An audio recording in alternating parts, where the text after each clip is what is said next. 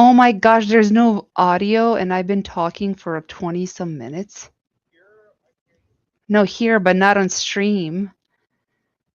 Good morning, guys. Oh. Why does this happen to me all the time? Hang on.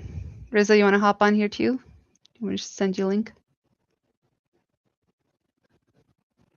Her. Hang on. Sorry, guys. Oh my gosh. I'm crazy. Hang on a second.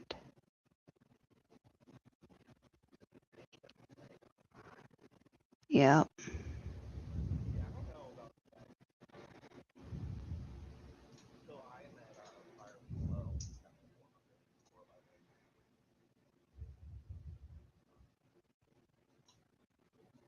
I'm so sorry, guys. I went over the whole freaking pre-market and did not realize I was on mute here because I'm in Discord as well.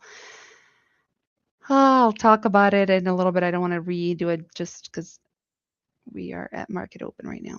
Good morning, Rizzo. Is it Rizzo? It is. Let me hang on. There we go.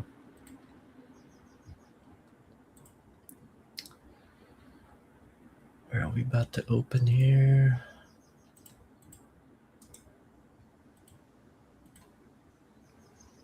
We've got orders in Bookmap. Actually, we don't use those. That's crazy. They remove these orders. Brady. Good morning. Buenos dias. Why do you always echo? There we are.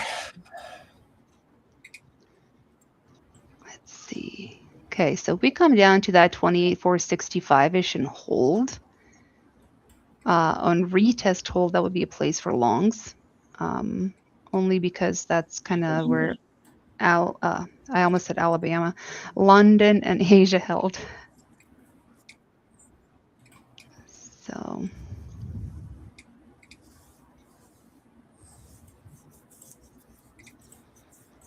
I need to set up. There's really no orders on Bookmap. It's a little concerning, huh? Yeah, you got 52 orders down at 500. You also have 519 sellers actually right there too already. Oof, you're echoing really bad. Only Brady echoes.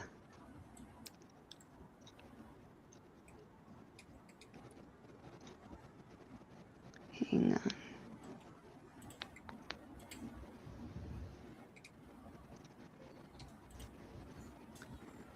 I'm not taking any trades yet. I'm trying to set up my damn accounts.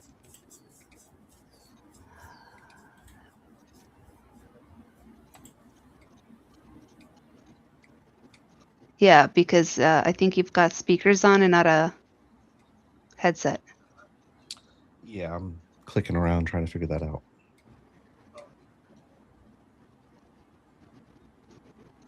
Three, five, five. Did we hit that level? Oh, come on, come back down more. Also, stream is a little delayed, guys, just an FYI.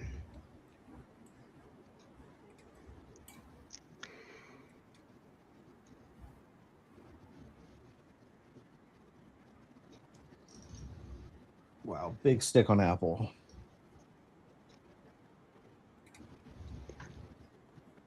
Hello.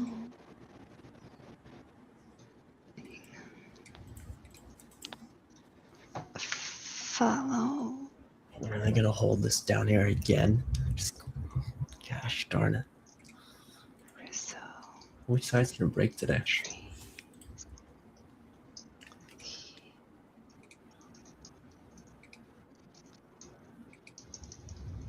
537.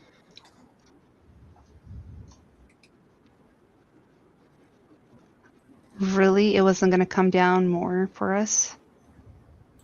Okay, if it goes up to 28,611 and rejects, I'm going to get into a short there. All right, I'll do an audio check right here. Shouldn't be any echo. Nope, it's still an echo. Your audio is picking up your computer. Like, Yeah. All right, gotcha. Yo, I don't have a great feeling about today. No, like personally, I don't have a great feeling. Like I'm almost scared. I haven't felt like this in a while. Maybe I shouldn't. No echo on their end. All right. No, I think I'm gonna do really poorly today. no, don't say that. This is not good. I haven't felt like this in a while. So don't size down or don't trade.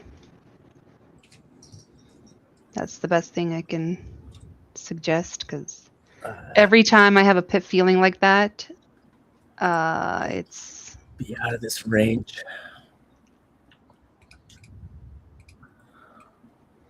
so there's no echo on stream except on Discord. What about now? Oh, much better. Say something again. Okay, you fixed it. I don't know what you did. Yeah. All right, cool. And VIX is dropping. We've got oil pressed right up on VWAP. ES is pushing up to VWAP. I can't believe they're holding it. But all the EMAs are right above us. So this could be a rejection right up here.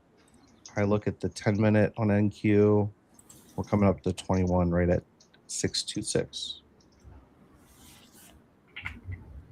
Okay, let's see if it rejects. That 611 level is VWAP, so All right, I am short right here, small size. I'm waiting.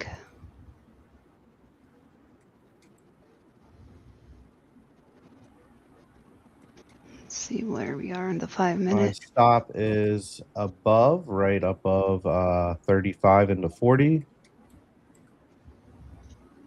After 10 points, I start to trail. I'm short. Already at 10 points.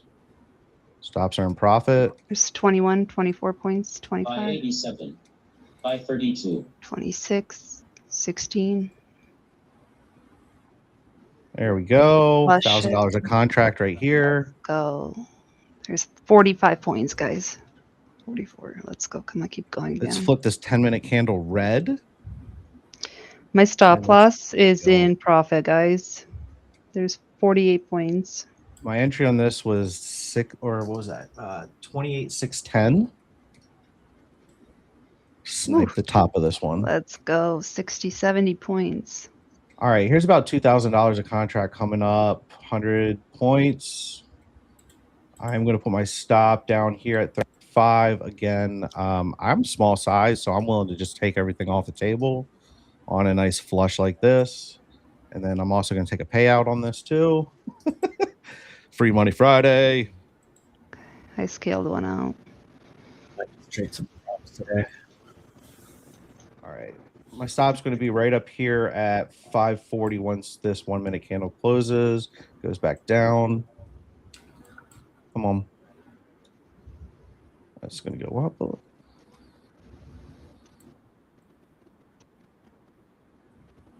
10 Sell accounts. 45. Come on. Come on, slam it. Slam Diego.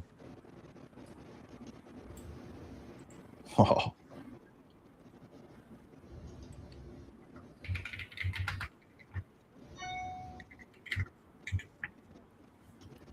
All right, my stop is going to be right up here at 45. Pretty Hell yeah. Sniped it. So my stop is basically if this green candle flips green, or this green candle, 10-minute candle flips green, and it just did. So I'm out. See you. That was easy. Bam. It's very nice. I wish we had every single freaking day. Something like that. In and out, baby. We're done. Give me that payout. I don't like that it's That's how going you back, do so I'm it. going to close it to get my 10 accounts to 1,900 a piece. And Is I'm my done. video up here on the stream? No. Oh, boo. I Rocking my Lamar Jackson jersey. it won't let us do it, like, to share two screens. It's kind of stupid. What? Yeah, hold on. Maybe it will. Hold on. Look, I only have any conviction on NQ below 500. That was a sick Below short. 500. But then I don't. I hate just yet to touch yesterday's value area low. It's just drifting Damn, to this value is area high. now. Mad divergence. That was a nice trade.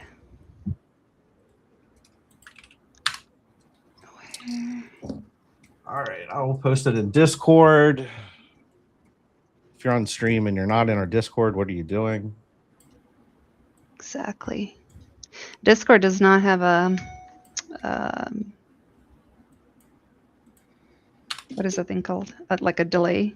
But YouTube, X, everything else does, like 6 or 7 here. seconds.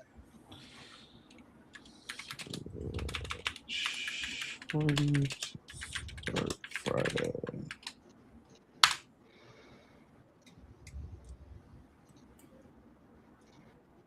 Okay, let's see. Nice, Mike. Let's go. 535. I love to see the progress Mike is making. Mike is amazing. I love to see that. Look at that. Look at that 21. You got it right up there. I mean, it's brilliant. Brilliant. Same like Rizzo, right up there at the top. Bam! Sniped it. Yeah, I don't think I'm going to trade my own account today. I mean, maybe if we can just stay below this 5 wins area, maybe I pull the trigger. I expect us to get back down to or not back down, but I guess it was last week, but that 411 prior week low, 407, 408. I was eyeing that on Sunday. I posted on my Instagram. Go look at that video. My Instagram is respect REECEPECT _ for the people on stream. Go to it. Can you type it out in the chat? I don't know. Can I?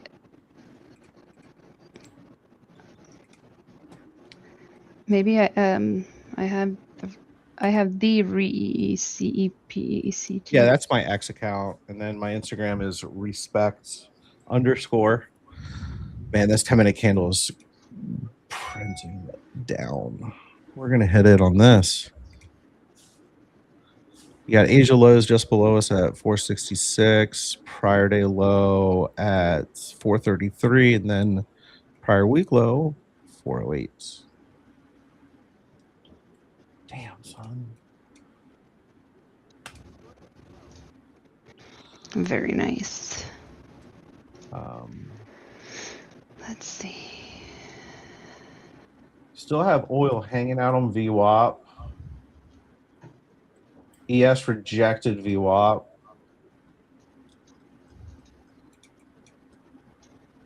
Yeah, VIX pushing up a little bit, looks like. Trying. We just don't want to see VIX get above 18.90 again. Yeah, we do when we're short. Well, sure. I'm talking about the perma bull in me. I can never be a perma bull. I can't be a perma anything. Yeah, perma P&L printer. I'm not a perma bear though, but I tend to short more than long.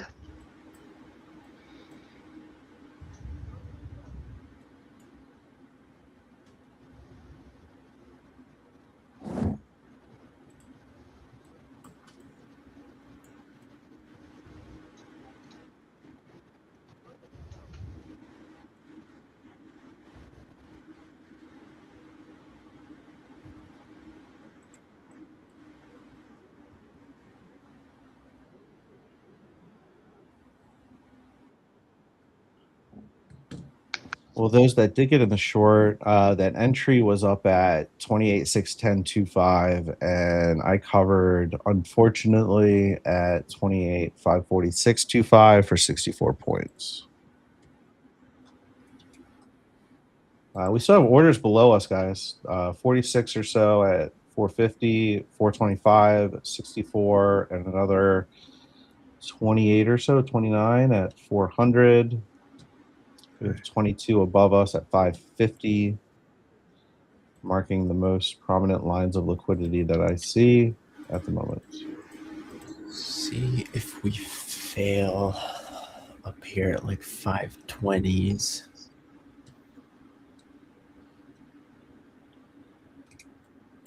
About 30 seconds to data.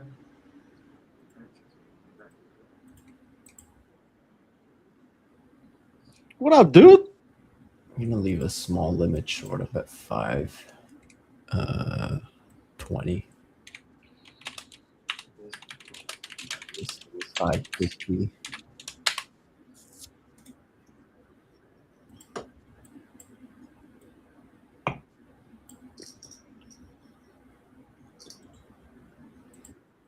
One data.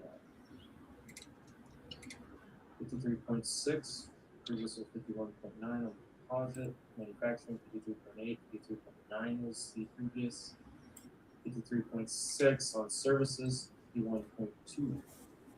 So all those above 50 means there's expansion.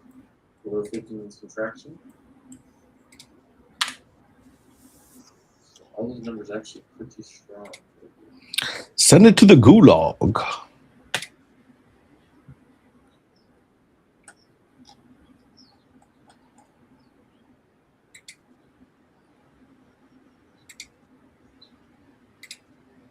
Just have what it takes to break down. Yeah, let's break them down. I was thinking about leaving the limit at 500. Well, actually, I wouldn't have gotten filled anyway.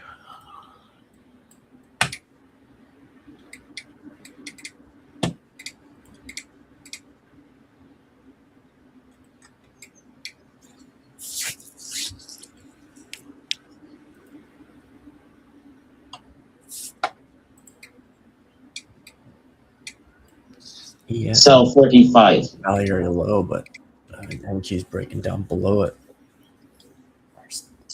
At completely different places. There she goes. Prior day low down at 432. And that prior week low, 411. We going to hit it.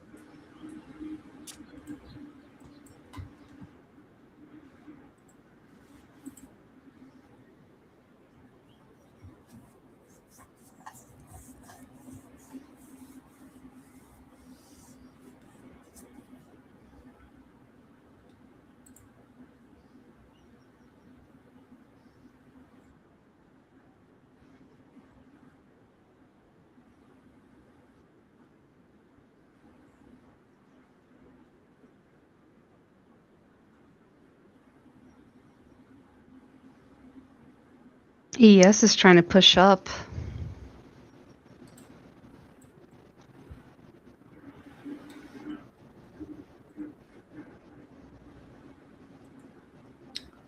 Maybe we can try shorting NQ when ES fails up against 56, 57. Right up here on VWAP. You got oil and VIX dropping pretty hard.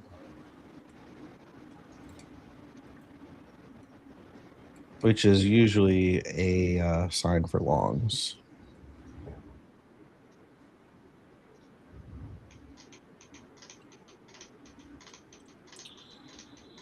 But anything can happen.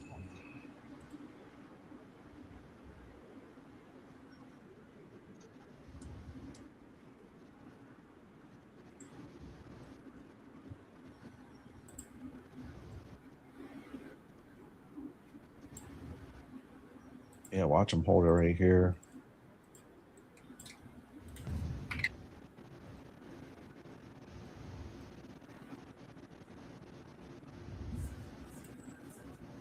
Big drop on VIX. Big drop on oil. I don't like the divergence between NQ and ES. Yeah. See ES what- now pushing above VWAP. We got to The work on m- those settings, Minx. The most prominent orders that I see is a 28,800 at 73 on NQ. That's about it.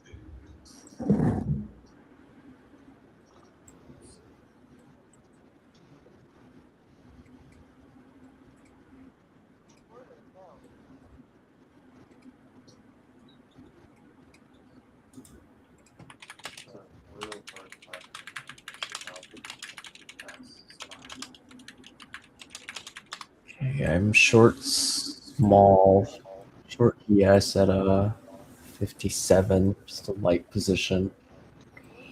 Risking 63, and then I'm a short some NQ 520 if it fills me there.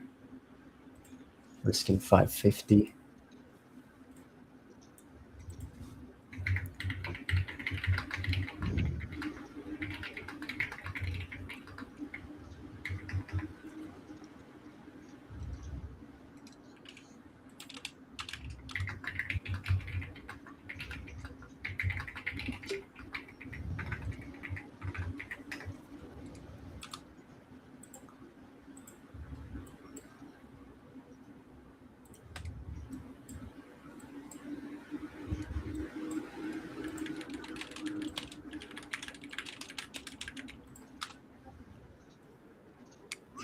Look at the drop. We're at 50. Oh, 48. Boom. Prior week low.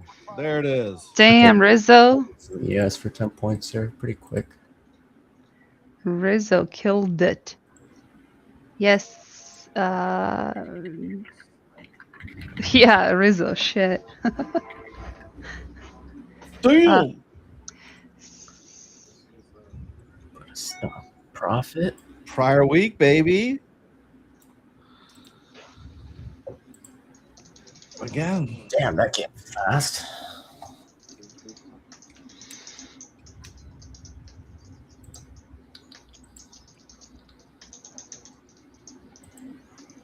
One into the week with this bearish sentiment, and by golly gee, we just hit it.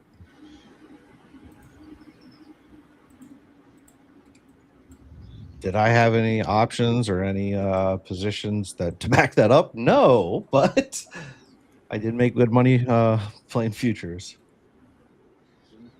Damn.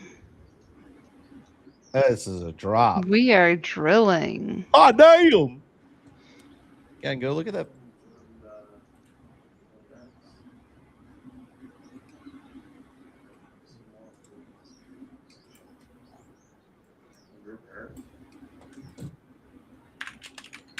Say what?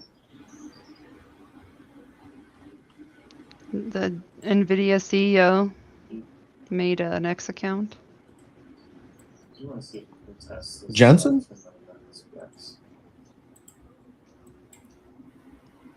Purely technical is why I was bearish. Like, so I looked for that short right there at the top. I'm like, dude, we reject here. We're going to come down. Come on. Give me one more cover here. 20 points. That was a beautiful entry, Rizzo. Yeah, Rizzo, way to freaking go.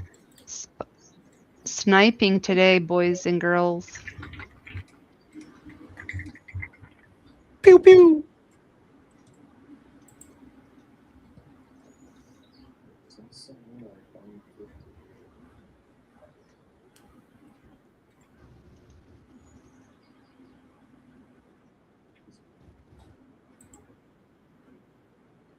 You see Apple ripping, you should know it's bad.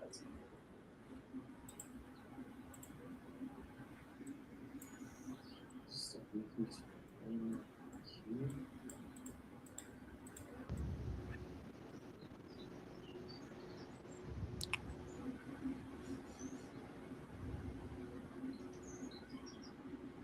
DX. Slam Diego. There it is. There's Gene Lewis right there. Whew.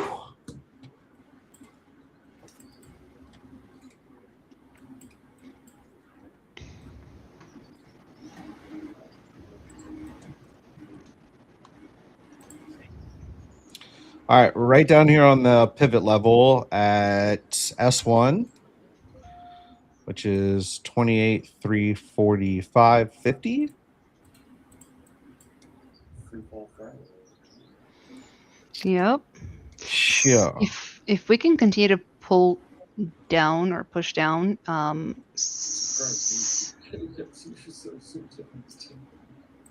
Yeah, that's what I'm saying. I'm like, what's wrong with my map? yeah. I sent her a DM. I'm like, we'll fix that later. For scalpers, scalp faster than the algo themselves. That's crazy. I'll get it fixed. I don't know how, but I'll get it fixed. I'll help you out. I mean, we could do it right now if you want, but let's not do it right now. No, Actually. no. We'll do it later. Take this offline. We'll circle back on this. We'll put a pin in it.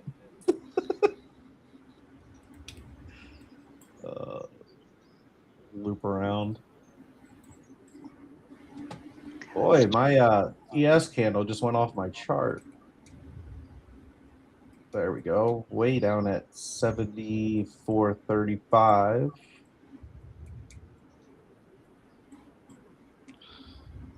Man, just don't worry about that. Put your order flow on. Okay. If I can find my order flow footprint now. Or just like let me stream my bookmap. There it is. There you go. Okay, so let's see. Should probably explain what people are looking at.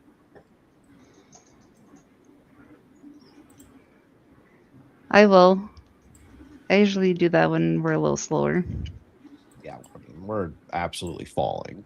So if you're not in, like, don't do anything. We are approaching. Oh, let's see. Previous month low is at 28 to 27. So if we can continue to drop, it will be amazing. It'd be amazing if I was still in that freaking short. I know. You still short 610? No, Oh. I wish. No, I know. We closed because it was getting back. Yeah, I stopped out my runner at 490. I'm a scalper. I basically just got the whole wick of that 10-minute candle. Oh, shame on me. It's okay. It's all right. My stop on ES at 45 on the last one. I'm targeting 27 for my exit. But Sell 38. Took out the overnight low on ES. I just wanted to squeeze out a little bit more juice in these two select 150 accounts with Tradeify. I was eligible for a payout yesterday. I'm like, yeah, well, maybe I can get a little bit more cash in the account. Maybe just squeeze it a little bit more. And that's what I did.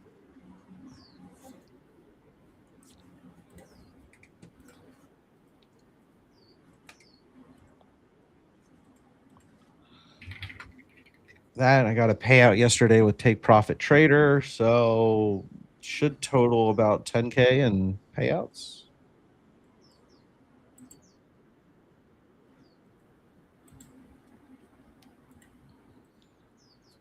I wouldn't purchase Alpha anyways. Levels on NQ, I haven't got enough until Gap. I'm looking at the previous contract now. 28,190.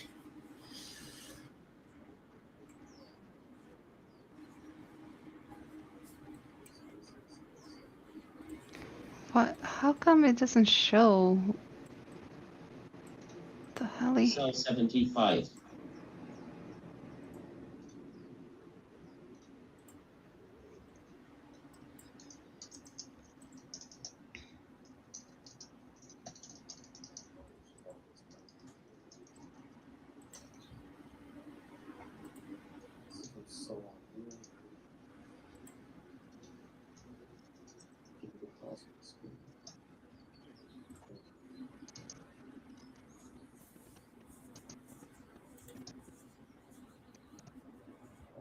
gap fills and probably tell us if gas touches this one, right? Sell 39. Very good. So I have a this is damn it.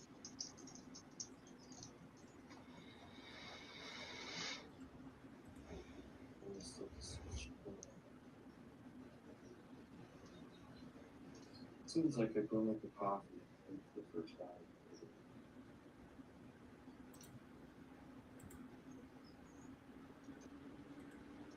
No snorkel. Hey, a snorkel from yesterday turned into a. You ever seen somebody come out of the water in a jetpack?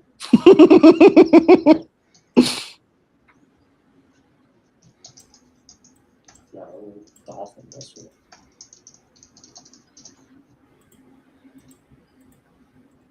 What sound is a dolphin? Wee wee. It goes. Try. Good God. I was hoping somebody By would 30. try. Brady tried to like. Bro, like I do that sound almost every other day with me and my homie. Like, I'm a surfer, man. Come on. Of course I do a dolphin call.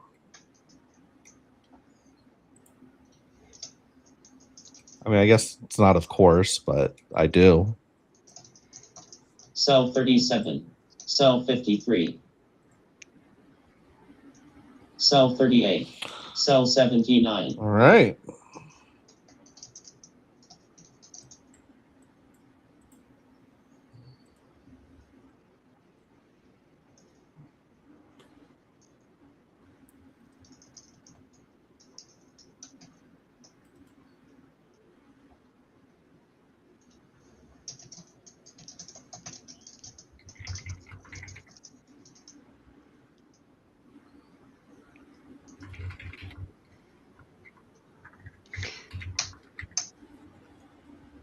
Emp, is your birthday tomorrow?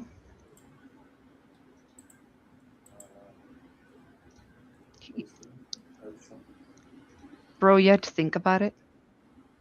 Your birthday's on Sunday? Today's Oh, for a second I thought it was like 2 Sundays from now. Sell 50. It's like, dude, I get to see you on your birthday? no. Everybody seems to be born in June or July here. Alex's birthday is today. Rizzo's was last week. Mine's June.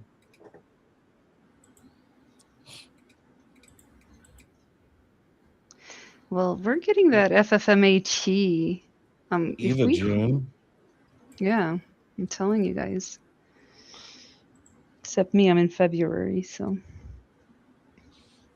Yeah, well, you're just special in it of itself. So you're one of a kind, Mix. that's a special ed. A little bit of the tism. Yeah, that's what I was told.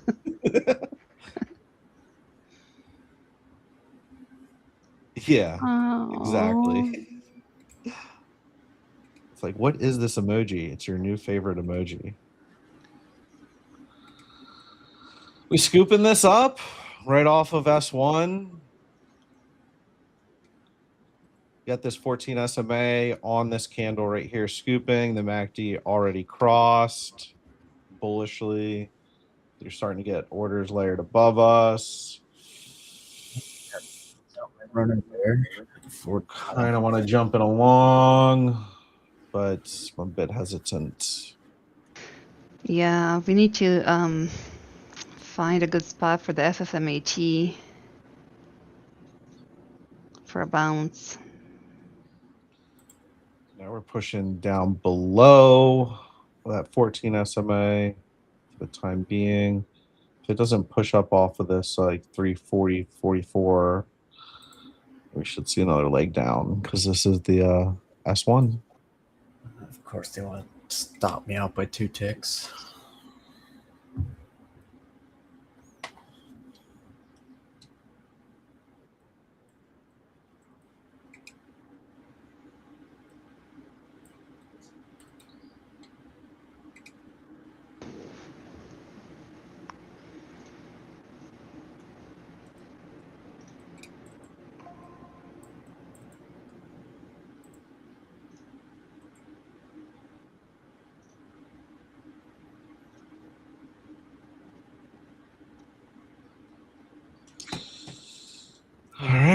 Back above that 14 SMA. Trying to still scoop it. Dude, I don't got any like big important levels on Qs or NQ for a while. Like It's just like the thing is, or By 27,000 flat. 49. yeah, like below us. Like what's below? It's like small levels, but they all come from like 1 or 2 sessions. But big ones, I don't got till like 27,000.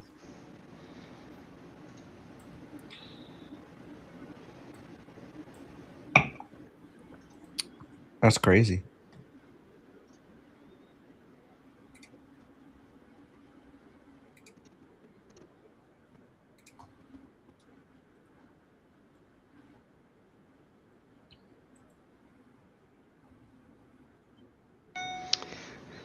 Let's see. What did the home sale show? I didn't check. Wonder if we fail up here or fail to get over like 410 or even yesterday's low. What is that at? 30? Or 33.50. Let's see if we can hold, take some longs. We got to get over this 390. If we can get over 400, come back and retest and hold the pivot, then we could take some longs for that bounce relief.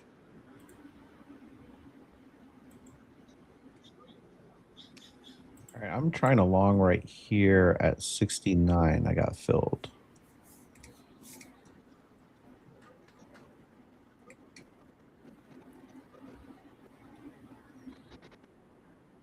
Order.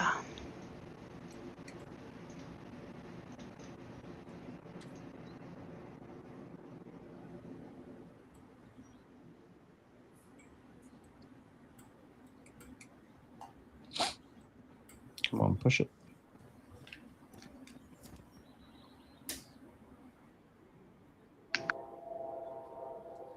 Come on, gain train. Choo it.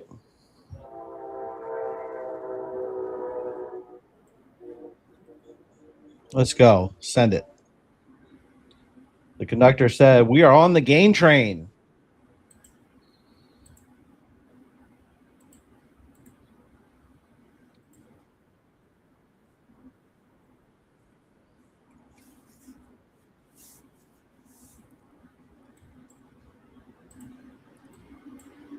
Like even About 10 points out of profit.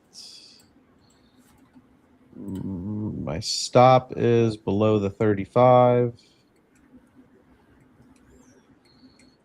Push it, push it, push it. When I get 10 points in profit, I put my stop in profit. So my fill is at 69.75. 28,369.75. There's 10 points. All right. Sell 39. Stop is in profit. Now hopefully we just spike this up. We're starting to layer in some orders on Bookmap. 400, 412, 425, 450. Give me that 7-layer cake.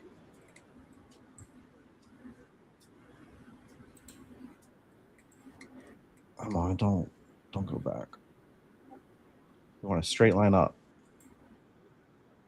Push it for Poppy. My fill again is 28,369.75. My stop is just above. In case this thing slings back, it's a free trade. I'm targeting like the EMAs. gonna Like if short we can, some NQ light up against 410 and 430. If we can get 460. If we can get back up to like 500, that's where I'll take this profit, or take my exit. My stop on this now is going to rise up to about 400, capturing, I don't know, what's that, 30 points. We're at $1,000 a contract right here at 420. Again, my fill is 369.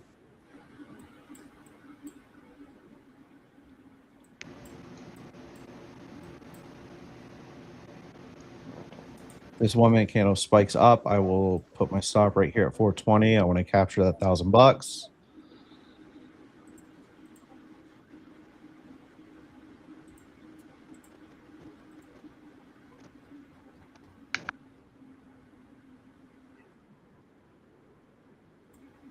There we go. Push it up. Come on, go get that 450 on the book map. Give it to me, baby. There we go. All right, my stop is right below this 1 minute body candle. If it flips red, I will be out.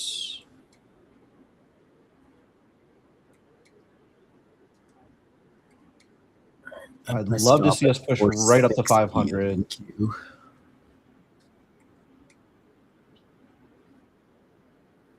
Come on, push it, push it.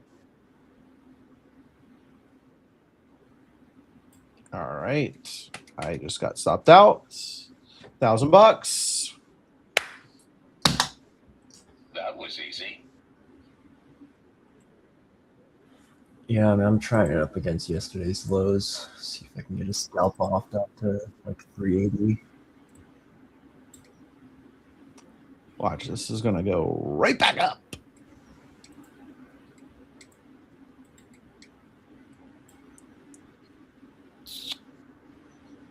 So I got filled on my stop at 417.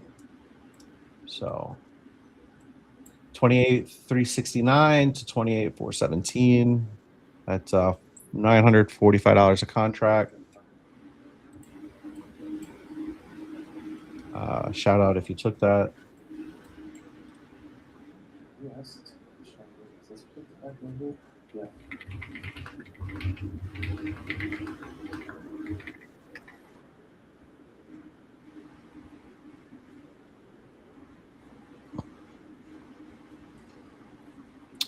I will post the screenshot in Discord. Man, it pops and NQ just shoots to like 510s again. Yeah, that's what I was targeting. And then I got cucked out.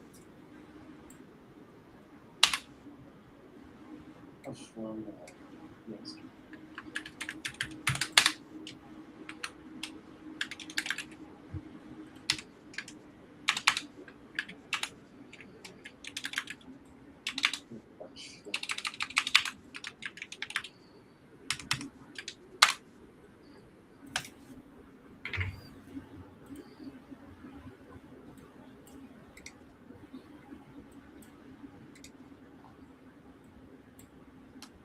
I think it's super strong. I think it's just symbols that came off of that trend with your SOX chart.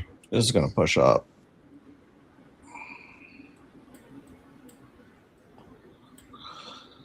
I've had a nice day. 2 trades, both over $1,000. I should have captured 1,000 in this account, but just shy.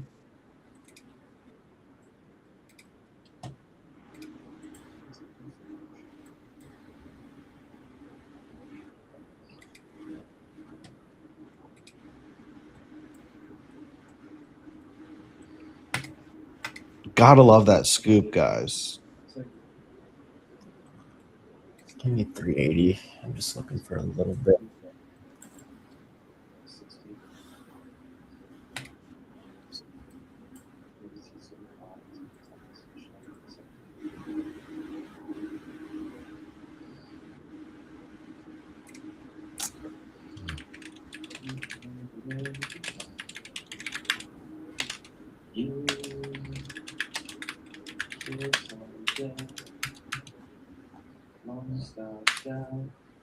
Oh, you really gonna hold that dumb view up off the low this quickly?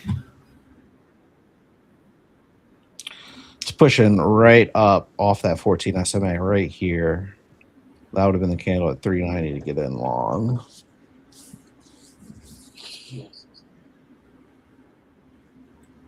VIX is dropping pretty hard, y'all.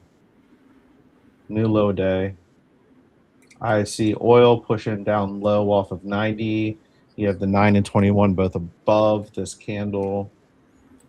I don't expect it to get reclaimed. Yes, looks fucking awesome. Yes, looking for a new high. Pardon my French. Yeah, this looks good.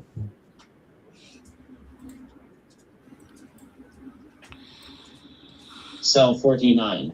Yep. Look at those layered orders and book map. Just these orange lines every 5 points above us.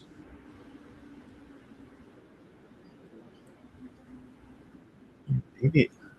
Yeah, there's another short opportunity on ES up against 57, 58. Buy 48.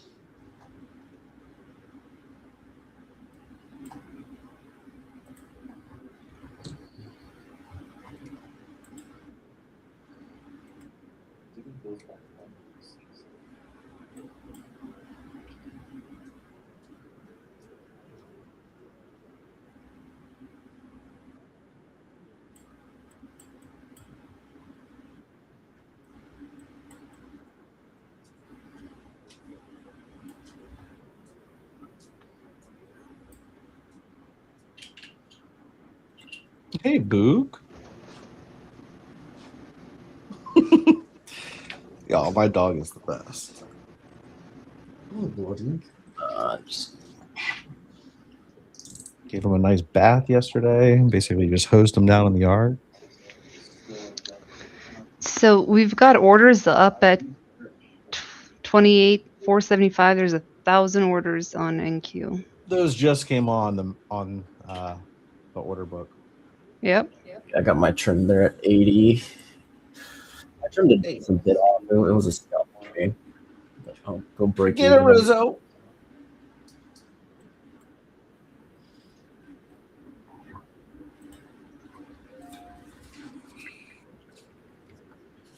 I think the only thing I'm doing for the rest of the day is touching grass.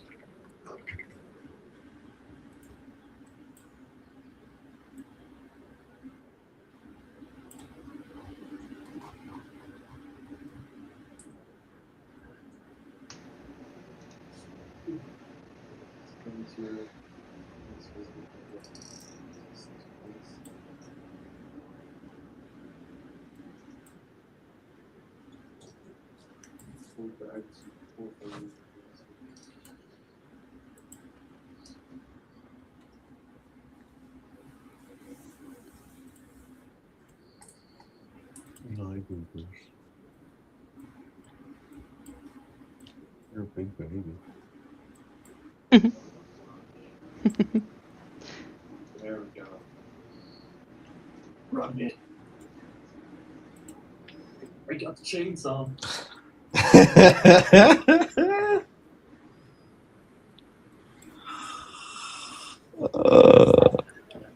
think it worked out nicely because ES just tested value area high again. But 54. Okay. Okay.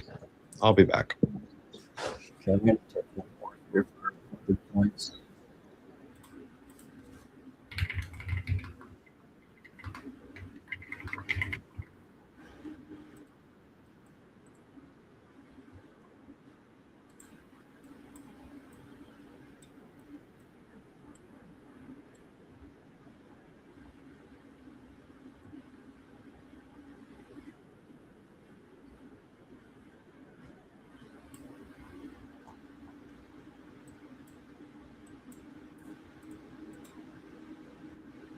I stopped at 400 on this last one.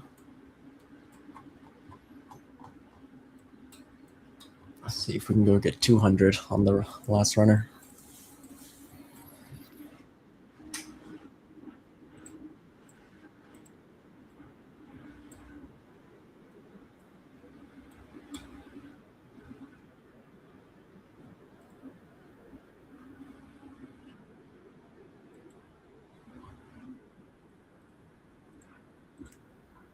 Longs? No, I haven't considered longs all day.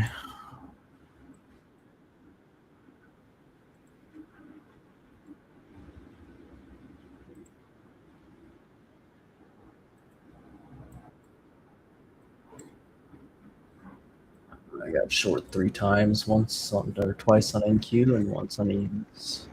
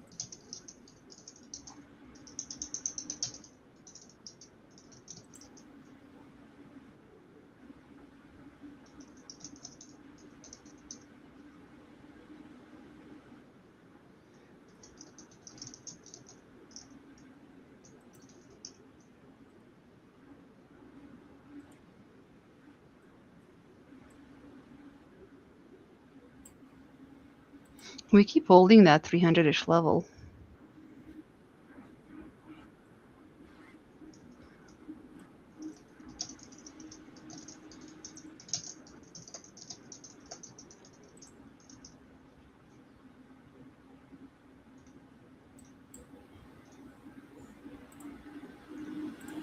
So does ES also complete the move down to 26? It's just strong.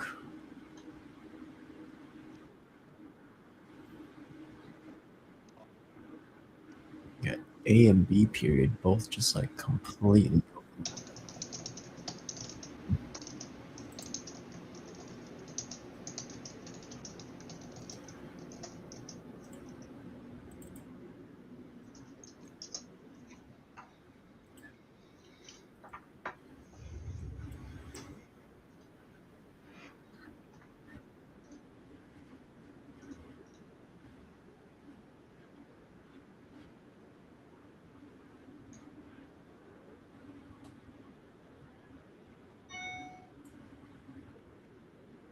Watch, just go grab those orders at 475-ish.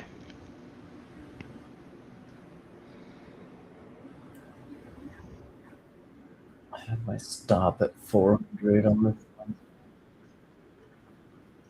hit.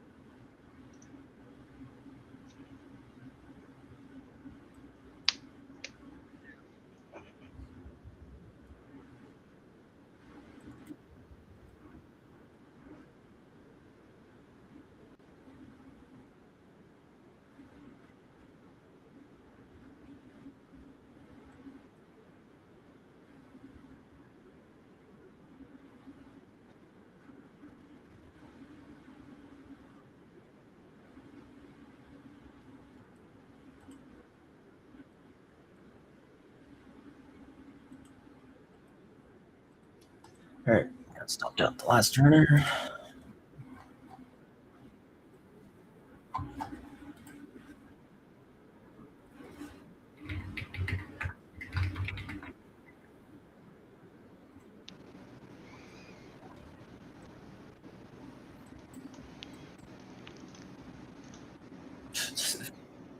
Fail again up here on ES.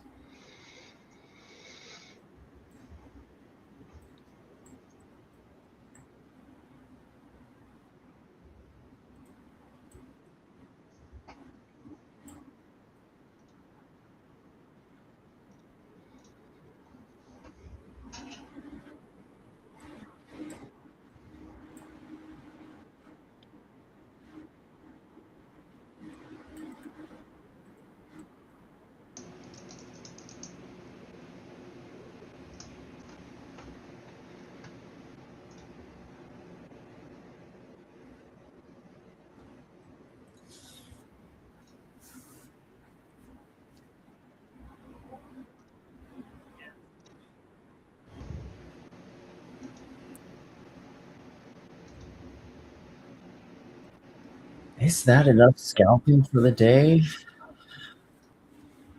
Came into this, you're not feeling too great about anything. But you freaking sniped those.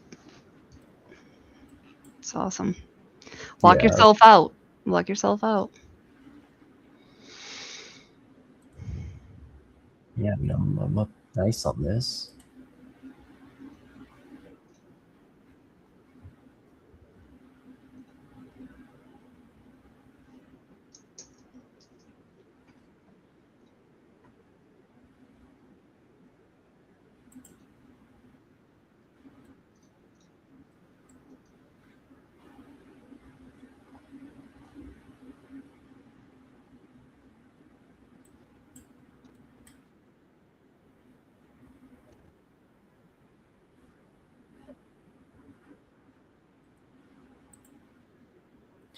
Yeah, I feel like you could pop to 500 on NQ, maybe see 70 on ES. And that's where some come in.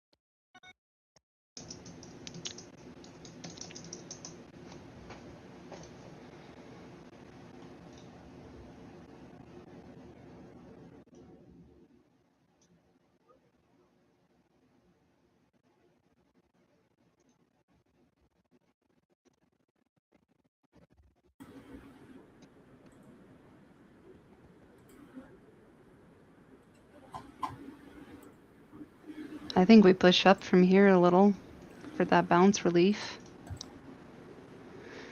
We're pretty, let's see. Oh, let's see. They moved the orders to 410. Did you see that, Rizzo? The 1003. It's very interesting.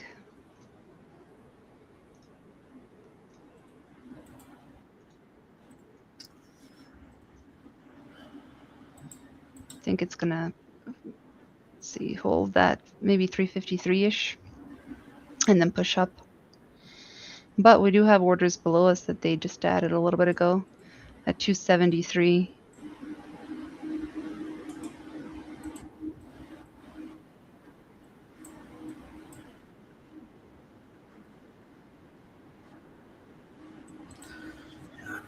Could have reshorted that 410 area, but I don't know. I'm kind of leaning more towards being done for the day.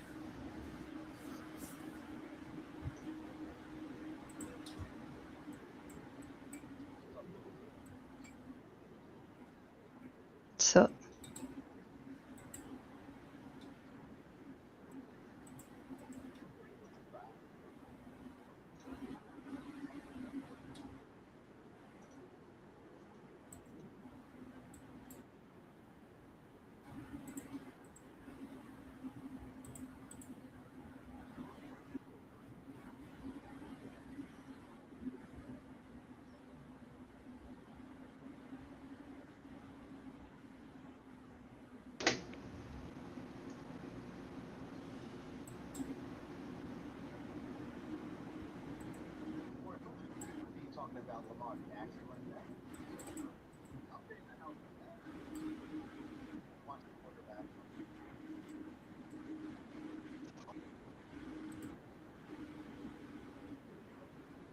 it's crazy.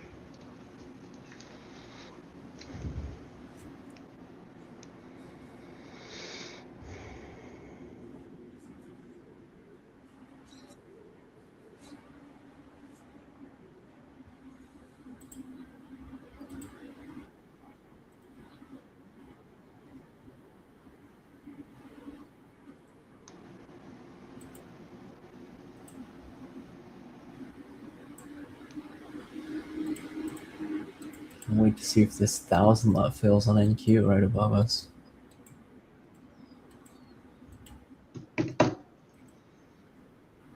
Yeah.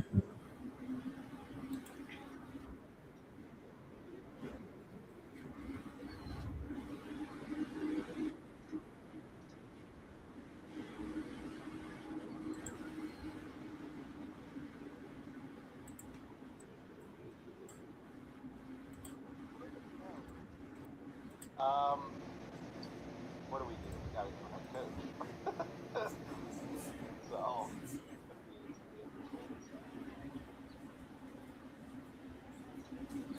we're excited.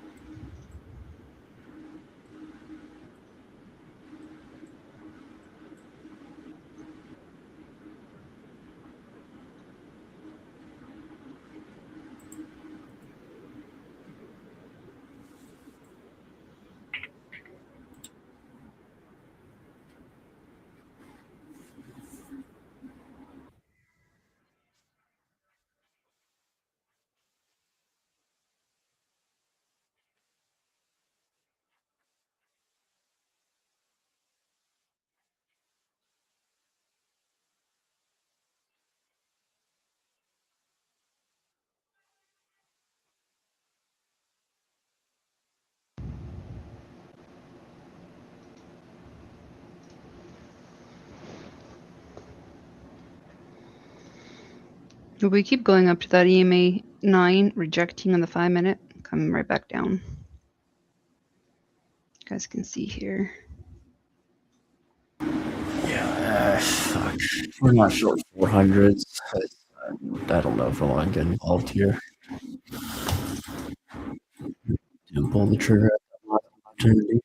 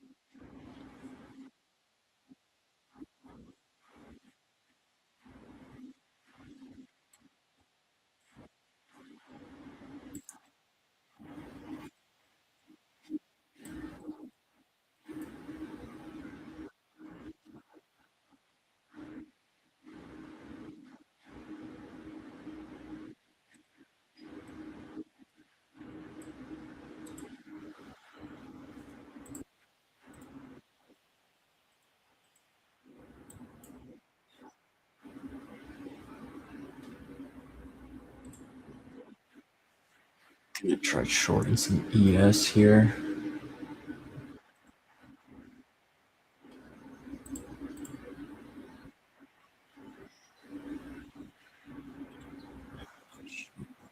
Some here at 45, and I'll add a little more at 47. I'm gonna put my stop at 52.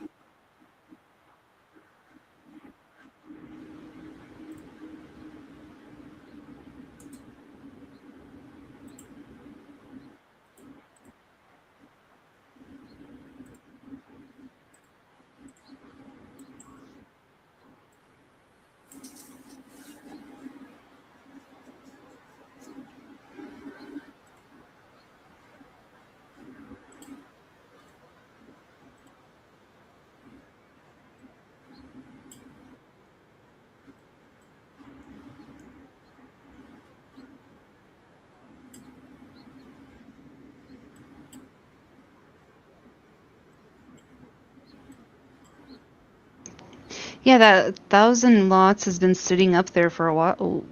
I guess, I don't know, 20 minutes or so. But we also have 276 below us at 287. Let's see if we have anything else. Yeah, we've been just kind of in a pretty tight range since since that drop, and then it's trying to hold this support level, but we'll see. Also 28 to 27 is a previous month low, so.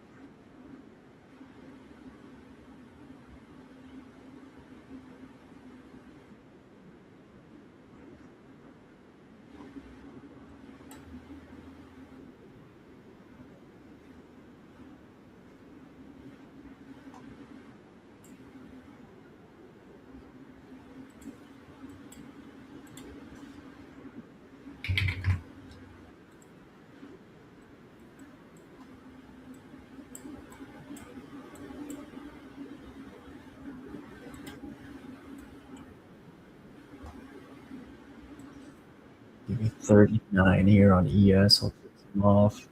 There we go. Then 5 points there. I might stop like 2 ticks in profit at 44. I'm not surprised if it just wicks right back up. I mean, ES has had, what, nearly 3 inside periods, so they going nowhere.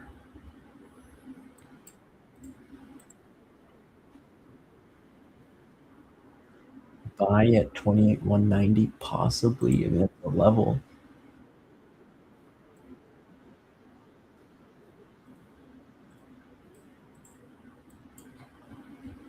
I don't know if I'd love to take it, but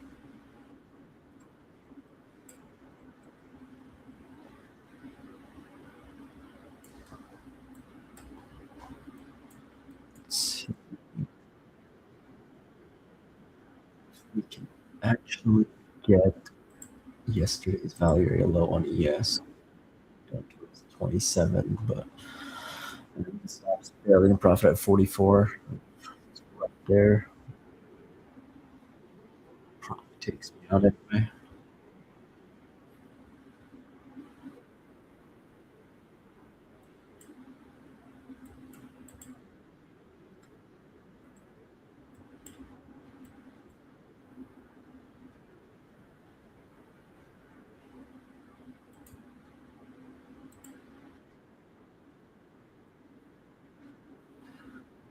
$27,900.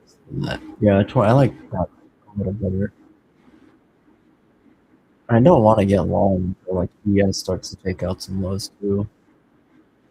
Actually,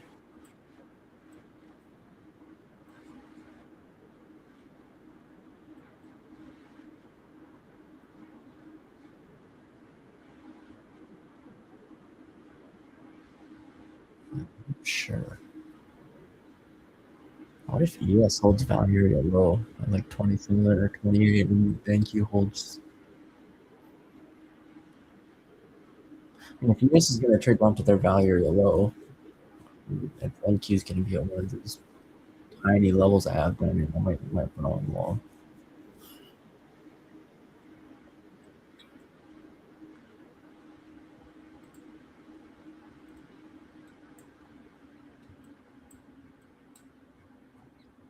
Who knows? Might be in like the 190, 150, 080.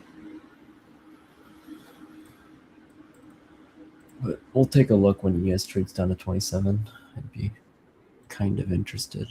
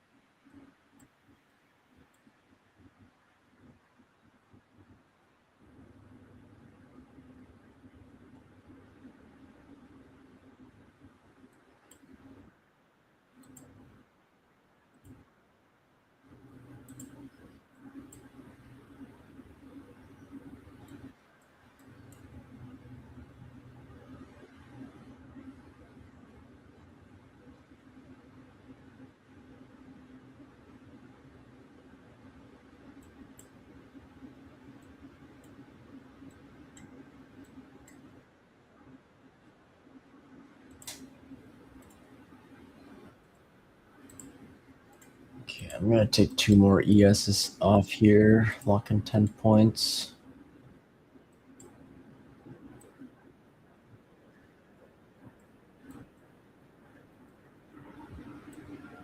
Yeah, I want to see 28.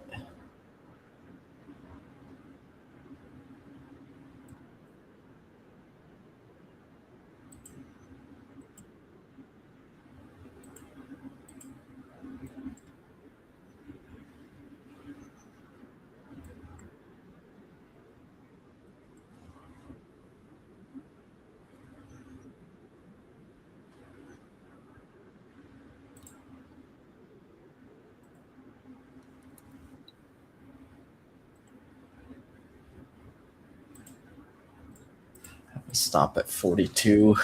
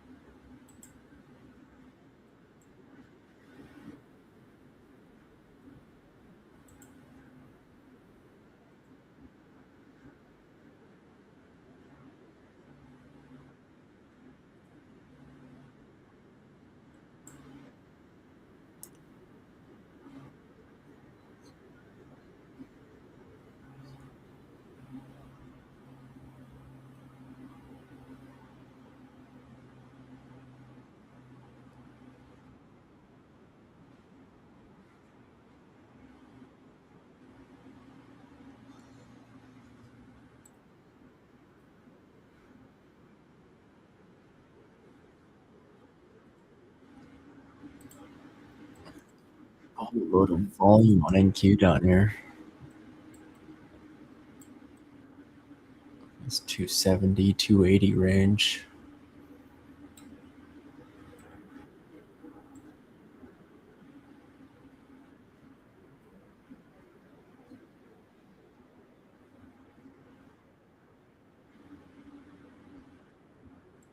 All right, I got stopped out of my runners on ES there.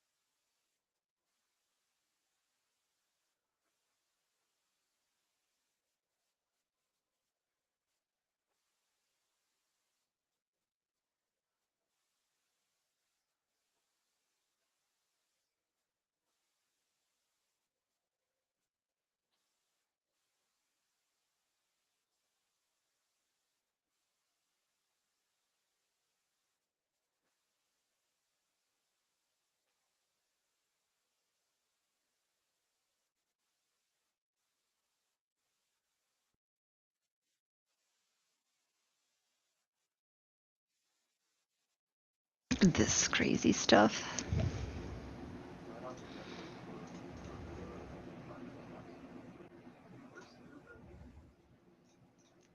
Scoop and the loop.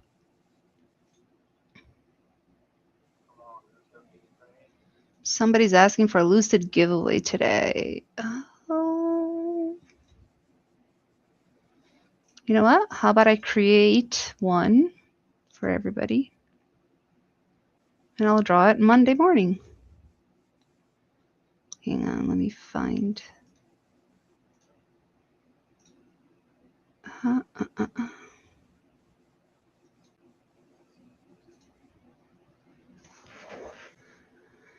Damn, do you guys remember Susie?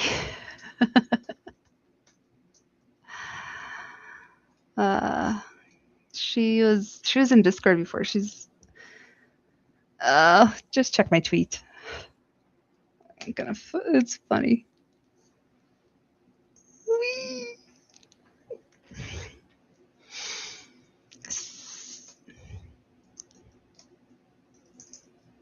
She's now I don't even know how to say it without like, I don't know. So I won't.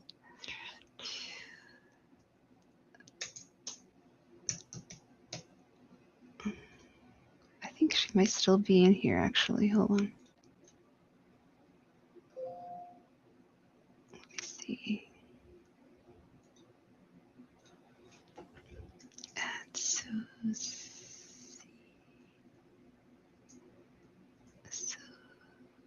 Nope, she's not in here.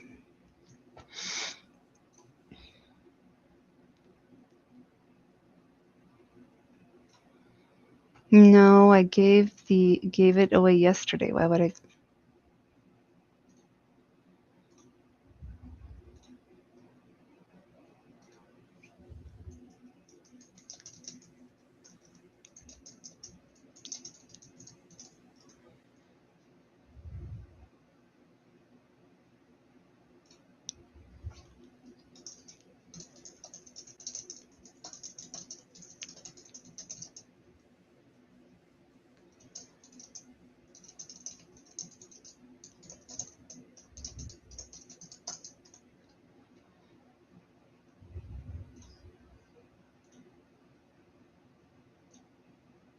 Oh shoot! All right, Fenster, I see what you're saying.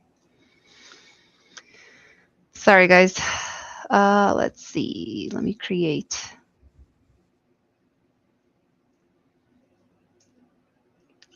Game.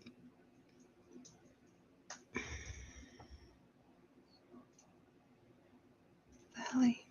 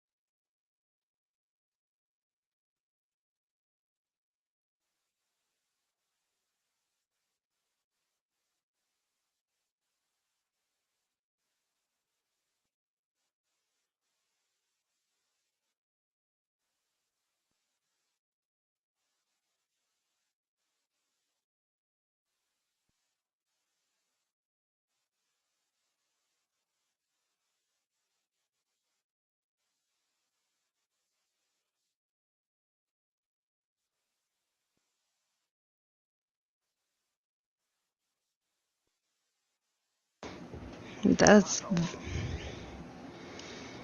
very nice. Very nice.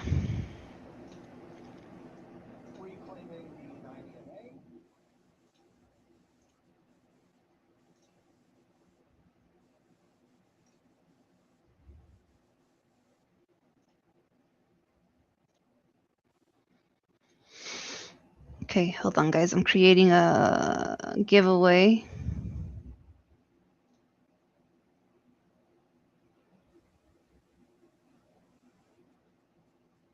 This is how we do it. La la la la la. Oh my god. Who did that?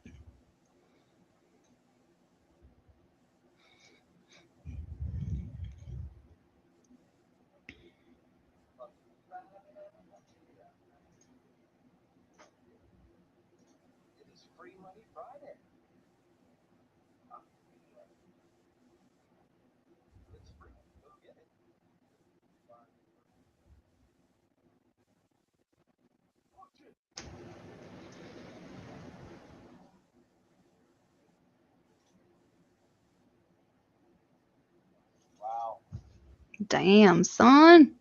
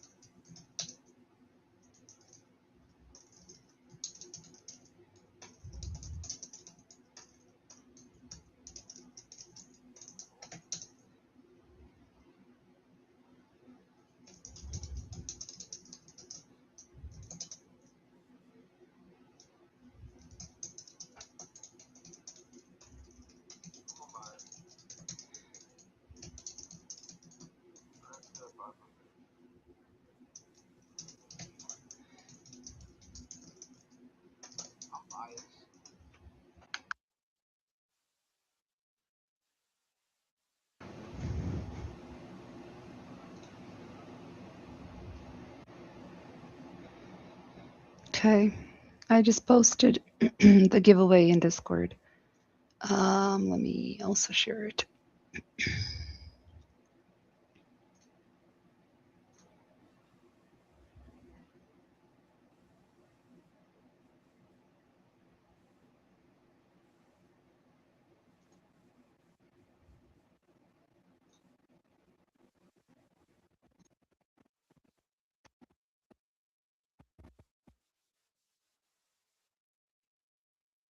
Hmm.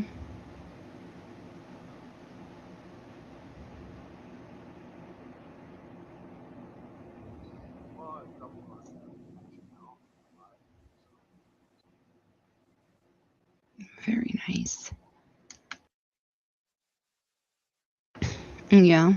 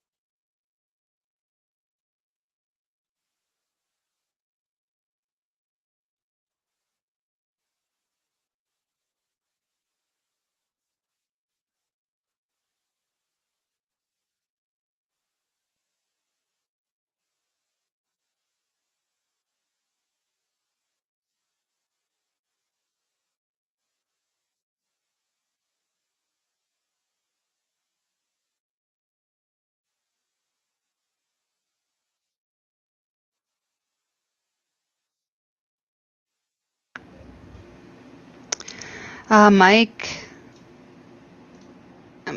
Adams, we took trades this morning. We talked from 9:20 until, let's see, I'm not in any trades. I don't think anybody else is in any trades, and there's nothing to trade. So what exactly do you want people to do? You want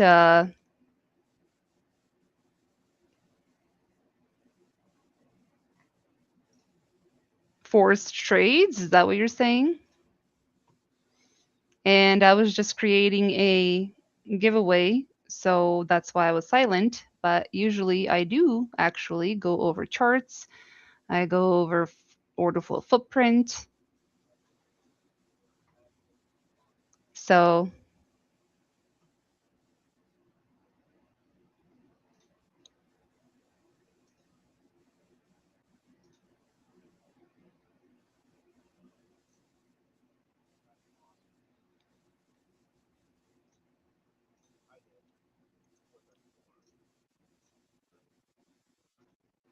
we literally sniped the freaking trades from top. The whole crew did, and there's nothing to trade anymore. So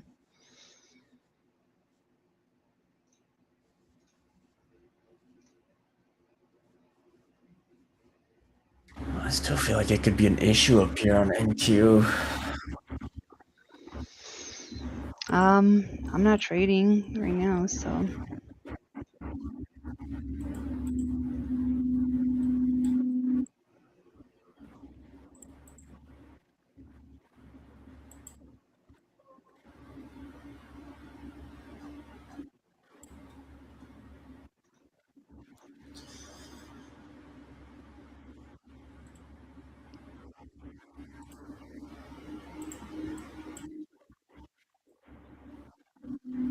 nah, I'm not gonna ban him. I don't give a shit.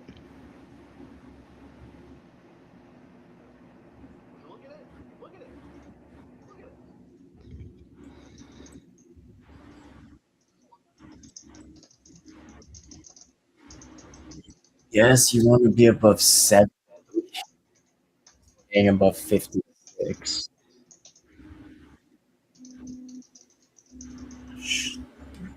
Doing, but can't, not above 70. NQ, you want to be above 500. Nowhere near it. Still a ways to go.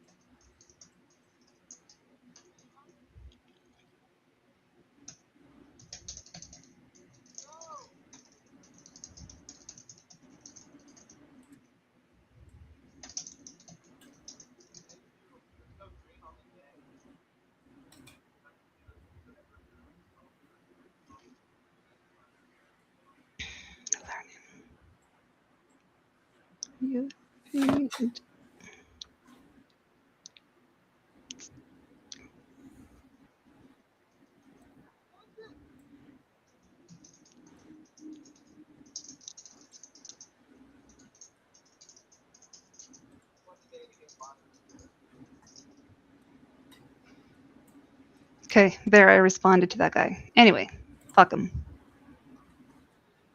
Let's see. So this is news. This is a news scandal. And it says Pakistan and Iran explore a path towards new talks with US and China. Okay. I know. I'm just reading. Let's see. Hang on, boys. Hang on, boys and girls.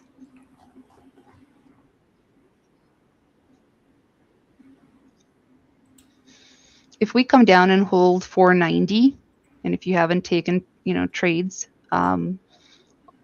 on hold, a retest hold, we can take a long there. Let's see. Dude, am I the only one that's like tempted to short NQ up here below 500? Well, if we go below the 490 and come back and retest, reject that would be a good short there.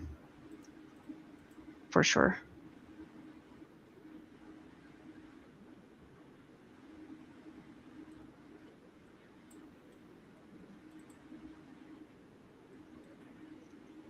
I am on stream like in a few different places, so I'm like trying to mute and unmute in different places. But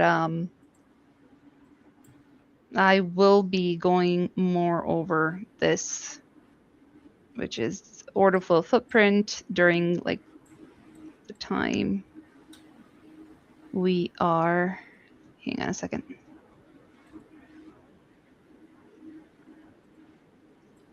Okay. Hang on a second. Okay, let's see what happens. Is it going to hold around here?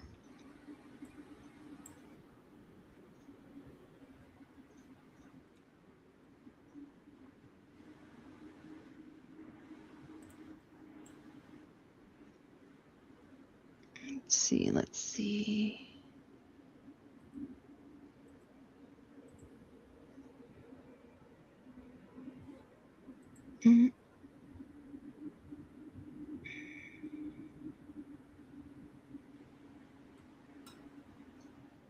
Okay, let's see. I'm just watching that level.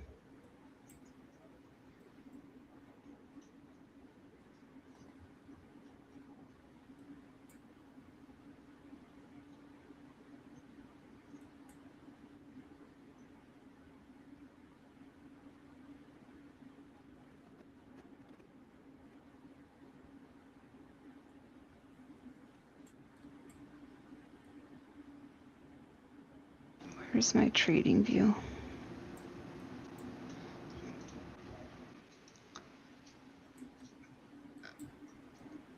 Okay, let's see. Well,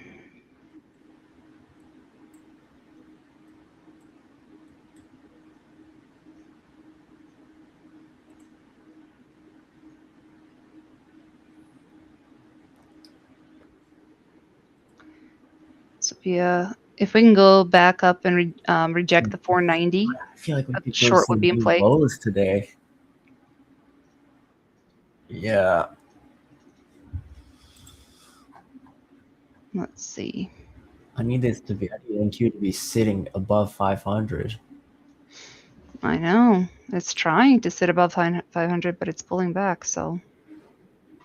It rejected EMA 30 on the 15-minute, came right back down. So let's see if we can go back up to 490. 490-ish, 500-ish, and reject. So let's see what this candle does to get into a short. I don't like trading during lunch hour, but if your size is really small, let's see. Let me see what. See how it didn't reject? 500 rest of the day. So we don't enter because it didn't reject and it's still hanging about that 490.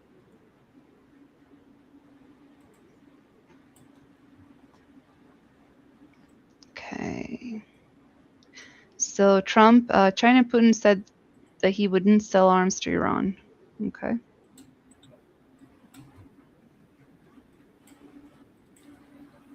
Let's see.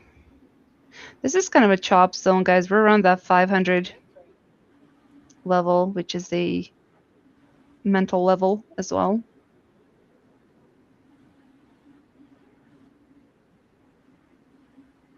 So if it holds, we'll see. Then longs could be.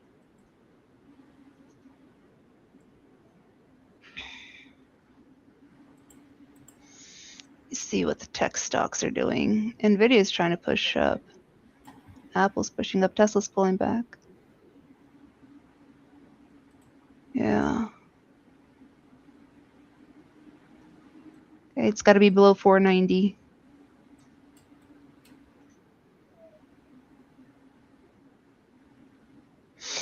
Trump said if China and Russia are supplying weapons to Iran, it would be very bad for them.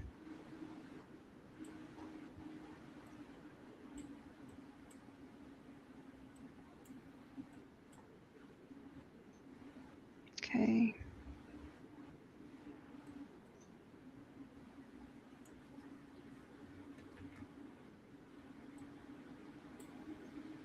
Let's see. Just waiting to see what this delta is going to do. Positive. This one is positive. But it's kind of weak.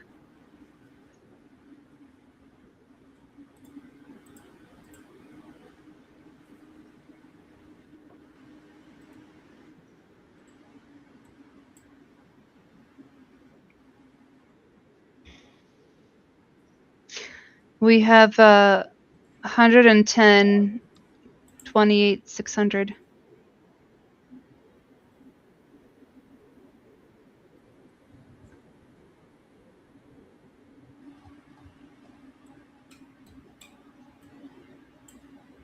Okay, let's see. Is it going to push?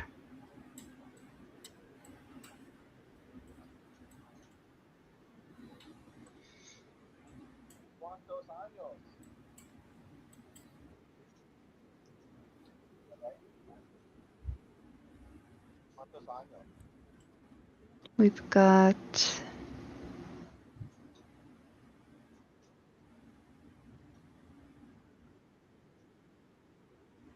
okay, so now if we come back and hold this 500-ish level, then longs could be.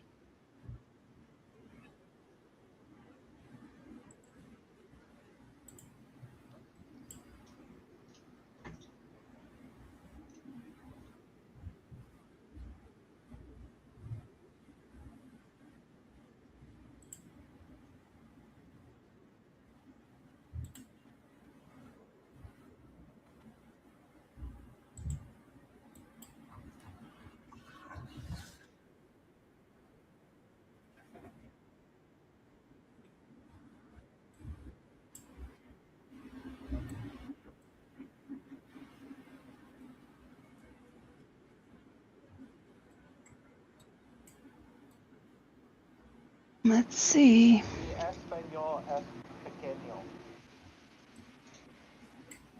You speak a little Spanish.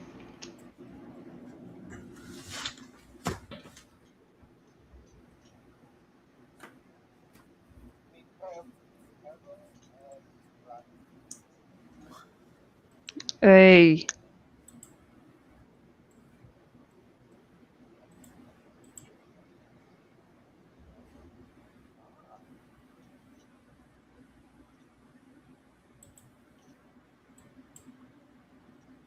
You like your coffee grande? Venti?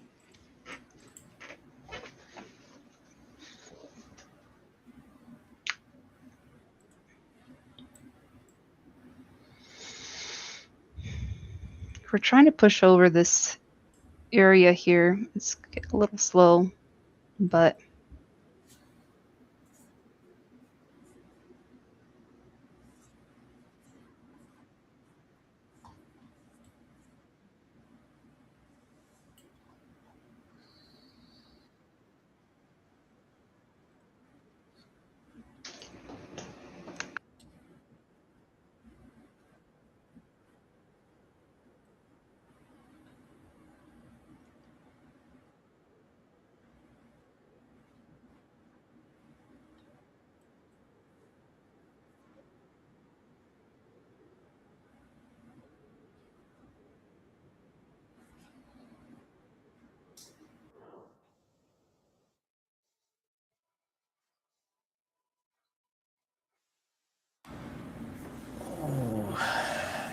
Looks like she might go.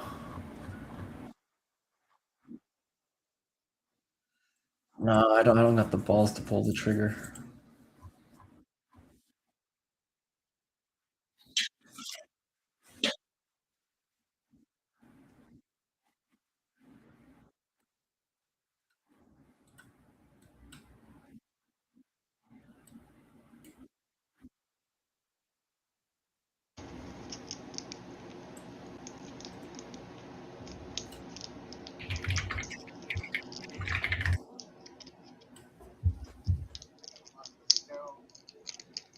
Lock it.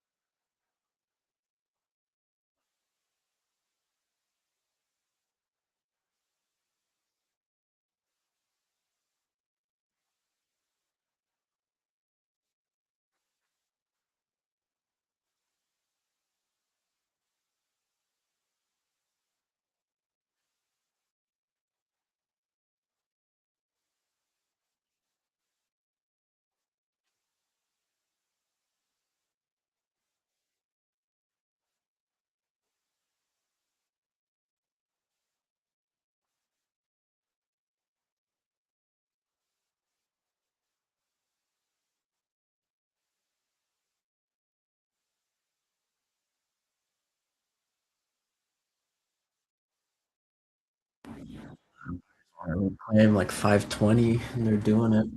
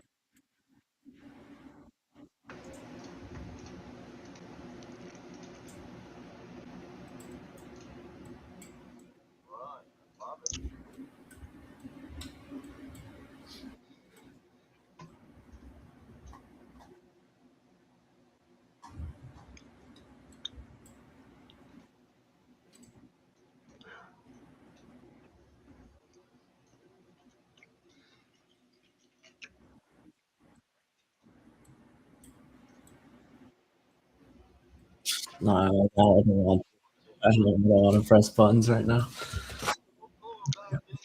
Don't. No.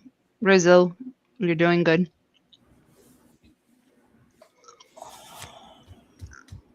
Fuck, I'm tempted.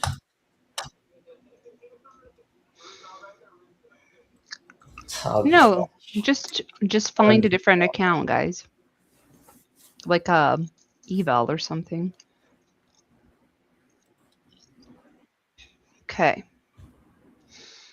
Watch them hold this 490. If it doesn't, I'm gonna get into a short.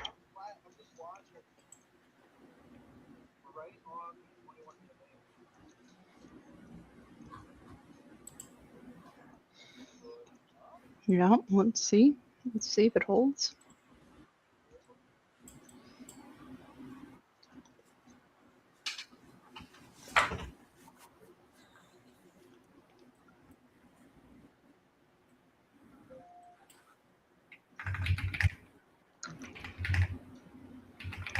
Bro, SMH is still at lows.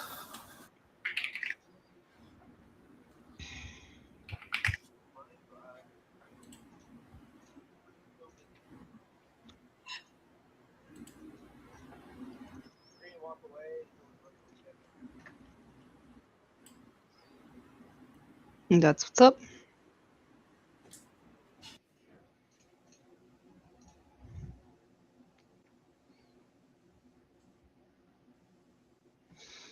Okay.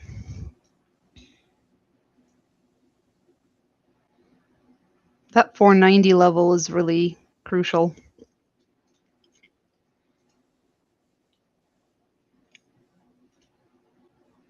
Oh, we've got 302 orders at 575. Okay, let's see if we can get a little bit of a pullback and then to get into longs. If we're below 490 and we dip below, then I would be looking for shorts. We've been holding that 490. Actually went to You 484. know what? I think it looks For better. long.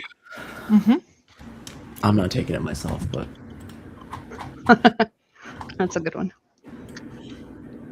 yeah, no worries. Love this 500.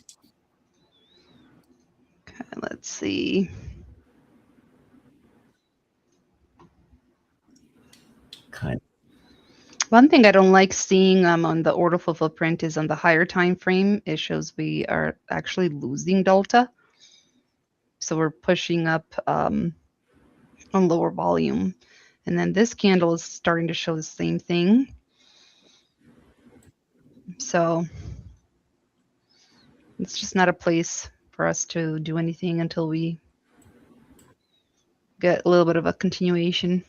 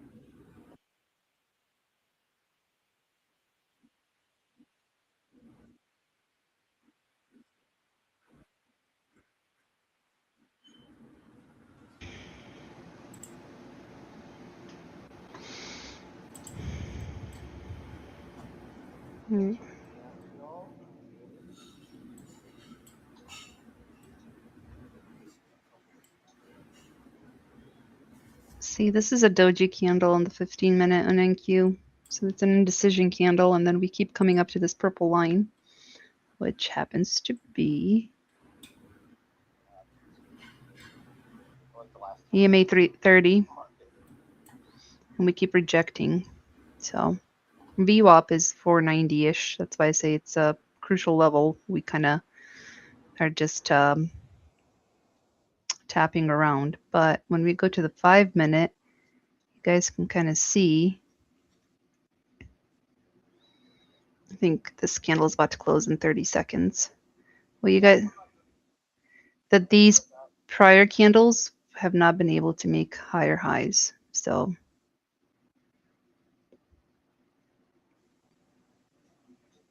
let's see.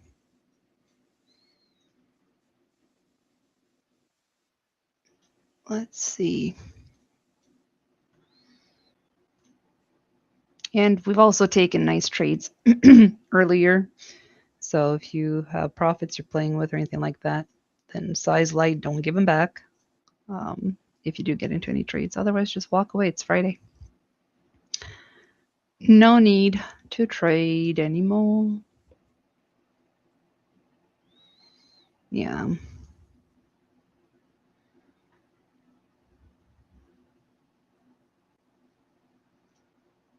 Yeah, we're just barcoding around VWAP right now, guys.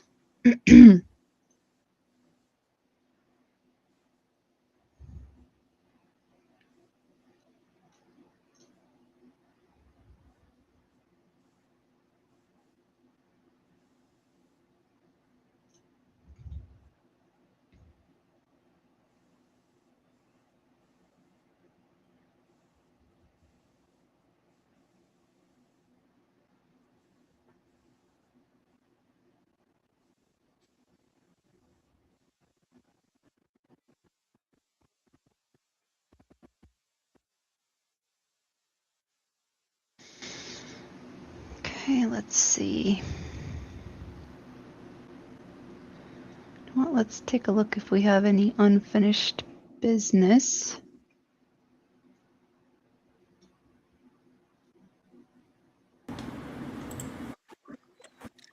I think it's all just up to what SMH wants to do.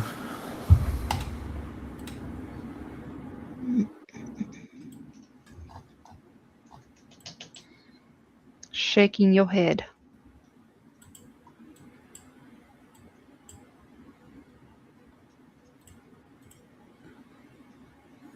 SMH pops like this trade 700, 730 pretty easily, but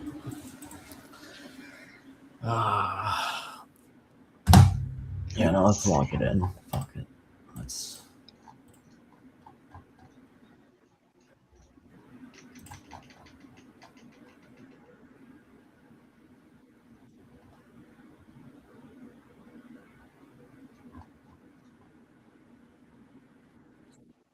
Hello. MYM. I don't trade YM, but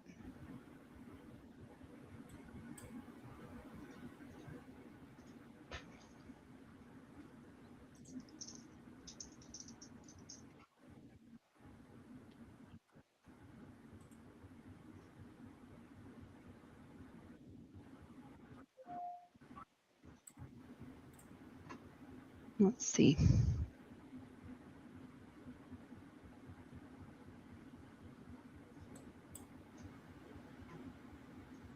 Where is YM? YM.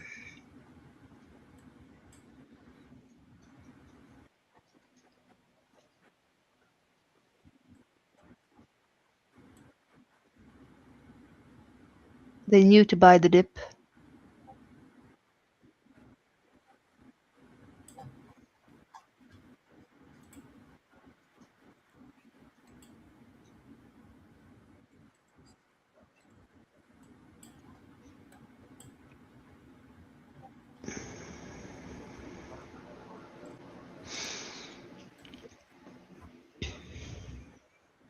For YM, I would not be chasing this up here.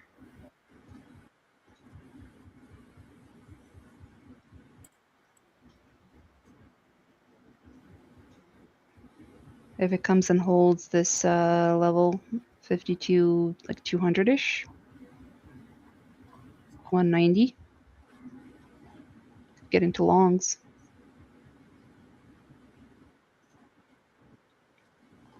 See that 490 levels just, this is a pretty big Marabuza candle.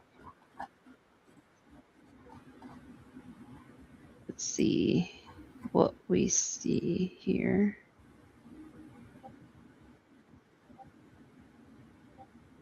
Yeah.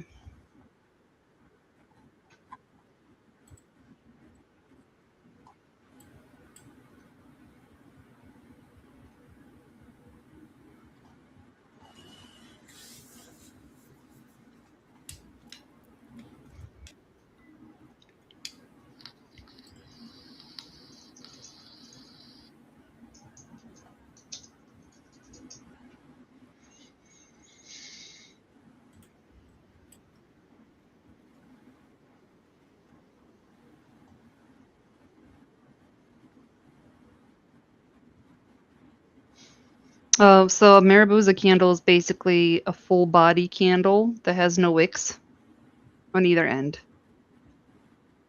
So it's like that one is a very bullish Marabuza. See that? But like look at these candles before. We had really high wicks on top, which made me think we were gonna pull back. But then this one just topped it. So it's just not my type of a trade because we are kind of in a tight range between what's 50, 60 points, 70. This is a 5-minute candle.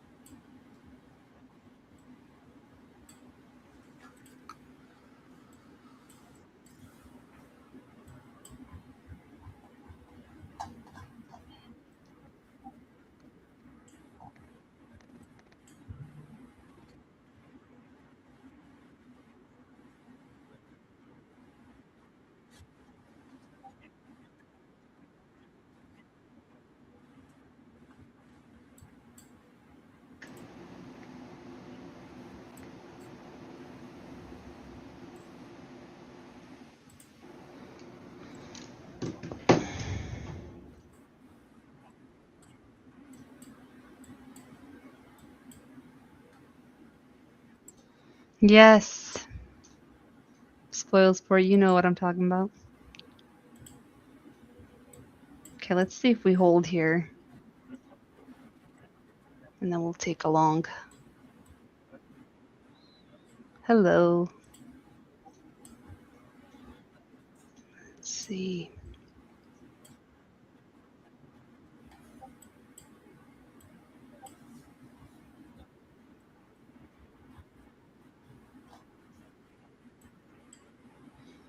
I only trade oil and gold when we have catalysts.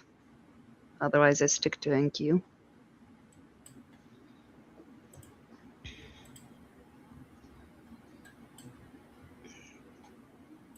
Let's see. What are we going to do? We're going to go back to that.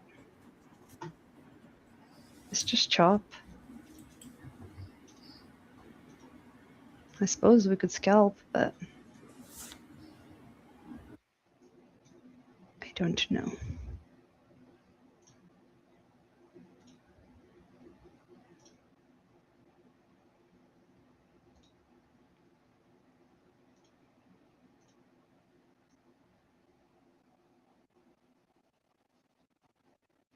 What do y'all think?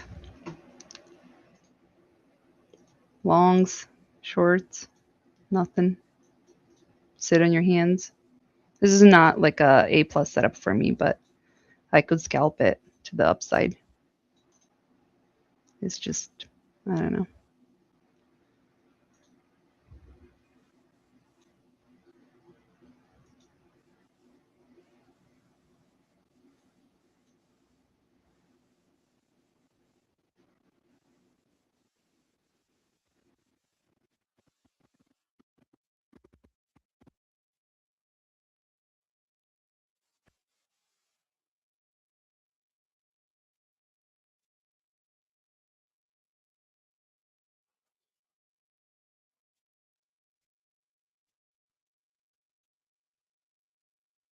I'm just not liking this price action.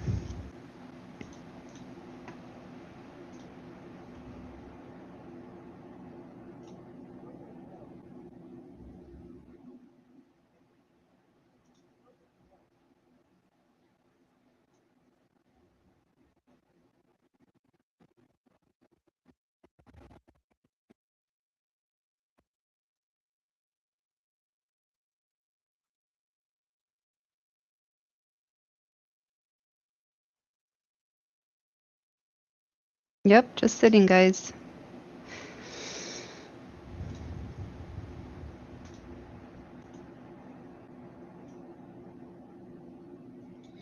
We do have a bunch of bullish bar markers in the bottom of this candle.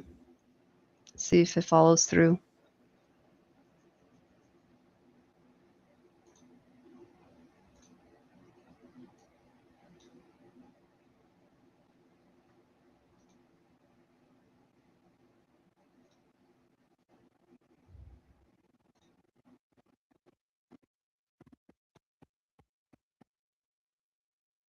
Okay, I'm going to take a light long, very light. I'm in profits, so I'm just going to play with profits right now.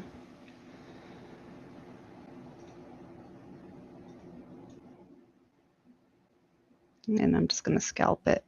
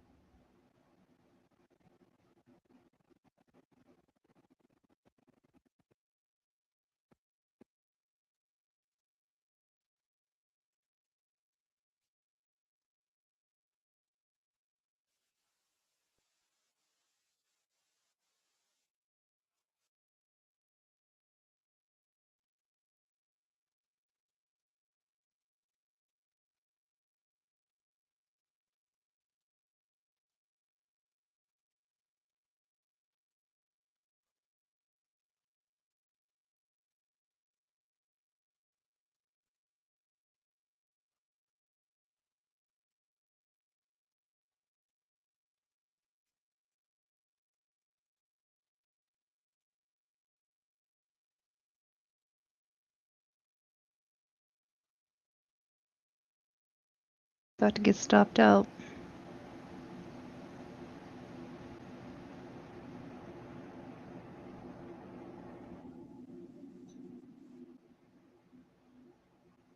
Out. It's gonna hold up 490. Fucking does. I'm gonna be pissed. See that? Yeah, lunchtime's not my time to trade.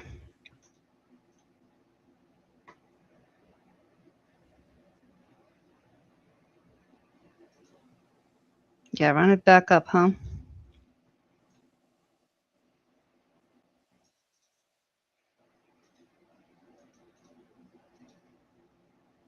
I don't know how you guys sit around all day and trade.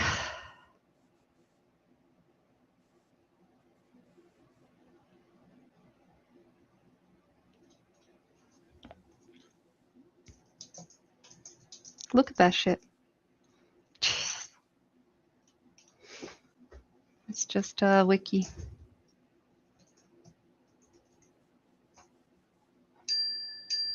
Hang on, guys.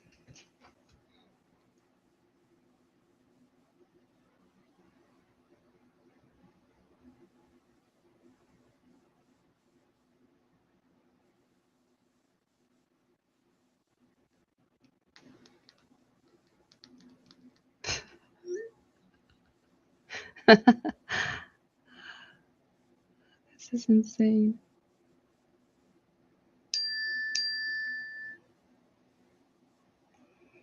Nice job.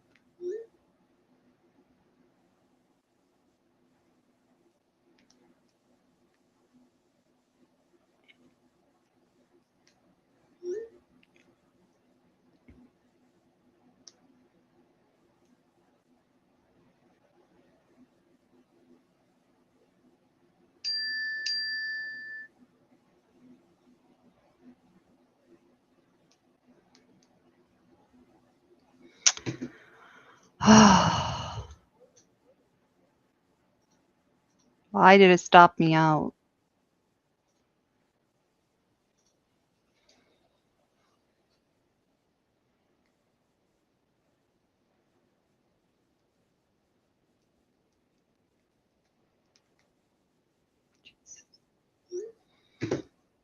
This kind of pisses me off.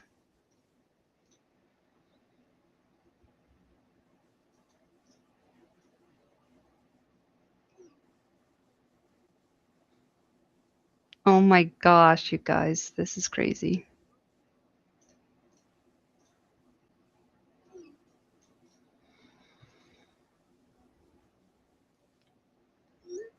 Hang on a second, guys. I'll be right back.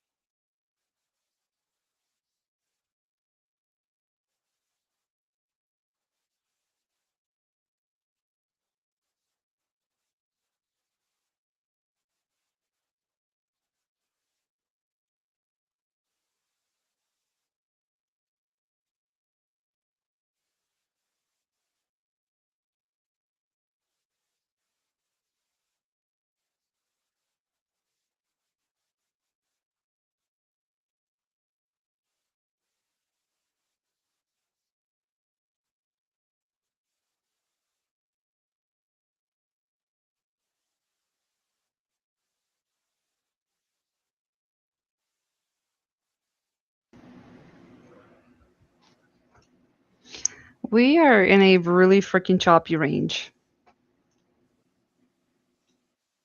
I went long, got wicked out, and went up. I mean, but it's okay.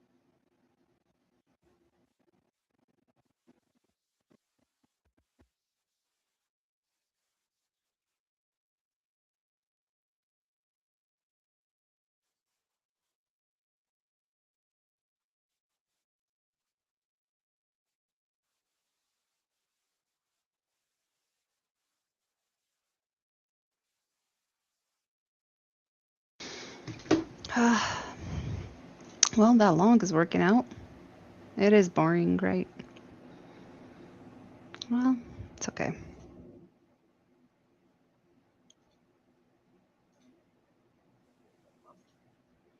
I know.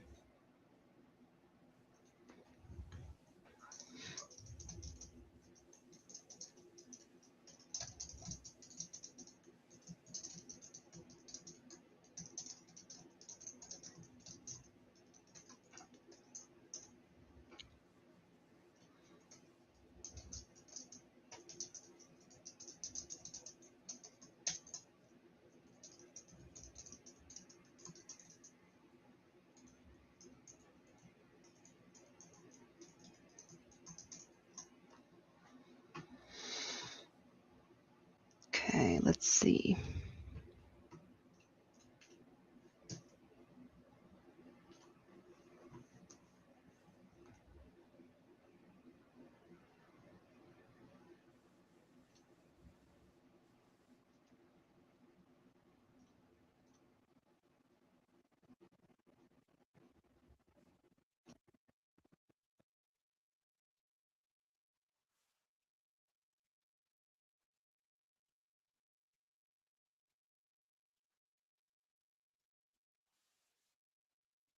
Okay, let me find some stuff.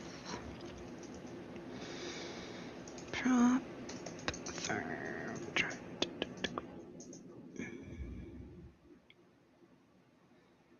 Okay, I'm gonna go over the basics of order flow footprint if you guys want. It's boring though. Do you guys want it? See or no? Risk calculators, order flow course. Let's see. It's just chop now, guys. If you trade this, I don't know, might be a little wild.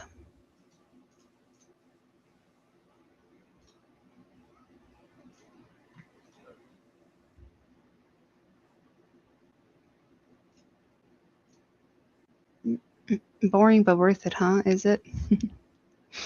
Okay, hang on a second. Hang on. The golden rules. Okay, you know what? How about I do that in a little bit?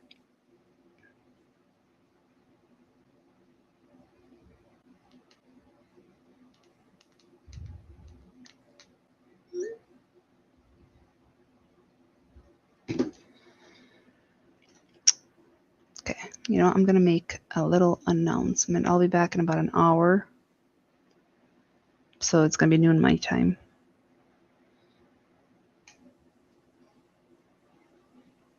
Everybody take a little break. Hang on a second.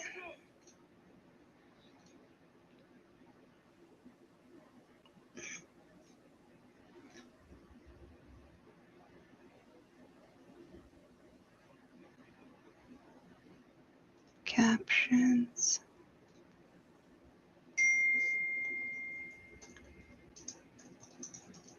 We'll start.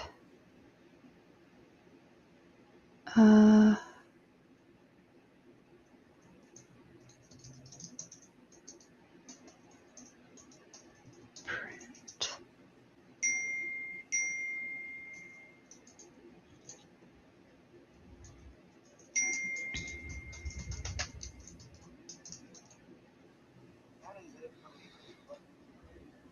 Yeah.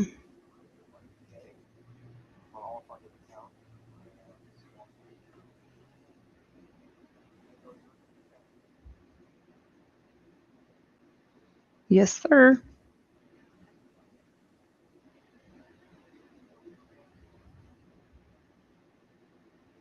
Trying to figure out.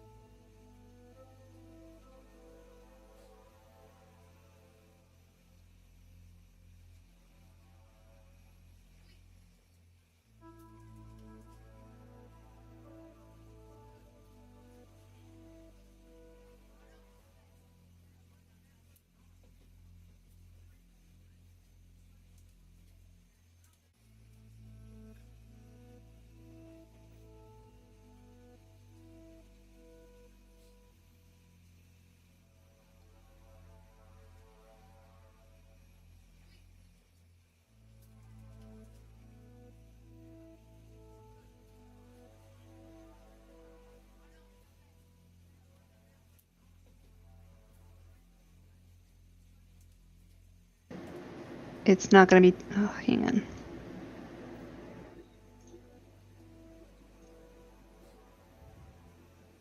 It's at 1 p.m. Eastern, not 2 p.m. Eastern. Jeez.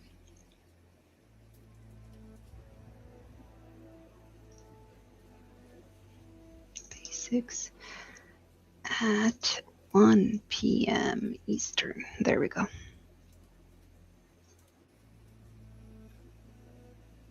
All right, I'll be back.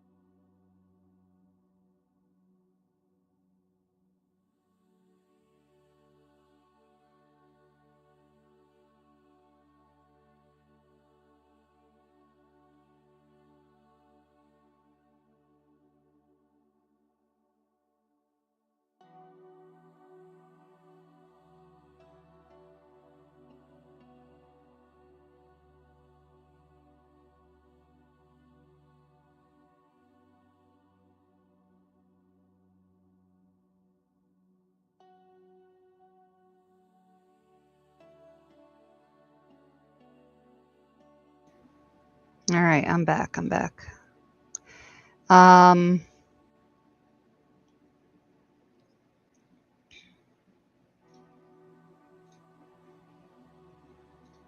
wait for others to kind of hop on. Can you guys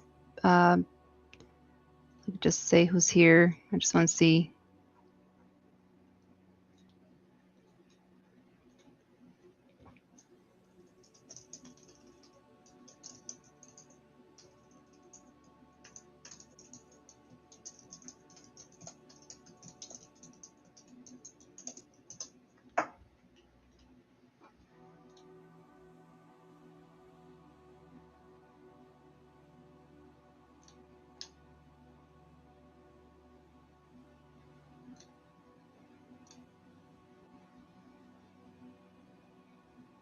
Okay, hang on. Oh, hi, Concord. Haven't seen you in a while. Great. Now I'm not only do I have stage fright, but okay, hang on a second, guys.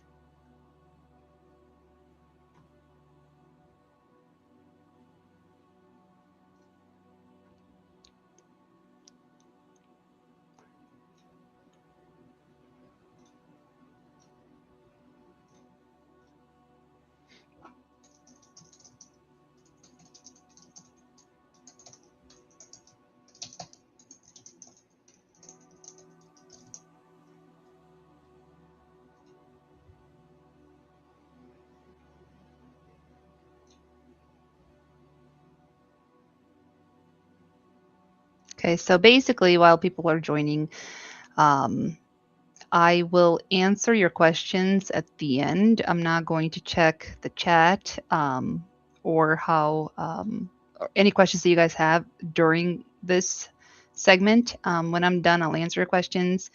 So basically, I'll be teaching you guys. This is order flow footprint. This is what I have on NinjaTrader right here. It's kind of what it looks like. If you guys can see that. And then Onyx, so if you guys trade, prop firms, or actually if you just have rhythmic data connection, Onyx has a free order flow footprint here. Of course, I'm going to get a text message.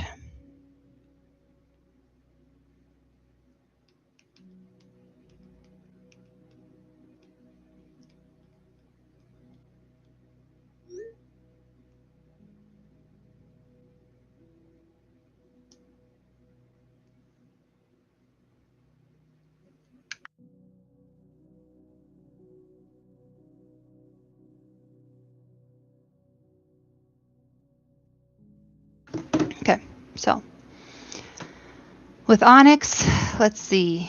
I'll go over this later. We can turn off a lot of these things. So, okay, we can get back to.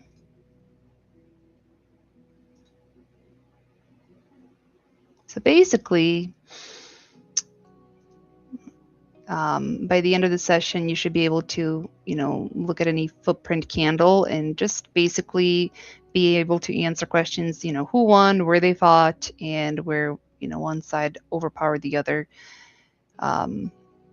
This is just a basic version. We do have a, where we teach in the mentorship, the whole thing with absorption plays, exhaustion reversals, trap traders, things like that. But we're going to cover the basics here, and then, just kind of over time, we can progress here on these webinars to other things, I suppose. So, basically you can read any candle in 3 seconds by the end, and you should be able to just see the 3 major things of a order footprint candle. One thing though is that I do want to say looking at order flow footprint, it does take time to understand and to kind of get that pattern recognition. The first time I saw order flow footprint, and I've been reading it for 4 years now, was I'm like, this is the matrix. This is just not for me. I don't want to, what is this? I don't want to learn, and then I ended up buying, this is from Trade Devils. I ended up buying their indicator, which is a third-party indicator that you add on NinjaTrader. And I kept staring at it, and it was just, I'm like, this is making my head spin. And I kind of stopped for like a few days, and then I made myself go back through and look at it.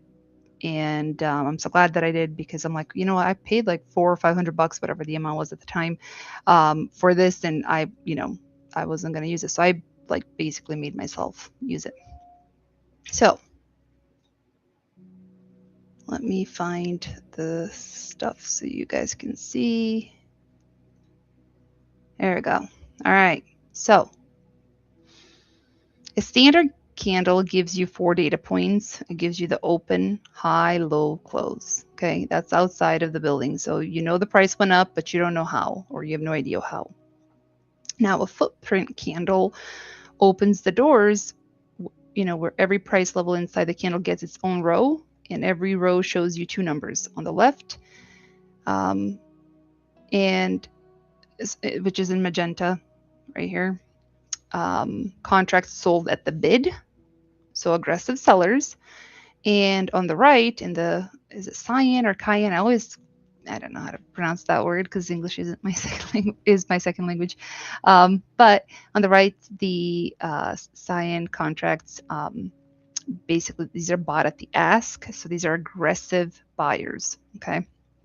Now, same candle, same move, but instead of asking what happened, you can ask how did it happen. And basically that's the entire edge of the order flow. So here on the left side, so it's not like when we this is where people get a little trapped or tricked or whatever you want to call it. These are actually sellers on the left side, and on the right side these are buyers. So sellers are hitting the bid and the buyers are lifting the offer. So that's basically what that is. Okay. So every footprint candle looks like this. Typically, like for mine, the price is actually on the right. If you look at obviously it's on the right side, so it's not in the middle. Now I gotta go find that. I have so many screens open. So every footprint candle on the chart is built from the same 4 components.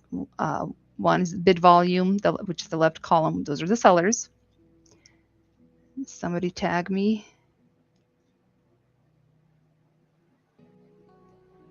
Okay, sorry.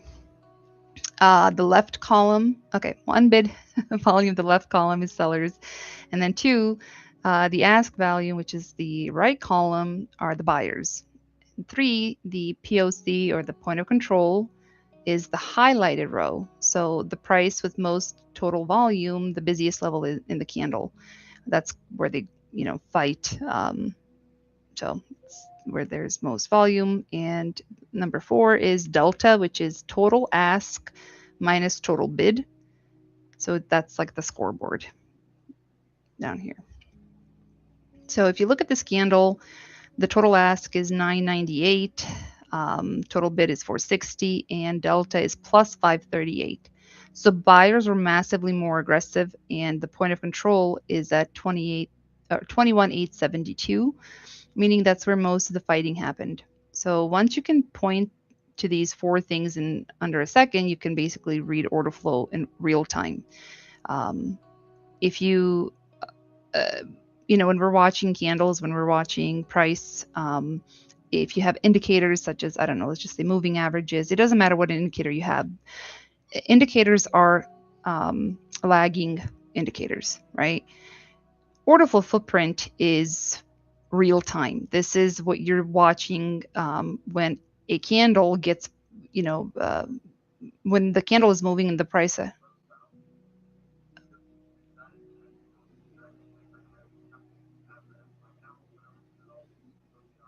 Oops.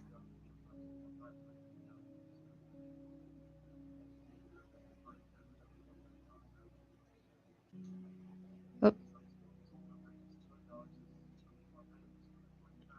Truth Social post, guys. Sorry, my analyst is talking about a Trump post that just came through, and it's not good. Sorry. I'm just waiting for him to finish.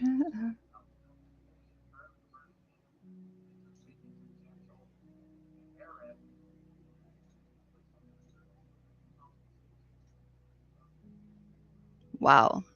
That's okay. Thank you, though. All right. So that was Truth Social there. I know those of you in Discord heard it, but I know on other streams you didn't. So you guys can go check out Trump's tweets. So trying to figure out where I got left off now. Very nice. Good job. That was a snipe too. Okay, so basically, okay, so this is my little thing. Hold on, I just want to make sure I'm not missing anything. So basically, delta is the most important of the four that I just went over. So the scoreboard, the buyers won here. So, all right, let's kind of move on.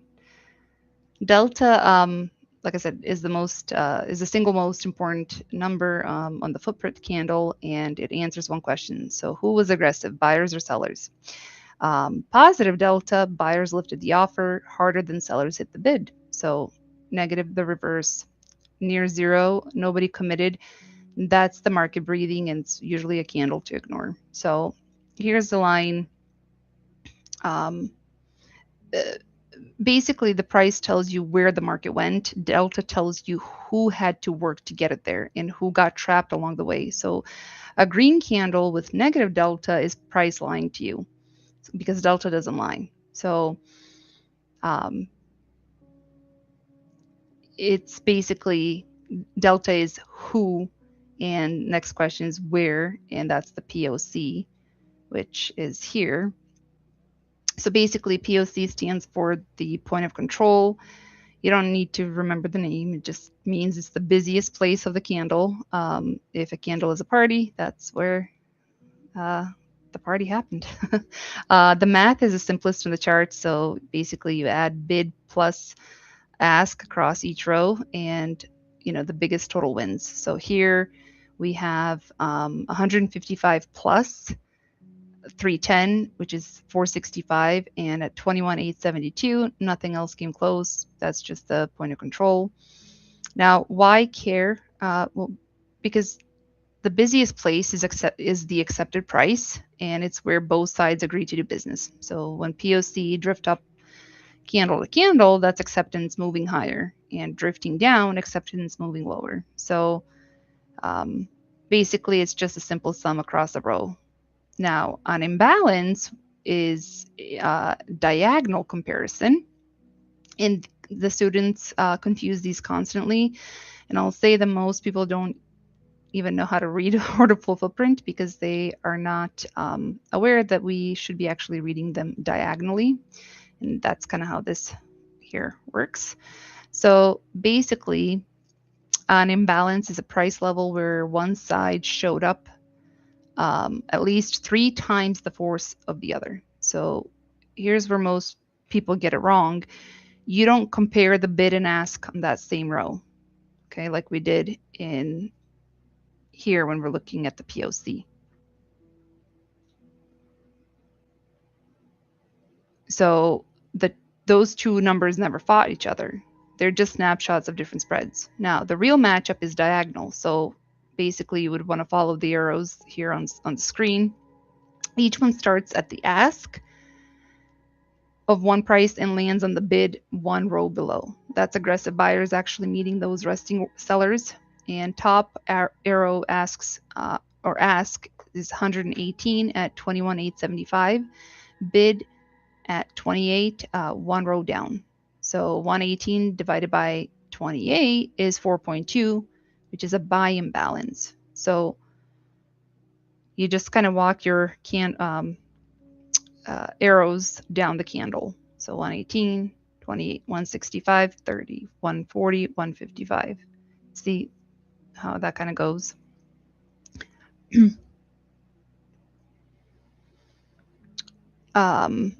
Now, I don't sit here and try to calculate, division, multiplication, whatever it is. I don't even add any of these together because my order flow footprint does that for me automatically. But this is just for you guys to understand the anatomy of footprint. So basically, if you kind of go down these arrows, you'll see this gold one, which is 21,873. Ask is 140 against a bid of 155 below, which is 0.9 times. So the bid was bigger, and sellers put up a wall there and absorbed the buying. Then 3.4 times at the POC. So 3 cyan arrows plus 1 gold wall, that's the whole order. And one technical note, in a row, or a row is one price level, not necessarily one tick, okay? So in NQ example, the rows are 1 point apart, which is 4 ticks. The mechanic is identical either way. So ask here versus bid 1 row below. So again, it's diagonal, it's not horizontal. If you rush one, you're gonna, or if you're trying to read one left to the right or whatever, or in the same row, that's just not how it works. Okay, so what does a 4.2 multiplier actually mean? Well, it's just a ratio, basically. If 100 sellers show up to a fight and 420 buyers show up, buyers are 4.2 times stronger. So bigger number divided by smaller number, that's all it is. Below 3 times, you ignore it. It's just noise. That's a normal push and pull. 3 to 4 time is a real imbalance, and that's what you want to, mark the levels. 4 to 10, which doesn't happen a whole lot, but when it does, it's institutional size aggression. Okay, and then 10 and above is even more rare, but someone with serious size made a decision at that price, and those levels tend to act as support and resistance pretty much for the rest of the day. And the special one below 1 time, that means the side being attacked was actually bigger. So a wall of resting orders ate that aggression. And that's called absorption. And absorption is where reversals are born. So different platforms have default settings differently. So like Ninja Traders ship at 1.5 times, but Trade Devils, like the one that I'm using at, is at 4. I teach 3 times because it balances signal and just kind of helps with the noise on liquid futures. So just pick one number and be consistent, but I've found that 3 times is kind of the best. So let's see. Okay, let's put the whole thing kind of together. So here's the same candle from the start of this webinar, and you can kind of read it if you walk it, bottom up, the way price actually moved. Buyers came in hard at the bottom, 3.4 times imbalance right at the POC, 21,872. They kept pushing into that 21,873 and hit a wall because there was 155 bids sitting there basically absorbing. So the imbalance died at 0.9 times. Someone was defending that level. Then buyers regrouped and broke through anyway. 4.7 times at 21,874, 4.2 times at 21,875. So those are 3 stacked imbalances around one defended level that failed to hold. So if you only saw delta plus 538, you'd know buyers won, but you wouldn't know that they had to fight through a defended level to do it, and that a defender just got ran over basically. So that's the difference between price action and order flow. So how do you do this, live, candle after candle?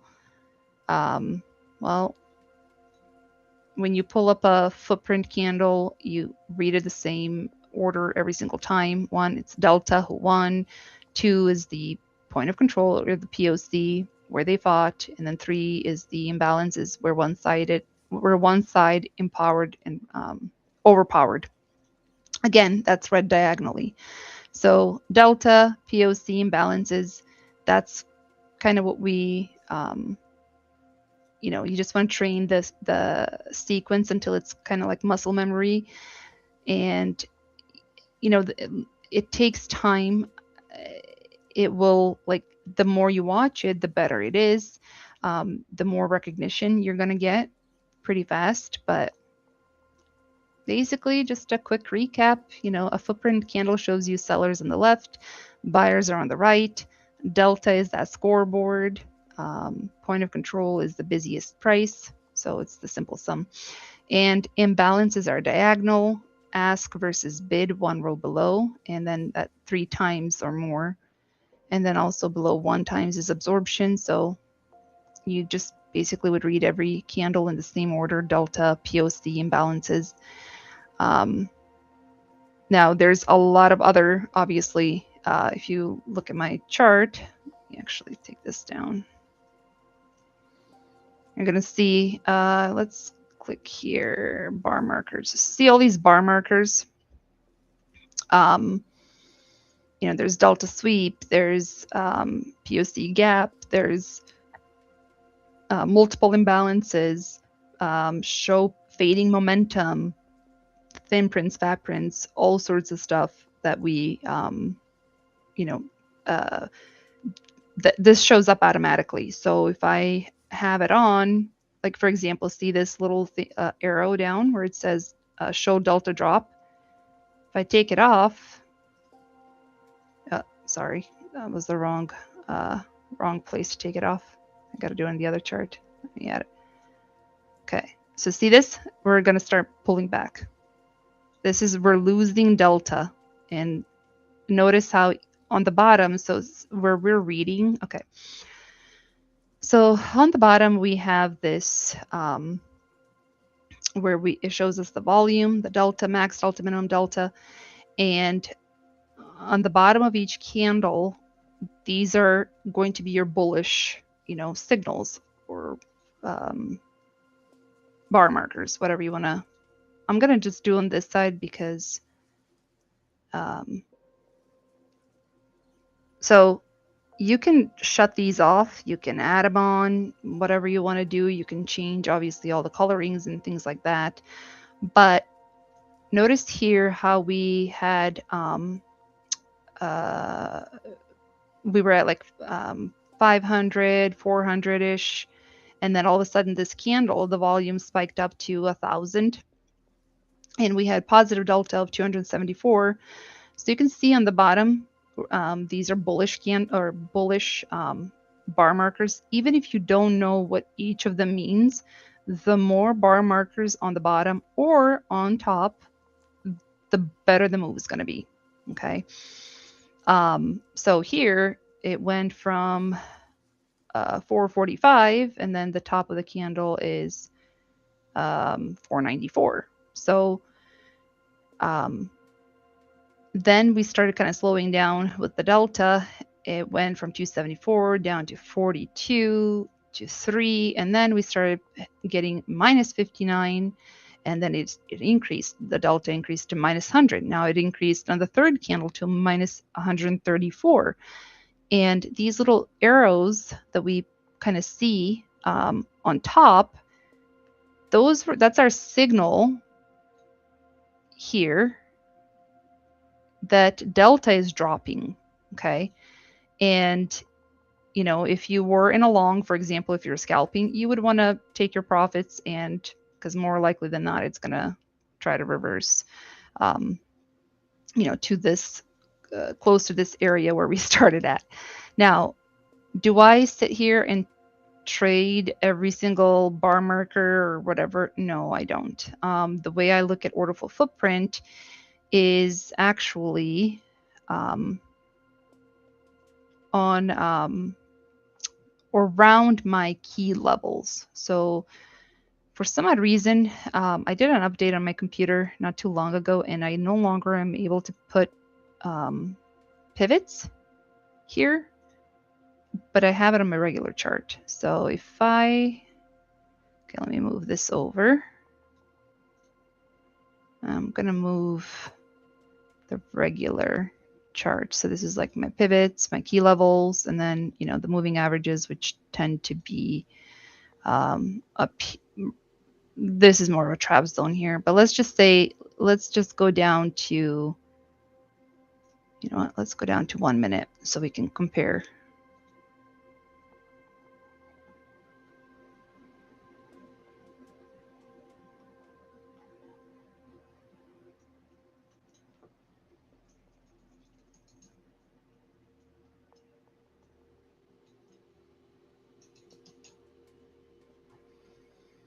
Okay, let's see. 353 is what I'm looking for in here.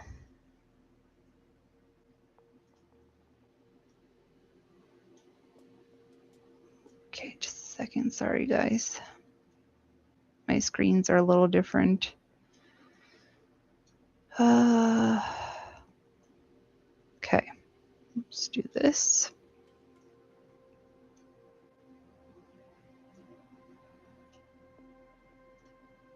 Okay, so this was at 10:10 my time.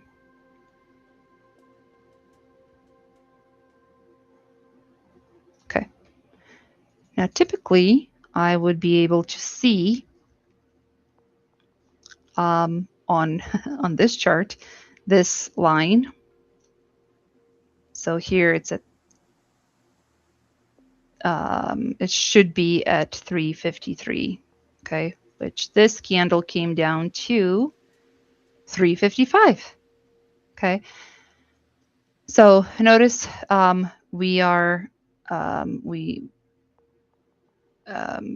rejected the EMA 200 in the 1 minute. I don't really look at the moving averages in the 1 minute, but just to kind of show you guys, which is this gold line right up here. So we hit it. The first candle, though, you guys can see that we started losing delta. So we had delta, and then all of a sudden, it's like it went from 239, then down to 172, 104, and then here, you know, this candle is pretty big, minus 239. Now, it did try to kind of hold here, but it just, you know, for whatever reason, it started to lose delta there. And so I have a key level at this 353, right? And what I would be watching is, let's say I want to take a trade. I'm watching to see if we come down to my key level and hold. And on retest hold, you know, you would, or you could take a trade.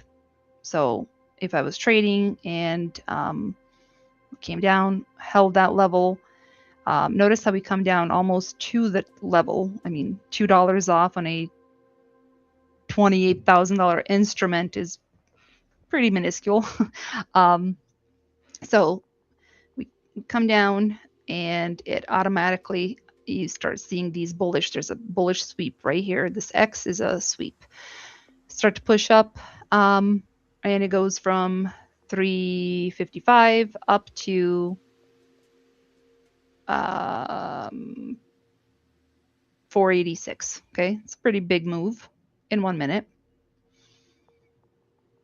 And so let's say we were waiting, because a lot of times what I like to do, now this candle came close and it held. This one, you know, I would get into a long here because the candle prior to it was actually at 61. And this one came down to the 355, and it started to push immediately over this candle.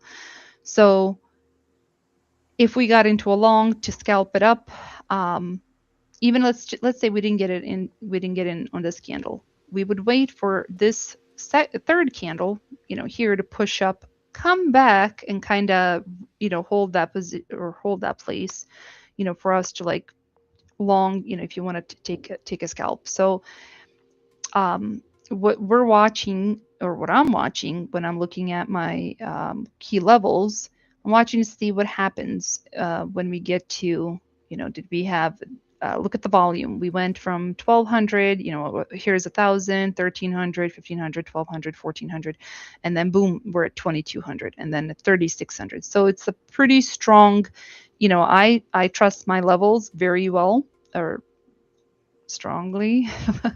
um, but it, that's, to me, seeing this here, this volume come in at my key level gives me more confluence. So the way I look at order flow footprint might not be the way others do it. I don't know. I look at it around my key levels, the work, and that's kind of how I take my trades.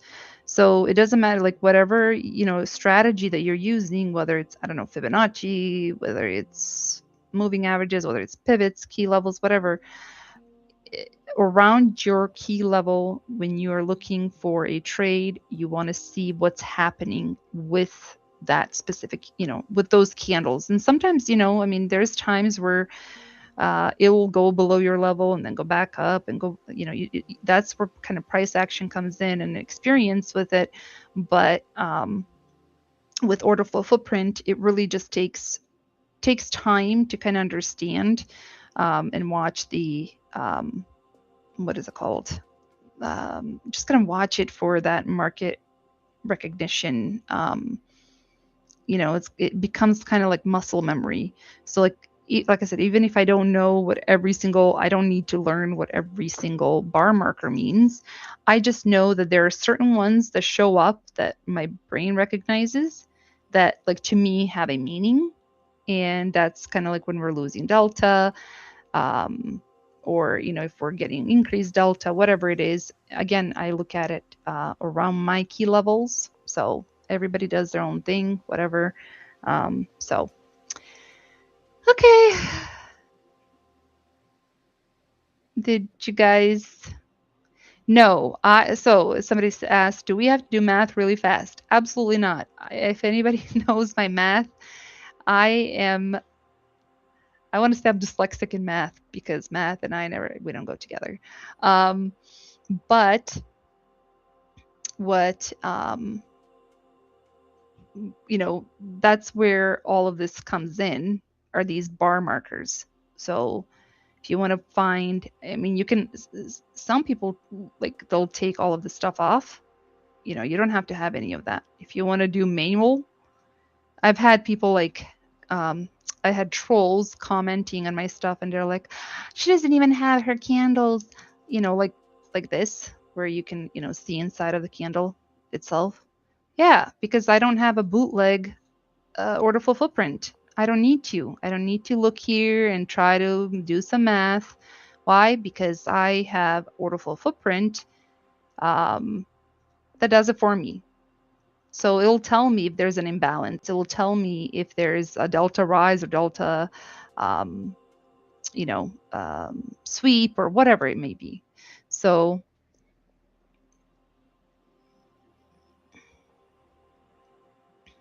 let's see. Whoopsies.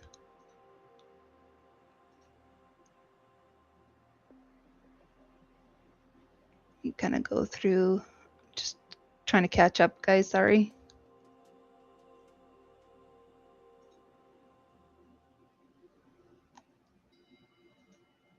Oops, hang on.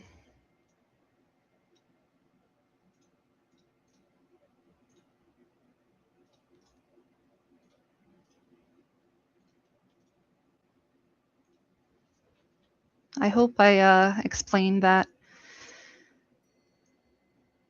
well.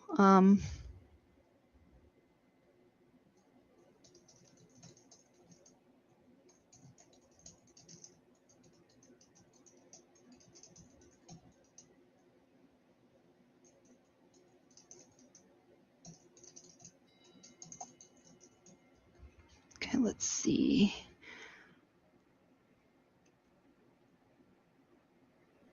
Let me go back to that diagonal. Hold on a second. Okay, so the question says 21,872 buyer will be matched to 21. So basically on the bid side, so your ask is going to be matched to the bid. So ask, bid, ask, bid. That's kind of how you.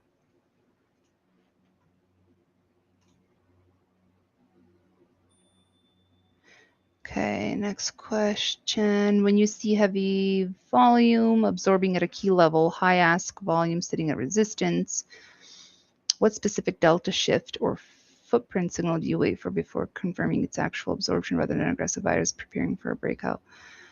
So the first thing, you know, I watch is exactly that, just big, you know, ask volume printing into that level.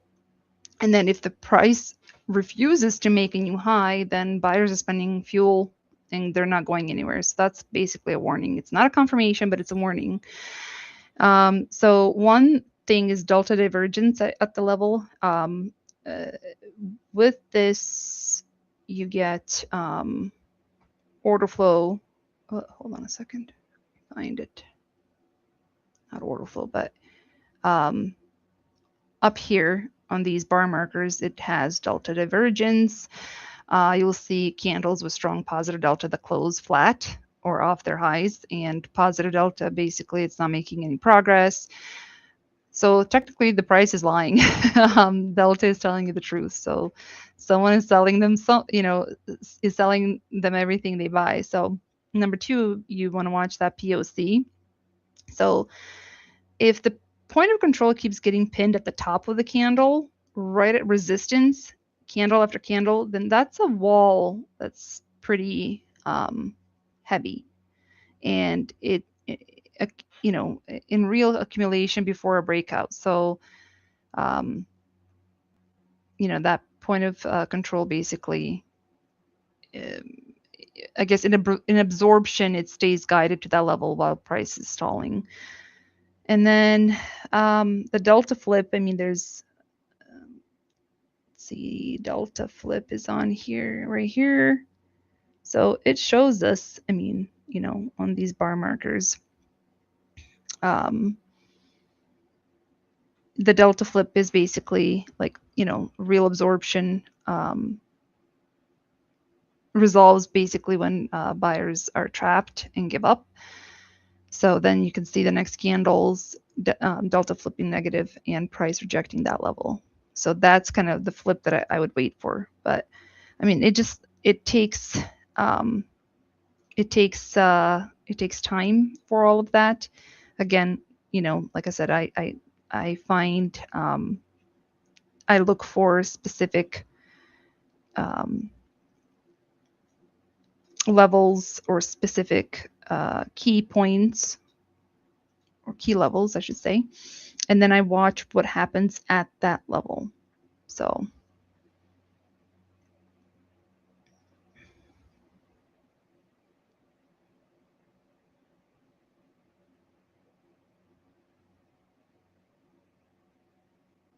let's see what Discord is asking.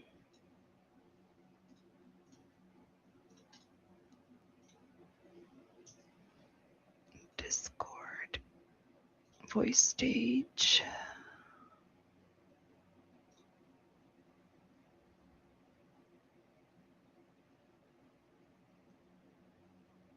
Do you subscribe to Order Flow application, or is that part of TradingView? I didn't record this. No, I did record it actually. I forgot it's on Restream, but it's been like recording all day. So you'd have to like kind of what is it called?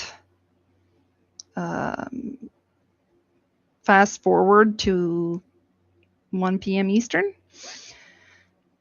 Can you go over then at your time 1010 at S1 how you traded that delta of 512? Is that central time? So this is central time. Yeah. Hang on a second. Go back down. I don't think I took any trades there, but I don't.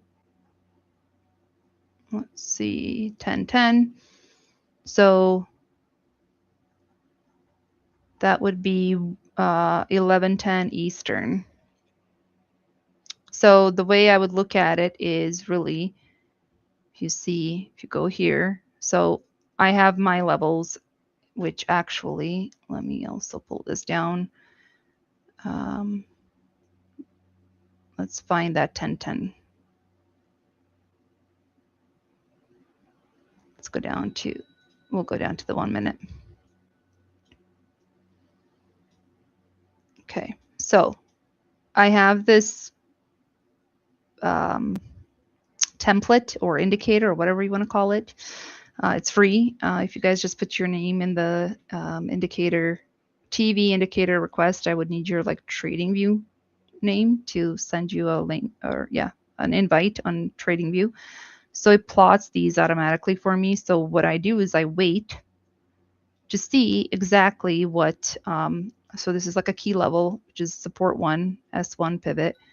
So it's coming down and if I was to take a trade, I would wait to see what happens around my key level.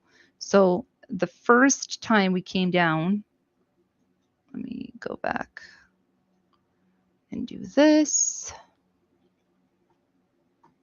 So the first time we tried to come down, we didn't come down quite a bit down. I mean, we came to 361. We didn't come down. The second candle, we came down to 355. And as you can see, that in that candle, we started to pick up a lot of, volume, but like delta as well. So that's what I'm looking for. Another thing I would be looking for is these bar markers in the bottom, and especially this X. So this X here on trade devils is delta sweep. So that's a pretty big, and plus it had like 1, 2, 3, 4, 5, 6, 7, 8, 9. It had 9 bullish indicators. So that's how you would know, like, okay. No, you buy the pivot. Typically, I would wait to see like a confirmation, but this one came in pretty fast. Let's let me show you another trade, actually. Let's go where we had, where we rejected 353. Let me see what time that was. 9:30. Hang on. So I can show you, because this one actually tried to retest. You know how I always say retest and reject? That's what I'm usually looking for. There are times where I don't look at the whole candle closing, but I do look at the second candle, like where we start to open. Okay, so here's that candle. Let's see, we flushed below that 350 level, 353. I just want to make sure we're at the same. 9:30. Okay, so we flush 353.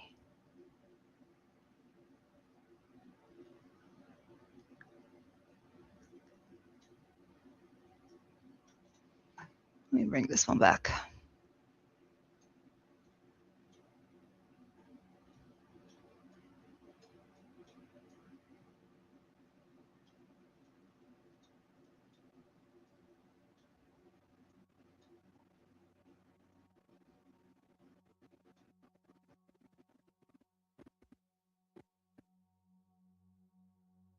Okay, so we flush here, then we try to push up. So this is the flush candle, and we try to push back up, and then we flush here, and then this third candle is trying, which happened to be this one right here. it tried to go up to the highest it got up to was 350. So I would have taken a short there because to me, even though it didn't go up to 353, it's only 3 points away, that would be a short.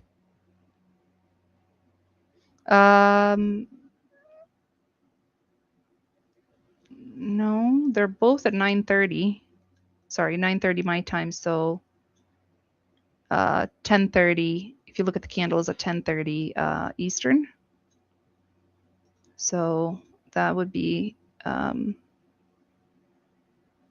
you look at the 10:30 candle and then look at the 10:31, which this is the 10:30 candle, 10:31. This is the one where we would, if we didn't get into it, like look at this candle here. It hit, it did try to push up again. But as soon as this so I would have waited for this candle to close because the high went up to 369 and my key level is 353. So when we look at this candle, it basically couldn't continue. Like the highest was the 350, and then this one already made a lower low. So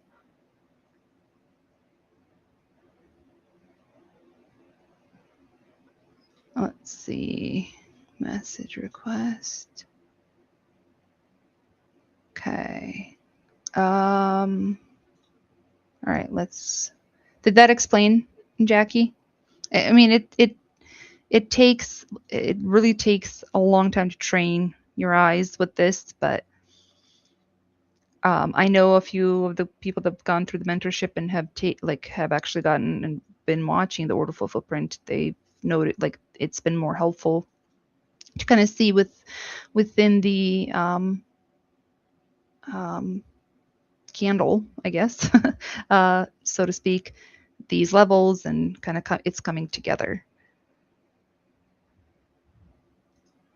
All right, so the question is, if buyer is ready to sell at higher price and seller is ready to sell at lower immediately, both will be matched. It's a good question. So basically, yes, if a buyer is willing to pay more than what a seller is asking, they match instantly. The exchange doesn't that it's not going to negotiate. The moment a buy order's price is equal to or higher than the lowest ask, it's going to fill. So, and then same thing the other way around. If a seller is willing to accept less, then the highest bid fills immediately. So the detail kind of matters, though. The trade prints at the price of the resting order, and the one that was sitting there waiting. So the aggressive buyer who reached up and paid the seller's price, basically, that's the trade, or that trade prints on the ask. That's basically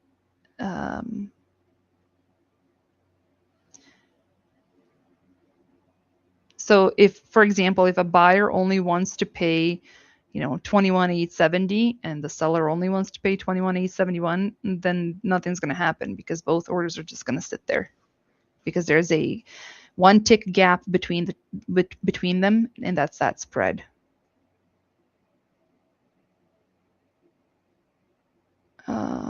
NQ is volatile, and if price bounces off and starts rallies, how do you catch those? Well, we always wait for retest or confirmation if we miss our move, typically. We're not gonna chase it because you can see. I mean, there's times where it's not going to give us an entry. You guys have seen, when I'll miss a big move because it just whipped through that, and that's okay. There's going to be times where it might be a trap. Even if you're reading order flow footprint, you're not going to be 100% hitter. I mean, I do think it pushes your chances a lot more than just looking at the candles, and that's why I use it. But I know when I go on vacation, I used to trade on my vacation. I'm like, ugh, it's just, you kind of just fill, I suppose, and wait and see. But with order flow footprint, to me, it's just more precise. So let's see. Do you guys have? Oh, it didn't help. The answer didn't help, Jackie.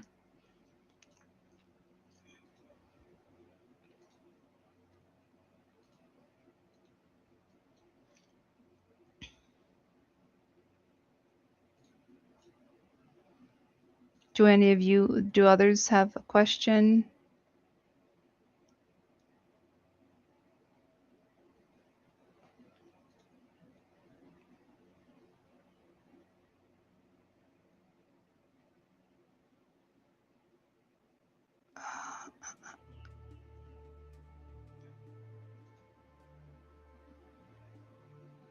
So the S1 on 1010, that is, hang on just 1 second. Can you guys, instead of DMing me the, just go to the TV indicator. Sorry, I'm going to post that link here just so that I can add these later. Okay. If you go to voice stage chat, so that I don't forget to add you guys to it, but I want to get back and answer the question about NQ. So at 1010, which we're going to go back here. Okay, this is the 1 minute chart. And my order flow footprint is 1 minute chart.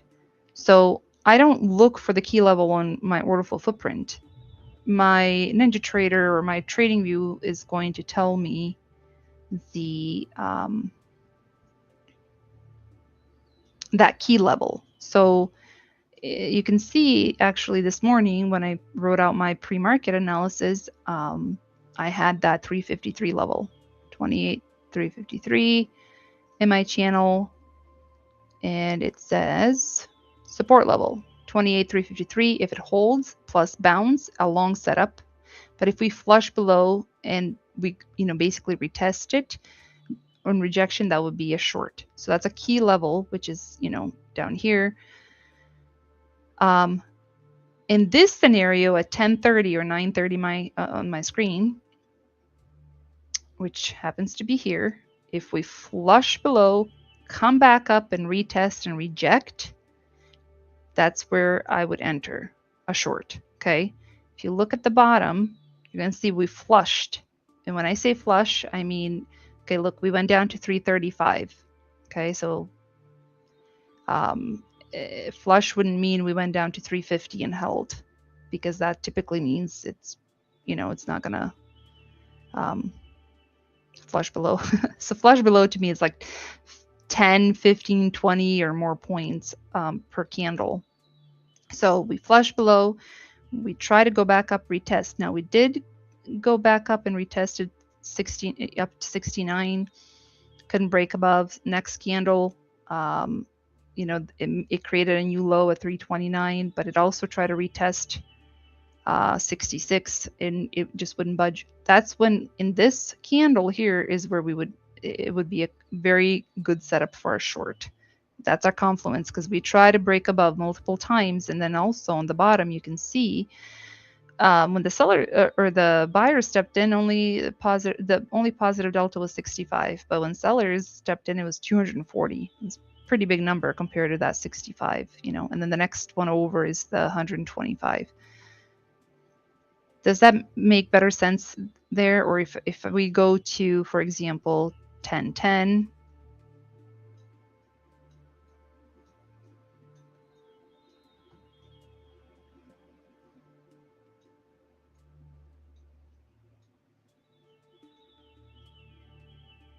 okay, here's the 1010, which happens to be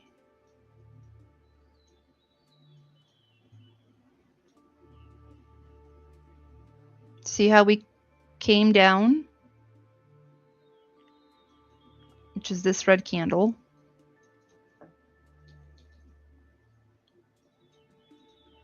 Okay, so we came down. And we actually had a stacked imbalance here at 365. Whoopsies. 365. But let's just say we try to come down, and then, you know, we continued. Again, on the bottom, look at the volume. Volume went from, you know, typical 1,000, you know, 1,300 average. It jumped to 2,268, which means that, you know, buyers stepped in. So on the bottom, we have multiple indicators showing us it's bullish. The volume is bullish, the positive delta. So that's how you would enter along there. It's a key level. If this was not, let's just say, okay, let's put it this way. Let's say I didn't have a key level there, then I would not be jumping in and out of these trades. It has to have that key level, what I'm looking for. I know other order flow footprint traders just try to trade via order flow footprint. I mean, sure, if you want to do that, you can scalp in and out. But if you're trying to make the best judgment, then you wait for a key level.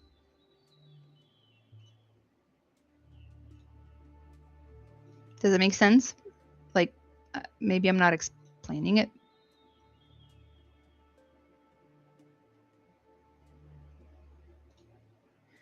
No, I mean, we're reading this in real time. This is not, sometimes I'll wait for the candle to close.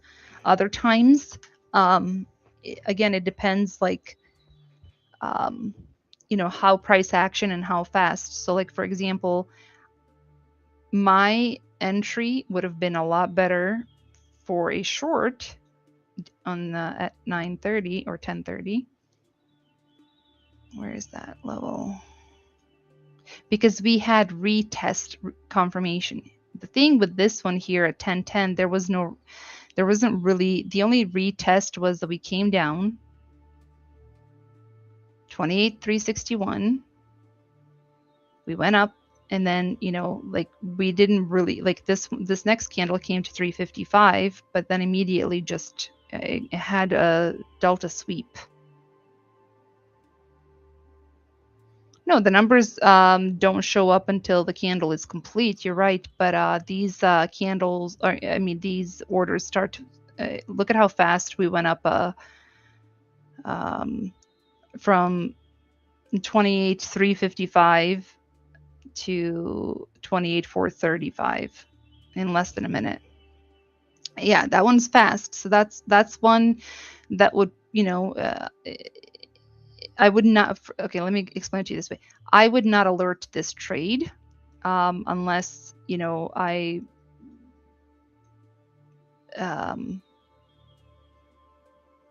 it's a little bit different, back testing. I think people, when they're back testing, they're like, oh yeah, I would have alerted a trade there. Yes, I would in a way, but in another way, I would have taken the trade, but I wouldn't have alerted it. And the reason is because I always say, let's wait for the confirmation. Okay, so confirmation, we didn't get there. And it just, we got confirmation here though at that 9:30 or 10:30 mark.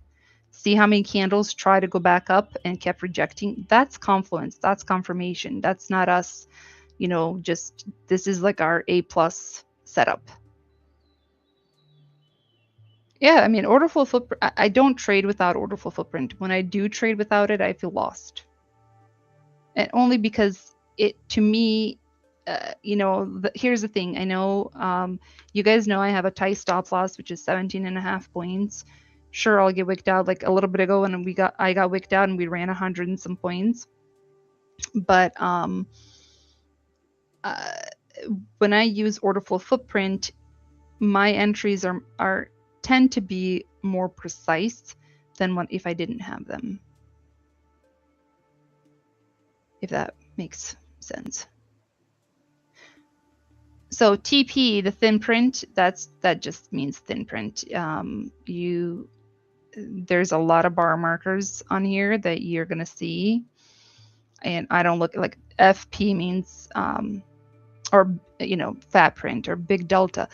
When I see BD, that a lot of times you guys are gonna, that's when we see those 1,000-point moves where we're just, for example, flushing. There was I think it was it like a month or two ago where we saw, like, I was telling you guys, I'll search for it, and it kept saying like BD on one candle, the next candle BD, and I'm like, guys, this is gonna fly. Like, that's just such a huge order that we don't see that very often. And if you ever see that on your on your order full footprint, well, sit tight. Correct. So the thing is it's, if it's on every bar, exactly, it doesn't, to me, that's just noise. I don't, it doesn't have an impact. To me, what I like to watch for is really this X. That's a delta sweep. I like to watch if we have a lot of these bar markers in the bottom. Or if we have, let's see. Because see how, like, okay, if you look at just these candles here, look at on top how we have 1, 2, 3, 4, or like 3 or 1 bar markers. But look at the candles on the bottom. How many bar markers in the bottom? So these are bullish markers, okay? Technically, we ended up going, low was 267, and up to this candle, it was, the high was 361. Let's kind of pull it more this way. So, I mean, you can see that these were bullish just by without like even knowing what order full footprint does, just by these bar markers in the bottom.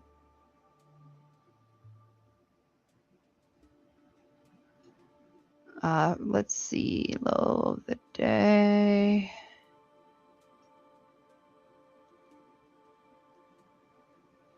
Yeah, low of the day we were at, yeah, actually this is kind of like low of the day. Look at that. Good job. I didn't even.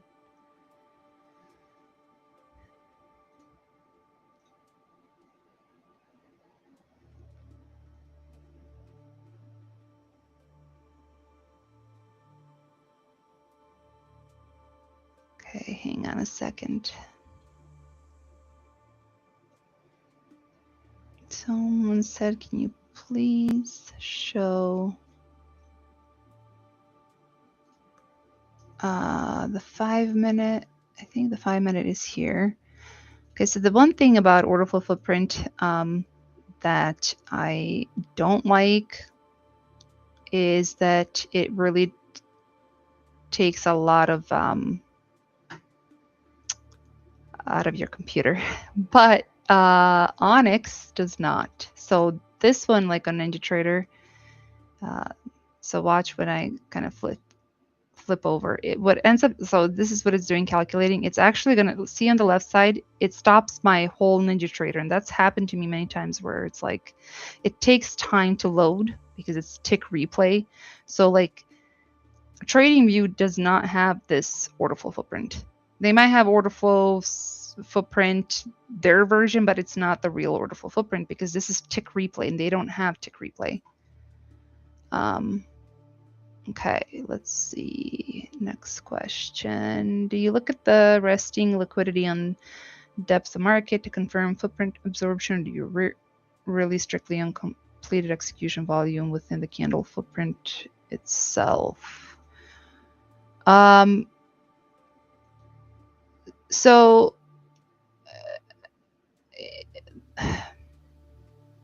basically, when I look, okay, so I look at bookmap too, okay? So when we look at bookmap, when you look at the DOM, whatever, and there's resting, there's a wall of resting orders. It's a promise, but it's not a trade, right? That, how many times did I say it's a spoof order? It gets pulled, and that's what I absolutely freaking hate about that. Like, sure, it can be a magnet or whatever you want to call it, but it does not do what order flow footprint does, right? So Big players spoof. They flash this size, and even though it's illegal, actually, they flash size at a level to kind of scare you, and then they like cancel at the price like as soon as it gets close. So you can't confirm anything off of that order because it hasn't traded yet. The footprint is different. Every number on here is a completed trade. This is not resting orders. These are completed trades and executed volume. So you can't fake a fill. So basically, absorption by definition lives on the footprint, and absorption is aggressive volume actually executing into these levels while price refuses to move. And we've seen that. So you can see that in prints, not in resting orders. So I don't use the DOM. I do look at bookmap to kind of check for the size resting at levels, but it's just, to me, it's really just noise, to be quite honest. There's been a few times where I'm like, I'm not gonna look at freaking bookmap, and I still do, and it's just somebody flashed a big freaking size, and then they like later on will like remove it or type of, I don't know. It's just not the same. So you can use everything as confluence. So like here, okay, we don't have any big orders here, but let's just say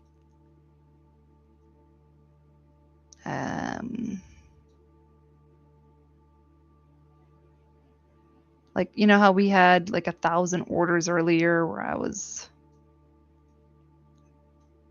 telling you guys about, and we got like a couple of dollars away from it, and then we came back down. It's just, I don't know. It's different.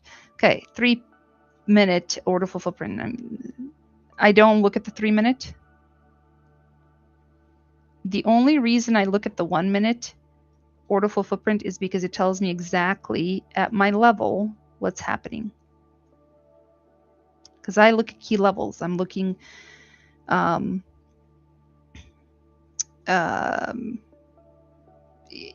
how to react around my key level. I'm looking to see what what others are doing or what big players are doing.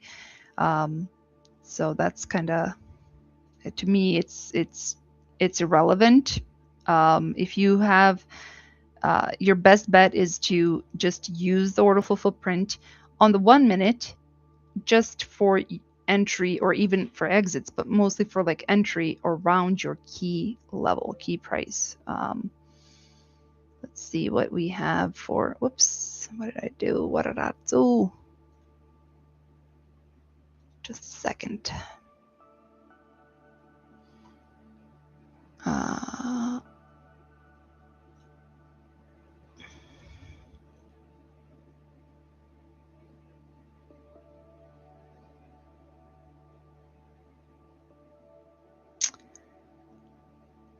Yeah, so question is, okay, let's go back to 1 minute. Let's go back to those lows.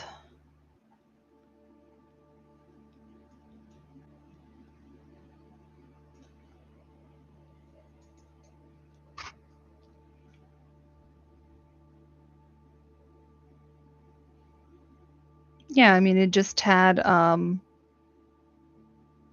quite a bit of bar markers down here. And especially like this one here, it had every candle that was printing, they basically were holding the floor. And when you kind of see, even let's just say we didn't have these bar markers, but you can kind of see that these candles seem to be holding. And that's kind of what we talked about. But when you have the order flow footprint and the bar markers, you can see exactly, if you're really like interested to know what each bar marker is, you'd kind of, there's a delta divergence, there's delta sweep, there's, all of these different bar markers, and then you can kind of see what each of it means. But I don't, like I said, I don't need to know the definition or anything exactly. I just know what I look for, what my muscle memory is, and around my key levels, and that's how I trade.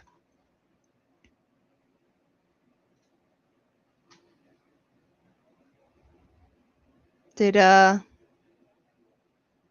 any of that make sense? Was this helpful, guys? If it's not, I mean, you know,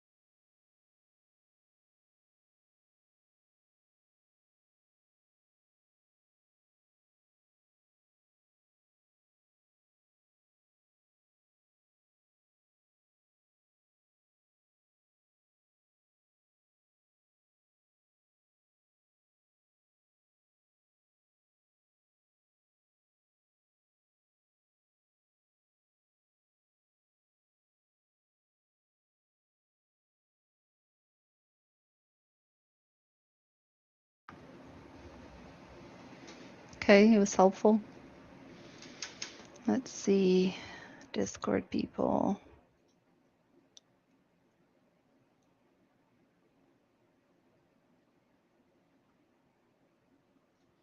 Let's see. 250. Hang on a second. Globex low, 28,250.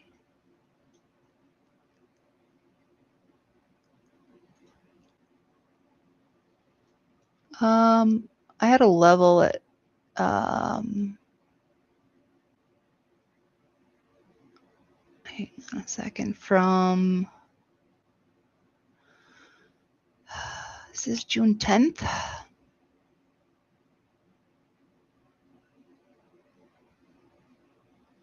Yeah, I had a level from June, but I didn't, you know,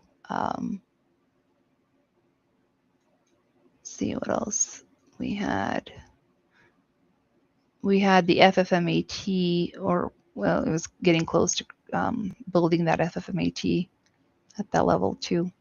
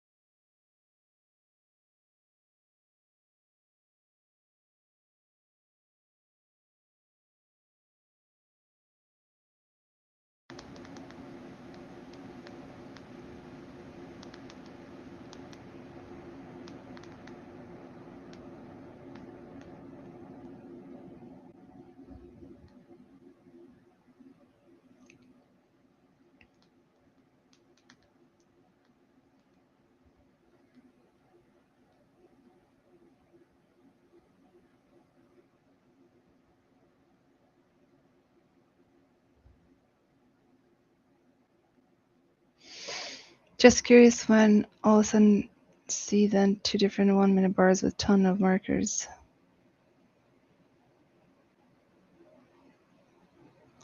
You start, so watch, okay, let's watch orderful footprint right now. This is real time. So you're going to see as the candle is filling, as these orders are coming through and filling, these bar markers, for example, if it's a strong, you know, cell, they're going to start forming. real time. See how it just formed in this, again, I don't watch every single candle to see what it's forming. I watch to see what happens at my key levels. If we zoom in, yeah, so they don't form after the candle. That's why it's because this is real time. They form and they'll also disappear. That's another thing. That's why I like to watch and wait for confirmation, because you know what, this candle might be bullish, but this next candle might, it might just come right back down. So that's why not every bar marker, a lot of them are just like this TP, for example. That's just noise, thin prints. Okay, big deal. What we do is we wait where we have that key level, which tends to be whether it's,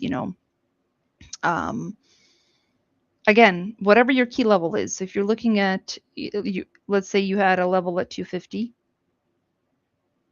you would have been watching, what's happening around that, and you can see as the candles start to form, kind of what goes on.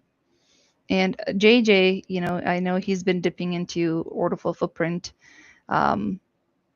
So JJ, what's your thought on it?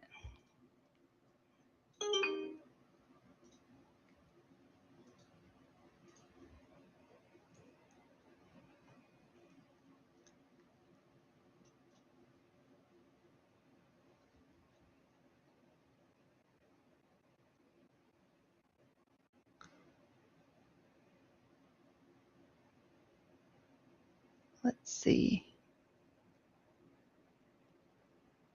Yeah, so I mean, they're just as the orders are filling. Again, we don't need to,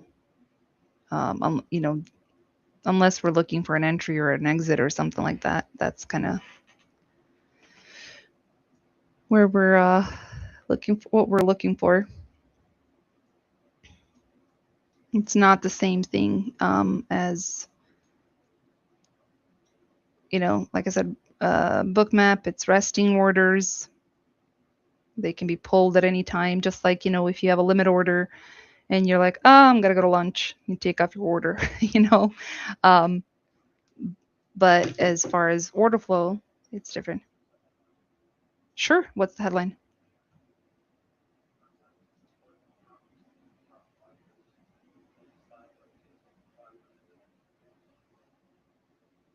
Damn.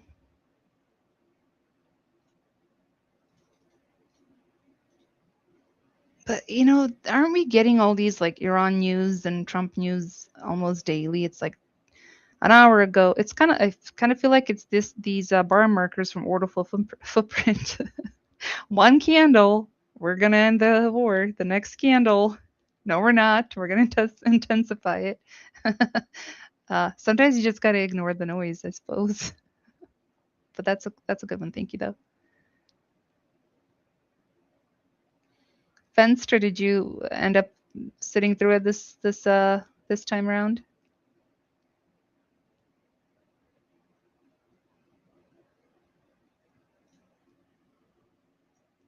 Let's see if we come down.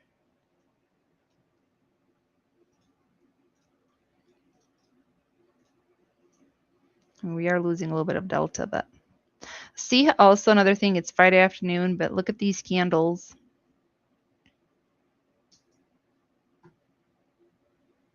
And 400, 500, 400, 300. They're very low volume compared to, even an hour ago where we were having 700, 800, 1200. So let's see.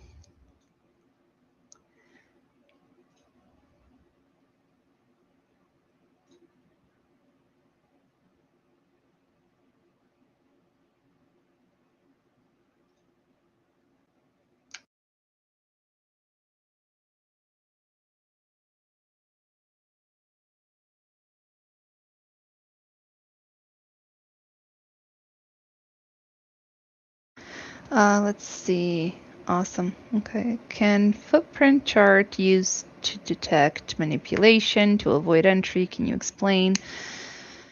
I mean, so like a trap, like okay, so obviously you guys have seen some of these orders get executed really fast, but what you can identify on a footprint and that you can't on a regular candle, it's like the classic trap is the stop run. So let's say price breaks above a key high, and in the normal chart it's going to look like a breakout. But if you look at that candle, heavy ask volume, printing at the top, or buyers piling in, and that the price doesn't go anywhere. So that's what we talked about, the absorption. But technically, if you think about it, someone wanted those buyers to jump in, and they sold them, everything at the highs, and the next candle, the delta flipped negative. So those breakout buyers are now trapped, and their stops become the fuel for the move down. Move down. So on a regular chart, it's a failed breakout, but on a footprint, you kind of watch that trap. And I think there's some bar markers for that. Delta trap. There it is. There's delta trap, trap traders. Okay. So that kind of stuff that's on here.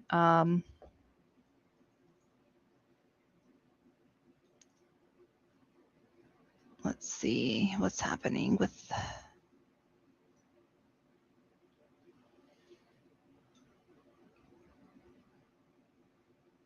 So basically, you would, start to see delta divergence and that kind of stuff. So does that make sense in a way?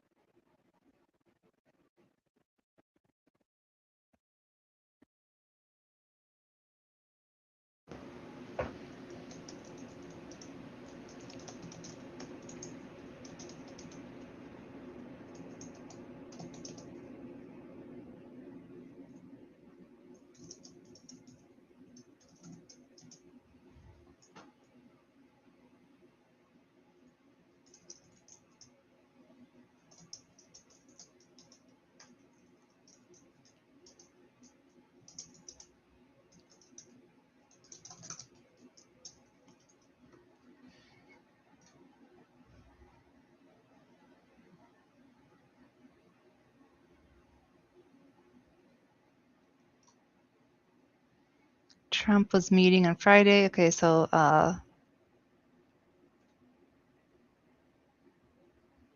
Ryan already read this out in Discord, but basically Trump was meeting on Friday with top advisors and senior members of his cabinet to decide whether to intensify the military assault against Iran, according to 4 people briefed in the planned discussions. And that's in the New York Times. Musk said next month all code on X systems to be open source. So let's see.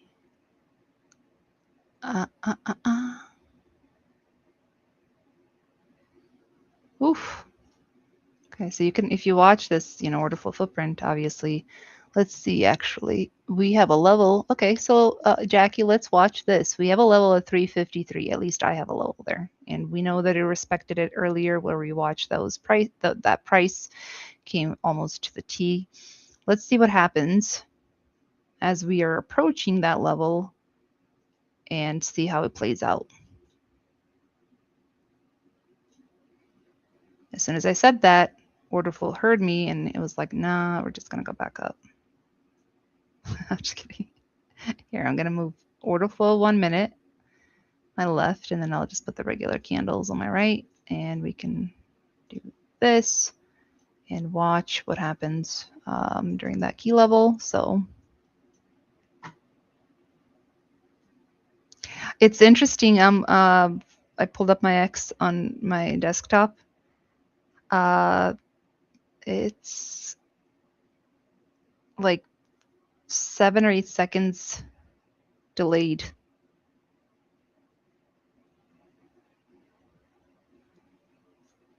Y'all just need to be in Discord.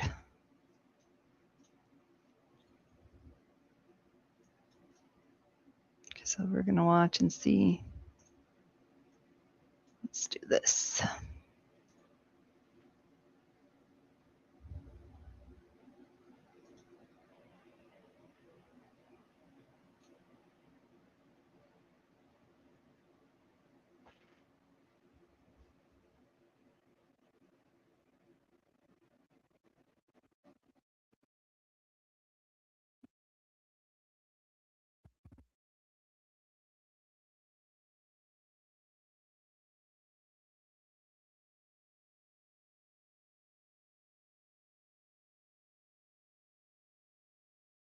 Okay.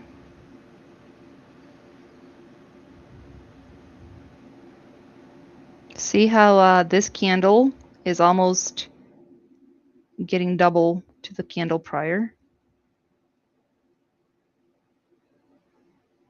A lot of volume kind of coming in. But see, we wouldn't take any trades at this point. What I would do is wait for a confirmation, okay? So, for educational purposes, let's see if we can get more.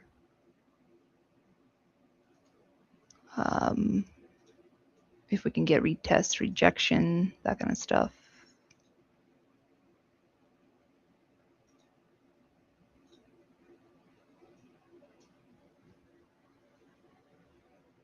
See if it's going to flush below.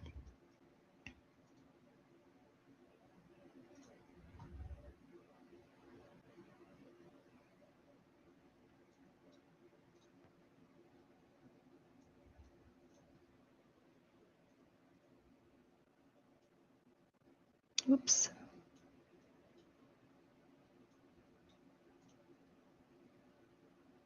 So see how that candle prior, it was, 1200. That's a lot of, so whether you believe me or not, if this is a key level, it's a key level. So when we start to see a green candle, for example, let's say this starts to get bought up, okay? We wouldn't just jump in. I wouldn't feel comfortable just jumping in. Especially, well, now we've had with the Trump news that came out, but not just that, we want to see true confirmation because we don't, I mean, the volume is still pretty weak, pretty low. The delta is still, 22, 52, whatever. It's not, nothing is telling us that it's going to move up. Okay. We've got 19 seconds to close on this candle.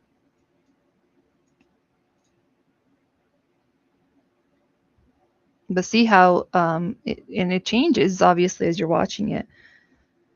But what I would watch for this on this move is if we can flush below, so it's pushing down a little bit, but if we can, honestly, let me look at my my other chart. Hang on a second. See if I have any key levels.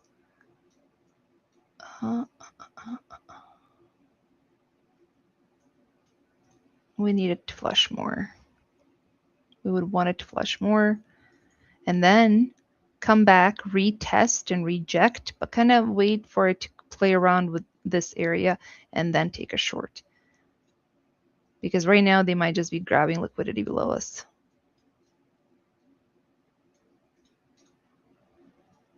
So this is considered a flushed candle. If it goes back up and it, moves right through it, then that's, that's not a sign or signal for anything. It's, we wait to see, are we going to reject again?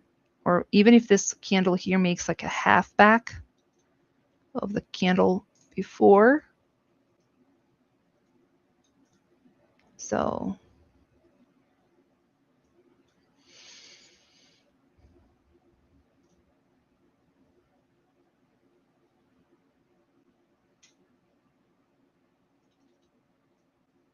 Okay, go back up. We can take a short.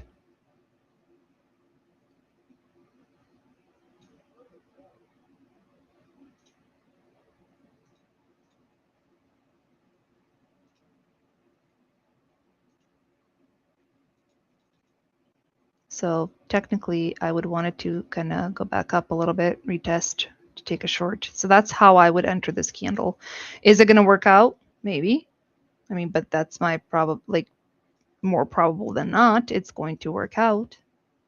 But I want it to retest at least halfway. And then watch what happens with, so see how we had positive delta quite a bit, and then it decreased. It increased in this one, but not enough to cover, so let's see, let's wait. One thing on the 5 minute that we are getting is the close to FFMAT, which is, we're getting overextended. So let's see what happens.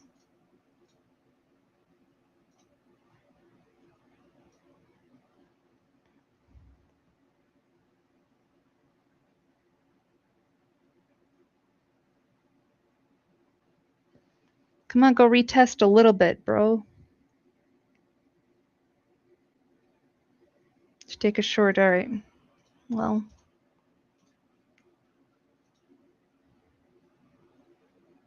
okay, I'm gonna short here.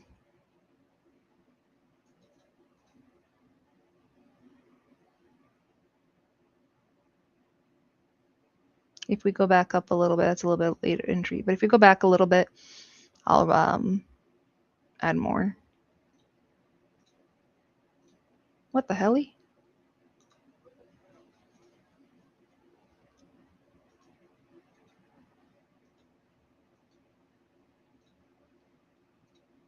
Come on.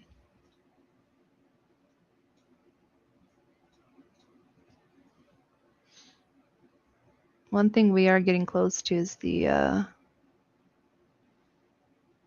opening range low at that 313.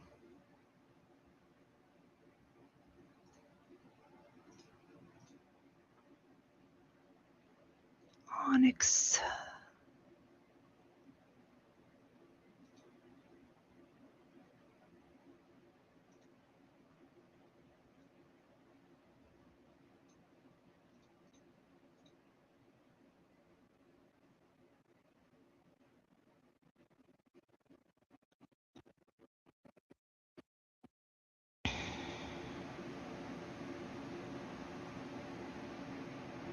I might try to go and retest again that area.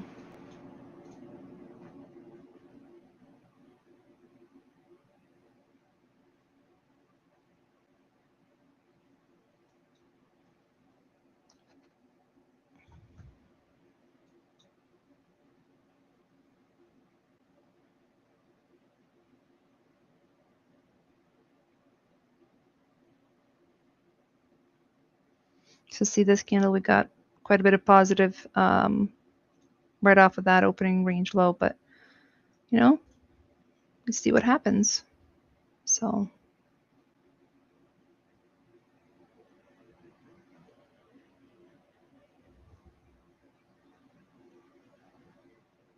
what I'm looking for is to go down to 290.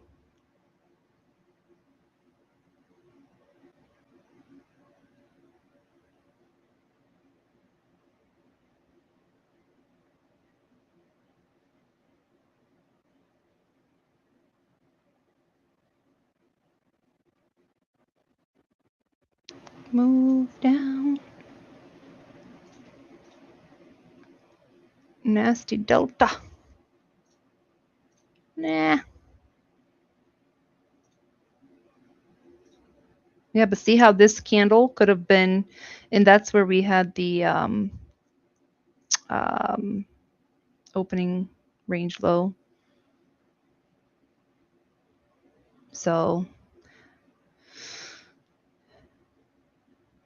What else do we have? IBL, initial balance low at 299. 290 is kind of what I'm, 250 would be good too, actually. But you guys can scale some out if anybody took or.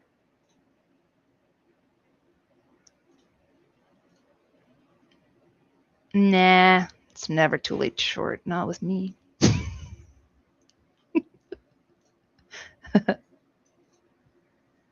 It's 20 points. But I also have tight stops, so it's 27 points.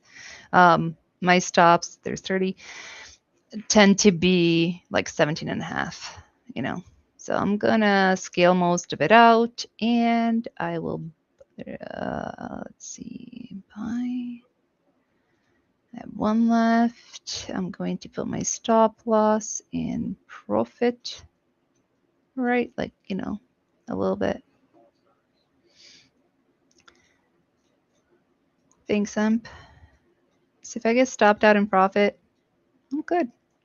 It's a quick trade. In and out. Gonna be fast as fuck, boy. Just fast. But see how I kind of walked through that trade. The only thing was that, not that I hesitated to enter, but I was kind of hoping we were going to retrace a little bit more. Oh, and I'm out on my runners. And I'm good with that. You see?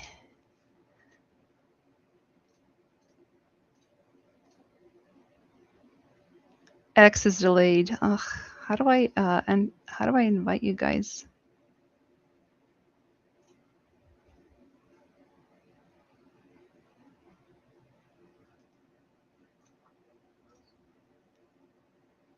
Nice, very nice.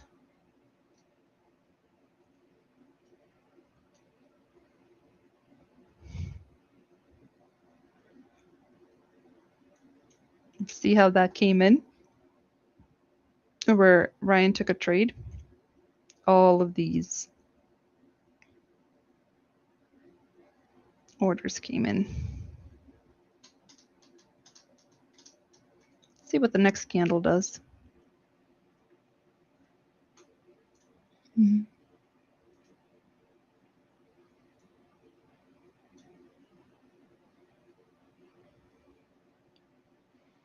So an NQ in the 5 minute, we started to get, you know, basically cautious.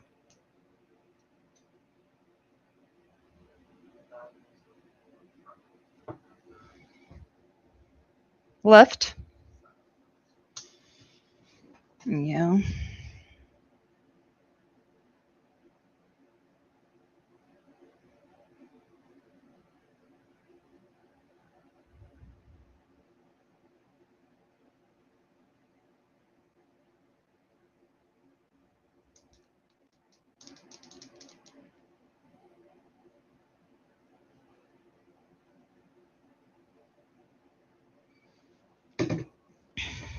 Ryan, hold on tight.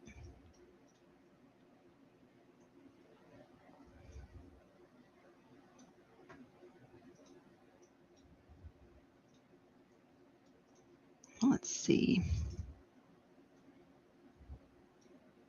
So one thing I do want to point out is how we had a stacked imbalance here, guys. And that's pretty bullish. At that 282.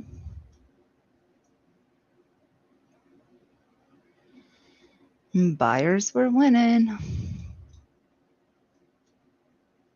Boom.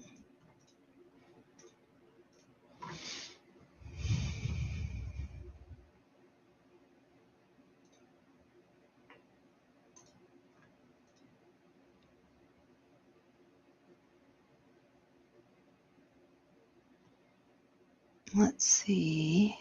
15.5.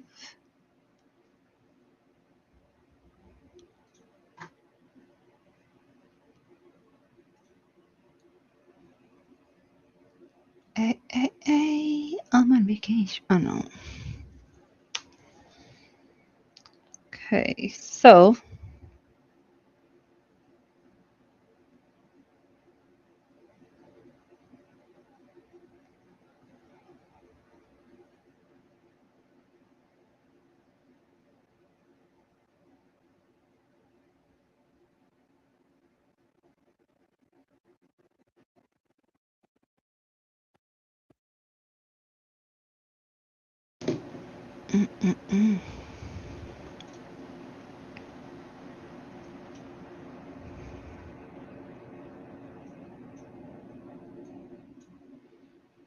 Globex low is at 254.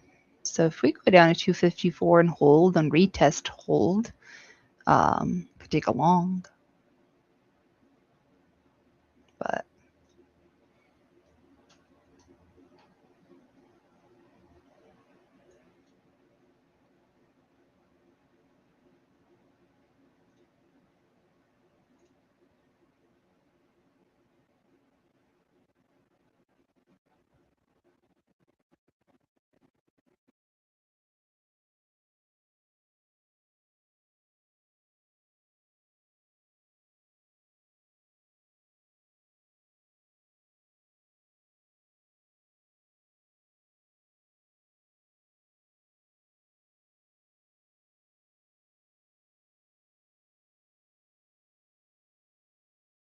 A.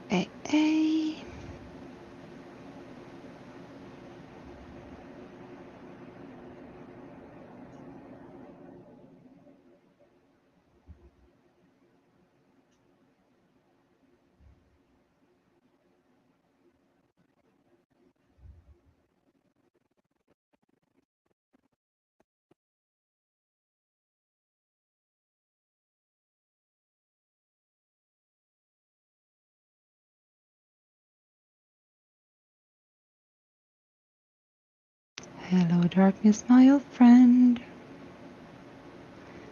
Ryan, you put that in my head yesterday.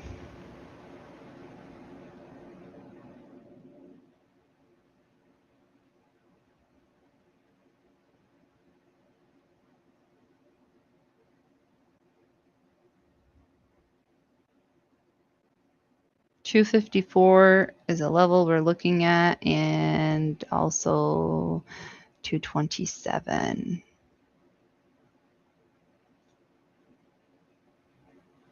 Is it gonna get there? I don't know. Should it get there?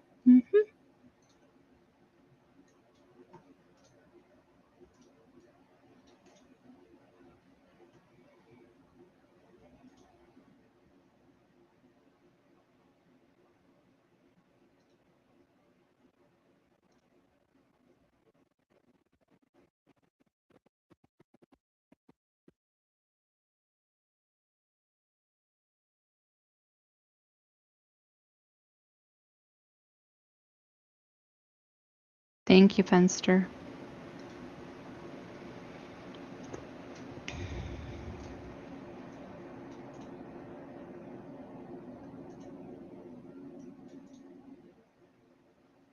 Oh, I didn't even see where we came down to.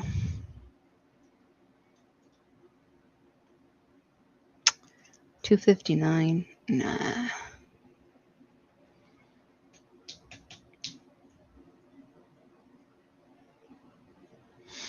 $250. Honestly, if we came down to 28, 227, that would be nice.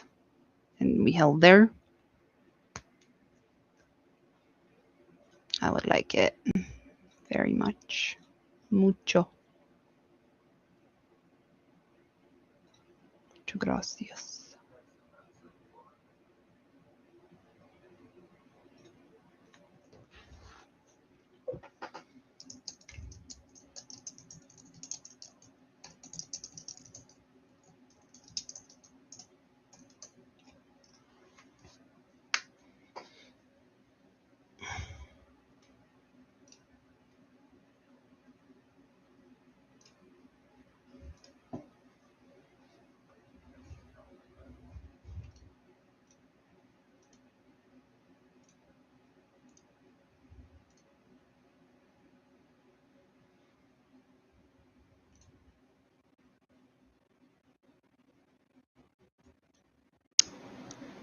Let's see, FFMAT.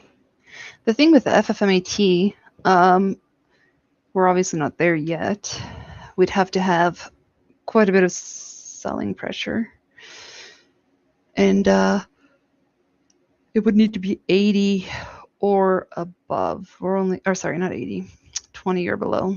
Right now we're only at 25. So that's why I'm saying we still have room to move down. This is just on the 5-minute. We'd want it to be on the 15-minute. Those would be our best ones.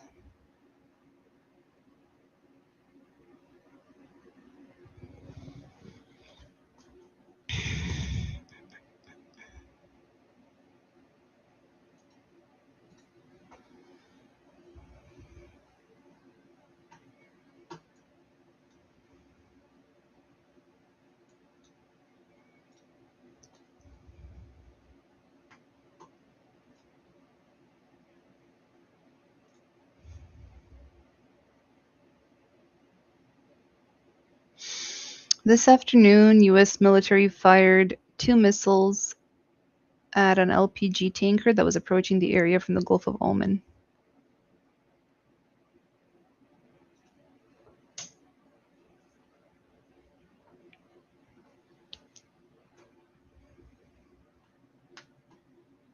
Okay, so watch this, guys. Actually, this is a good learning. See this little line on the bottom? It's called unfinished business. So sooner or later, these orders are going to come back, or to pick up these orders down here. Thought I'd mention that. See if we can go up and reject, maybe 315-ish. Let's see what other level, 330-ish.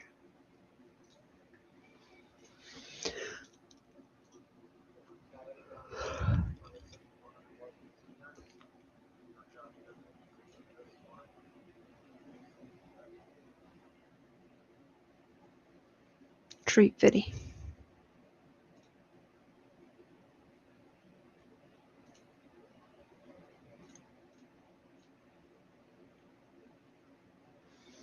RTH low. What? What? Oh, because I said Globex low. Globex is a electronic trading system. Actually, it's a 23-hour system. That's what Globex actually stands for. It's just that people use it for overnight trading. So Globex low in the last 23, or since we opened last night, whatever the lowest was, which is 28,254.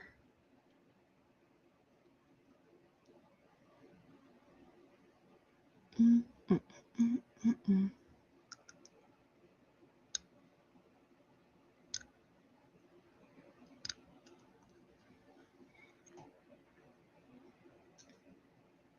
Brent crude, okay. Well,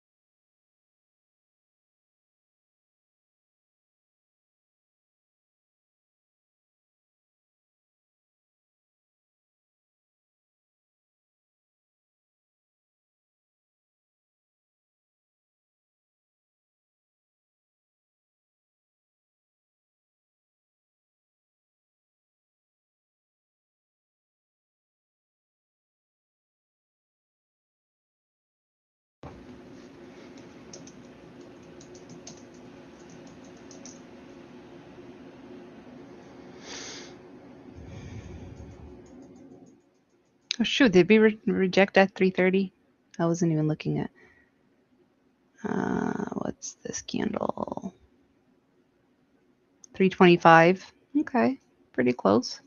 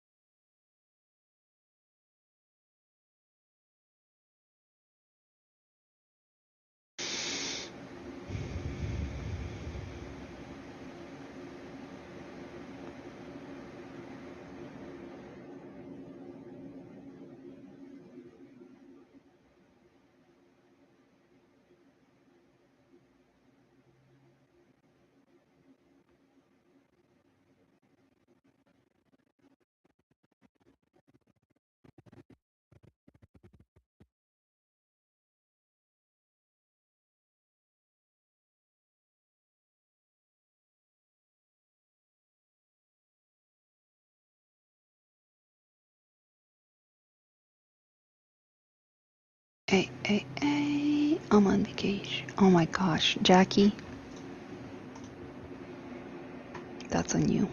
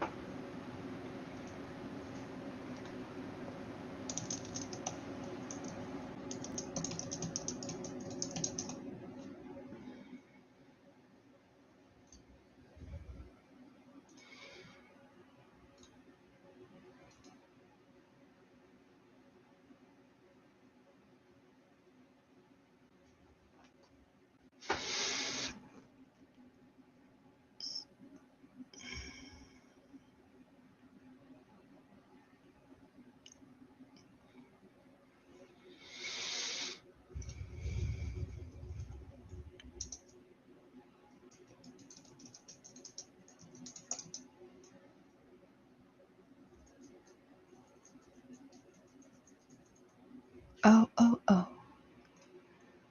R.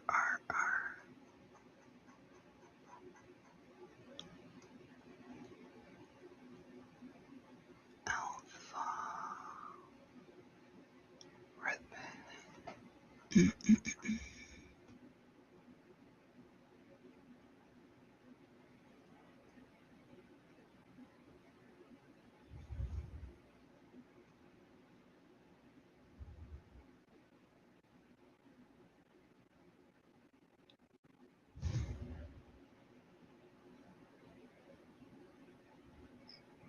Blue sky. Smiling at me. Nothing but blue sky.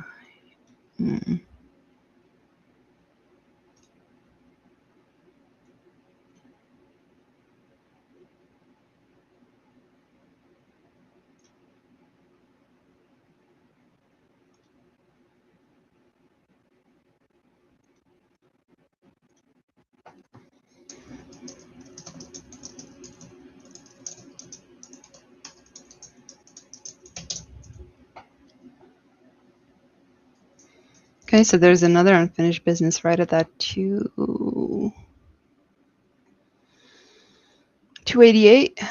And when it gets taken out, you're going to see this line disappear. And more likely than not, we're going to come get this one down here, but we'll see.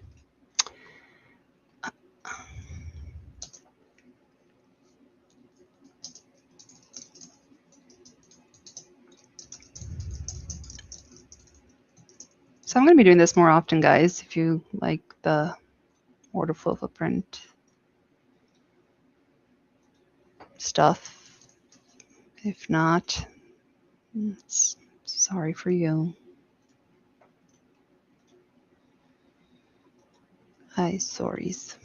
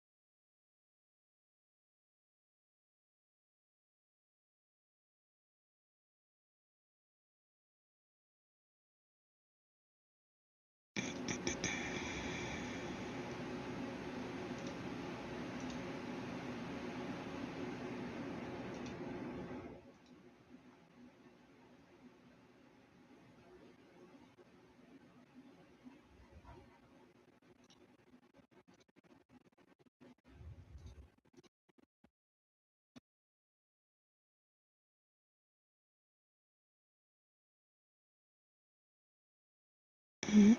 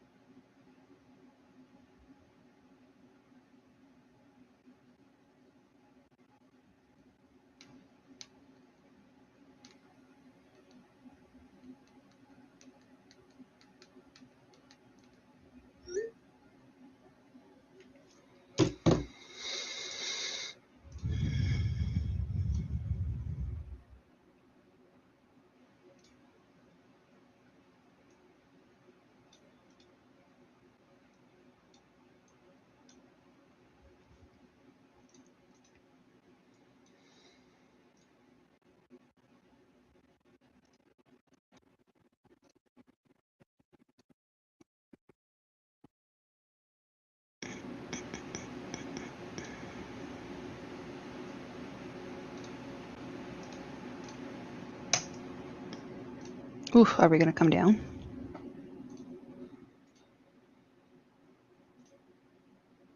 Let's see. We're gonna about to eat that order there. Probably gonna come and eat this one down here.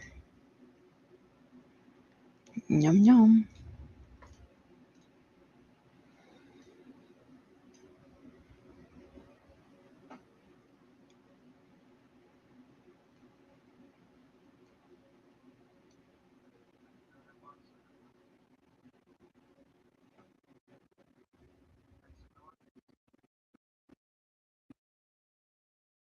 That's what's up.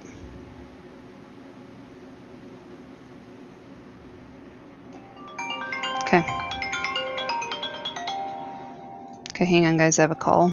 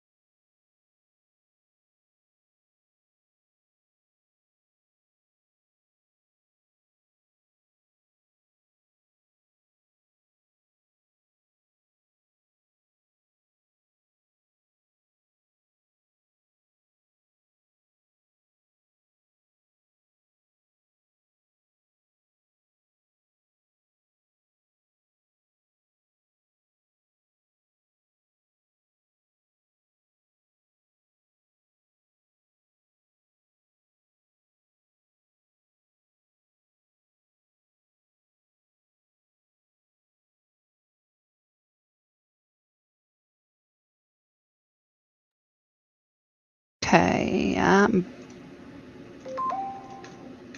I'm back. Okay. Well, we ate that unfinished business.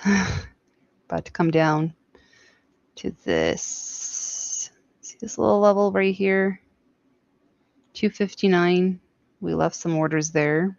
So, like I said earlier, more likely than not, we're going to come back and grab those orders. Flush it. Yeah.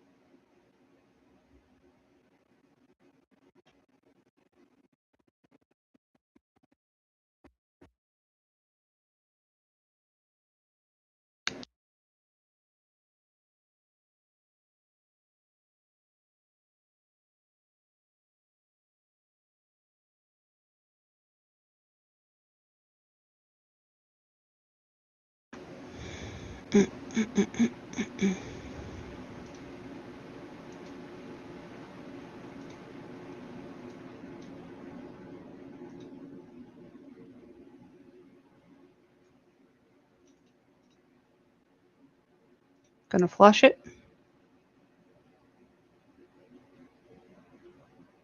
No, come back down.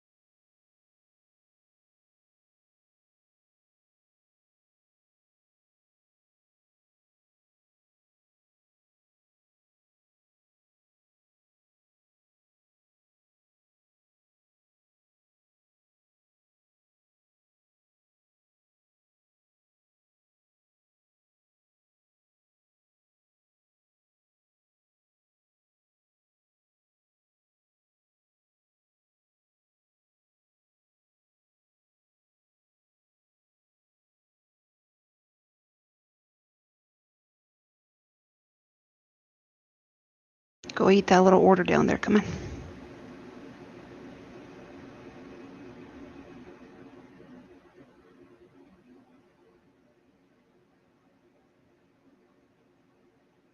Order, yum yum. Come in. Touch of the spirit. There we go. Very nice. Very frickin' nice. That's what's up.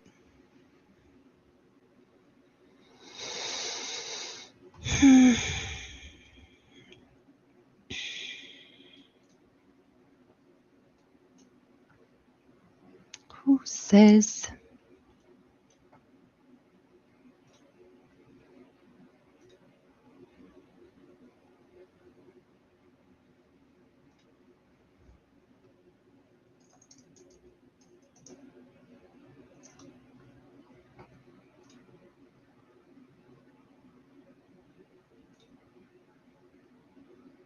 You took it? Nice job.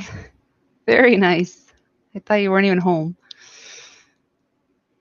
That's awesome. That was our unfinished business down there. Like I said, more probable than not, we're going to go get that. Very nice.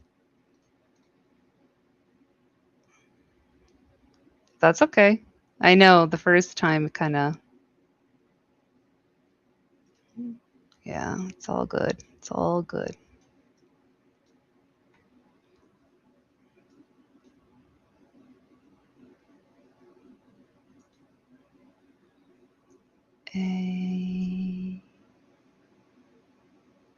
June, yeah.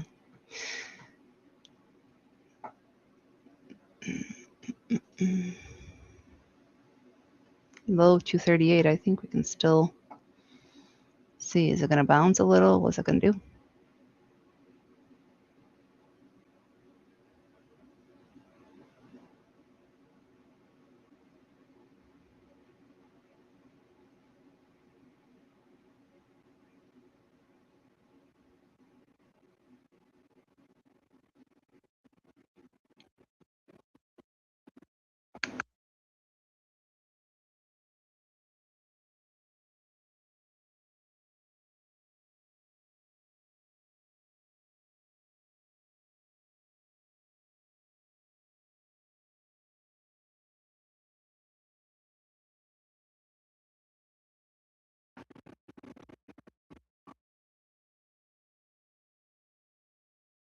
Mm-hmm.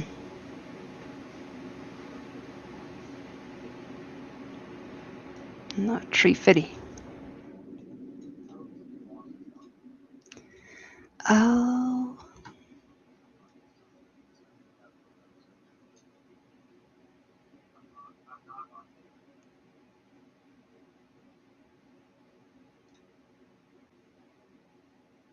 A. E-S. E-S.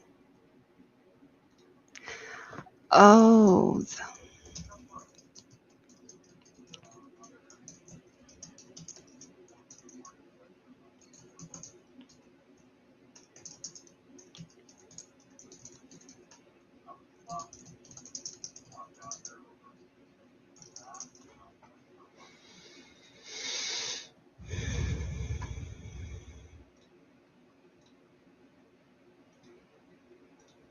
Shout out.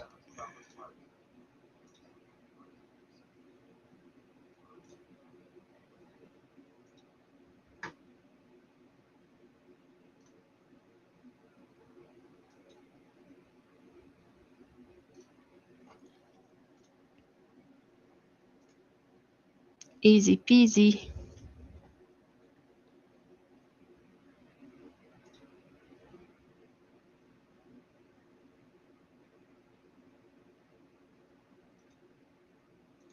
Yeah.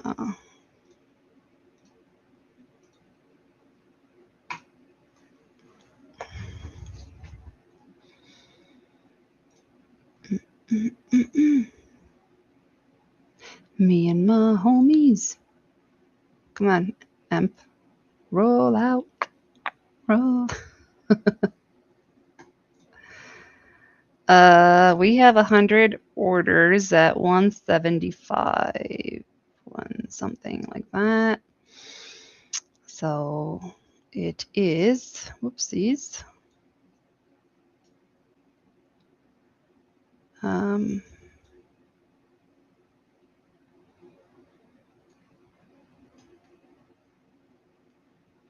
Yeah, 175. So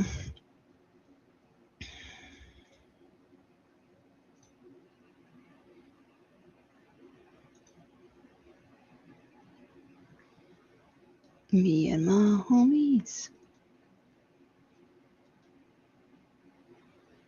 sipping on 20s.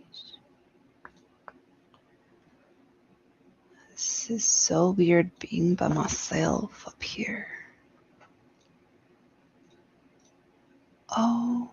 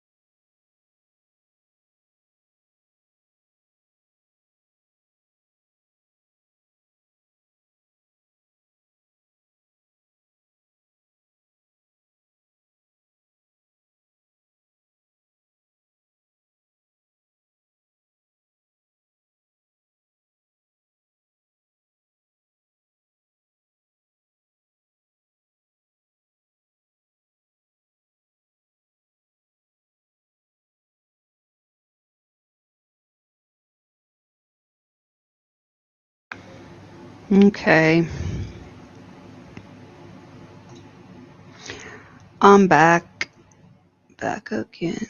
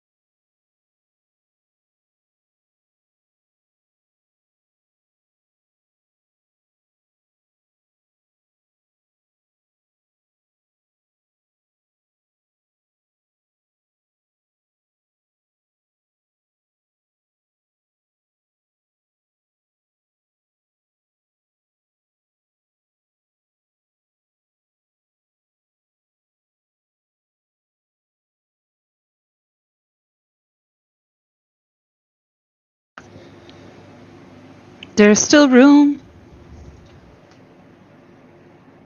Right?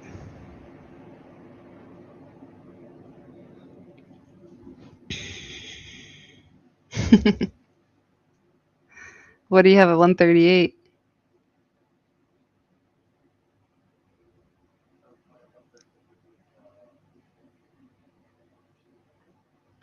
I know, how many orders? Yes. If,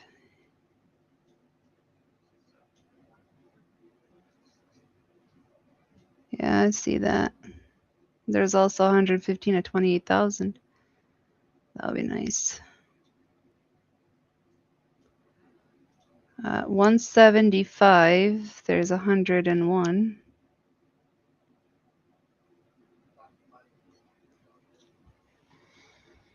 Yeah. Hey, yo. It's crazy shit to say. But,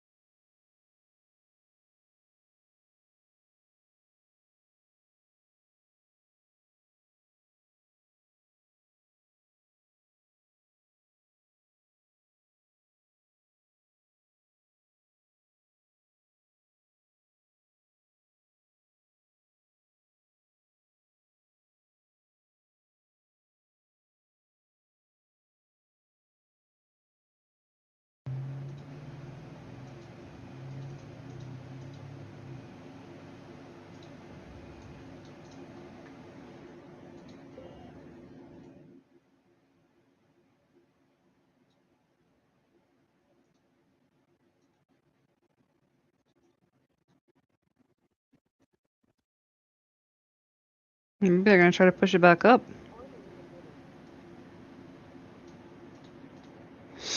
Who knows? But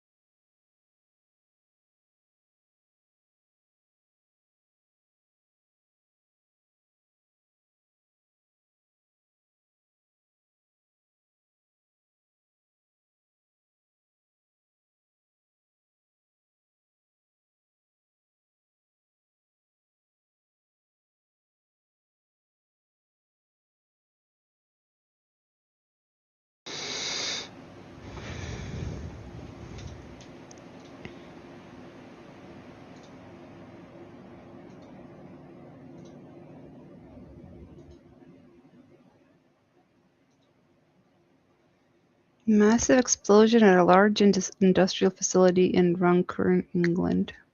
Eva, are you close to that?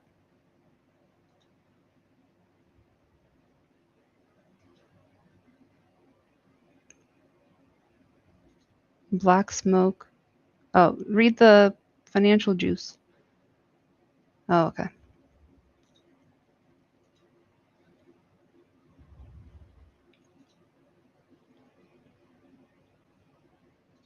Oh, I see. I don't know. I did not look.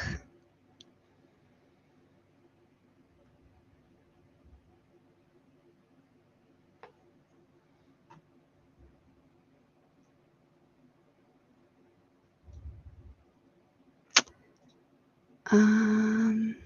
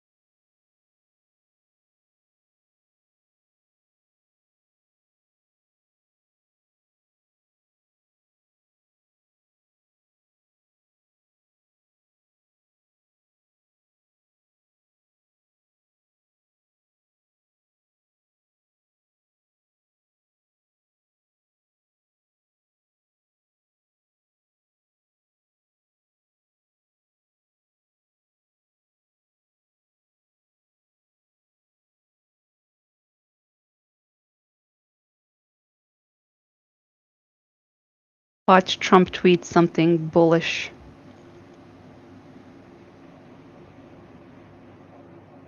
Oh, he is? I did not know he was talking. Bro, why didn't you say so?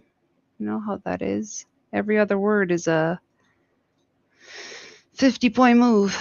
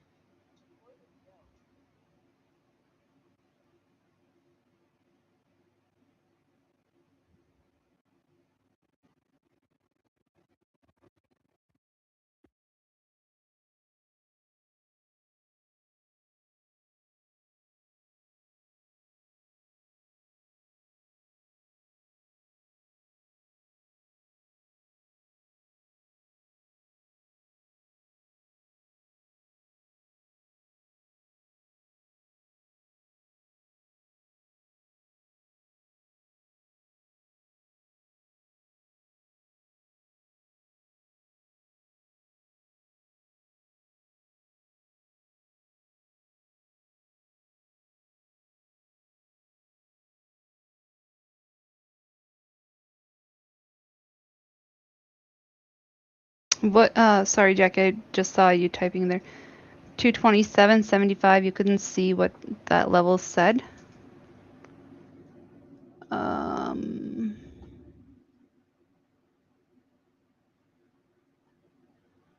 So it went down to value area. Let's see. 219.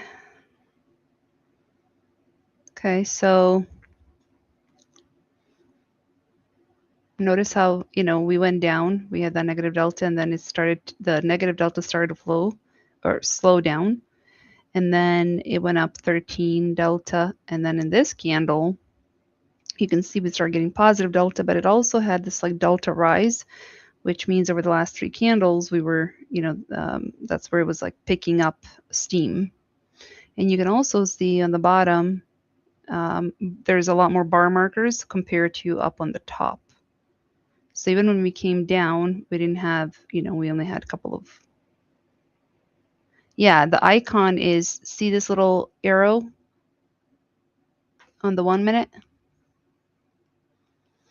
If you check on the 5 minute, it ended up being a sweep and a bunch of other stuff, but that takes time to print. Barely. Well, I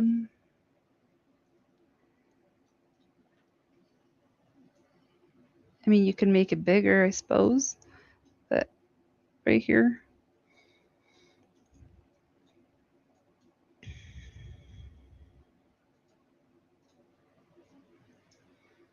Yeah, but at the same time, you can see the bottom. And also you can customize this. This is just what I customized it to. Most don't have. Only the ones that I shared my template with have this, but most have a different type of a footprint. Yeah.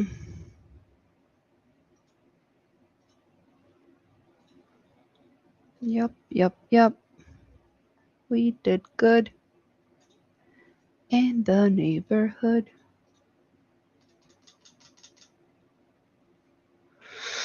Whee. Oh man, I'm tired. This is kind of just set up times where I'm gonna be streaming.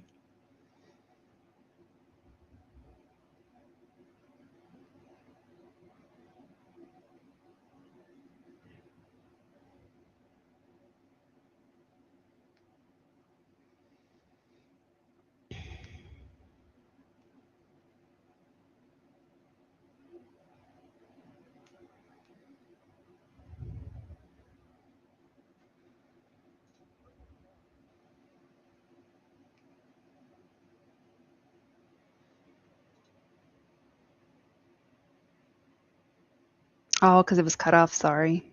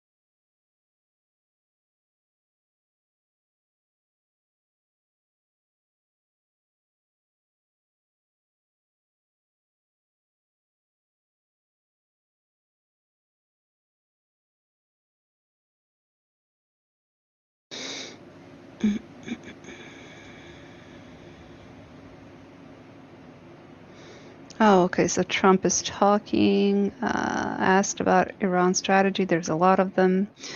We can negotiate and we were speaking to them. I don't know the Russia and China are enabling Iran. I don't think Russia or China want me disappointed. I trust Xi and Putin on their word on Iran. I think we'll put a big tariff in Canada for smoke. I haven't made a decision on major strikes in Iran. I think Iran getting more serious in talks as day goes by.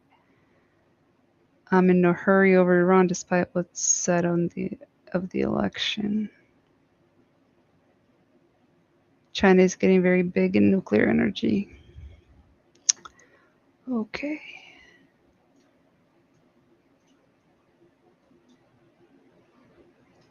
Yeah.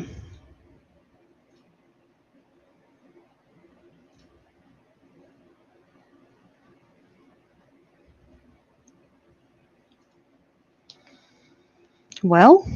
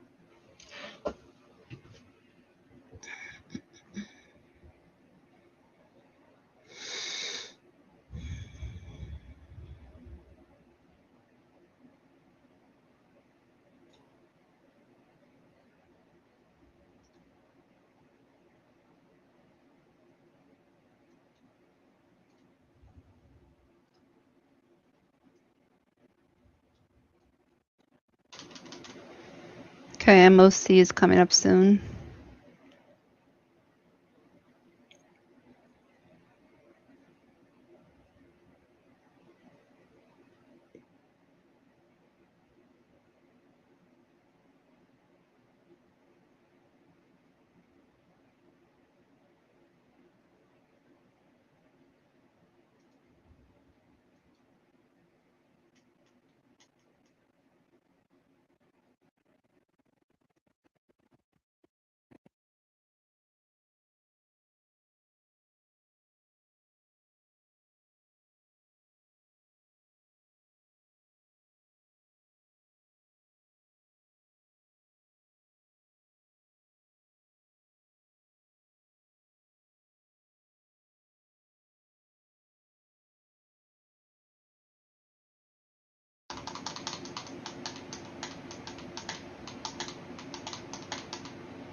Today's Friday, right?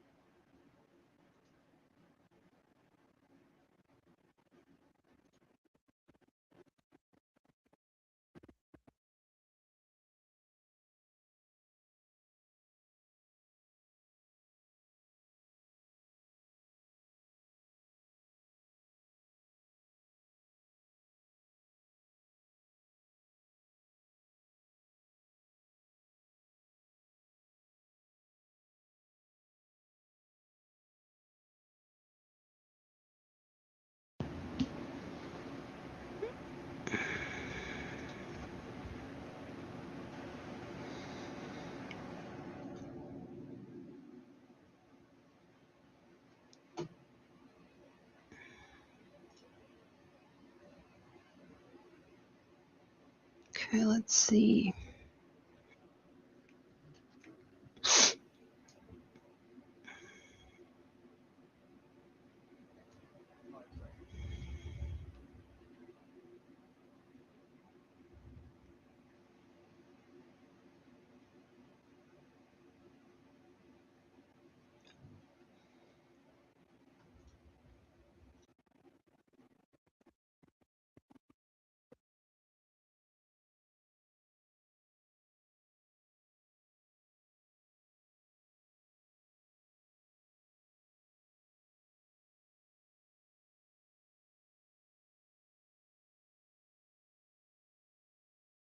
What was the MOC? Is it?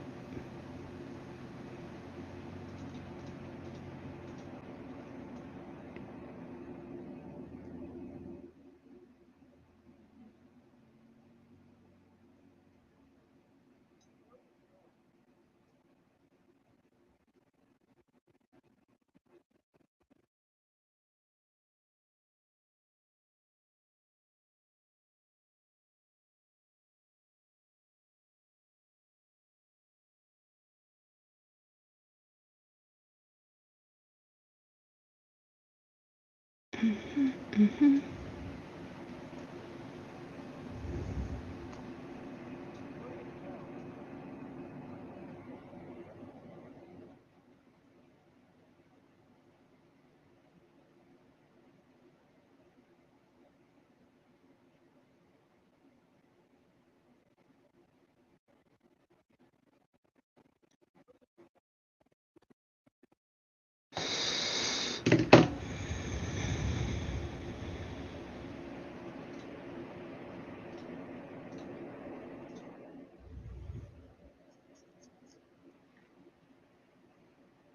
All right, guys.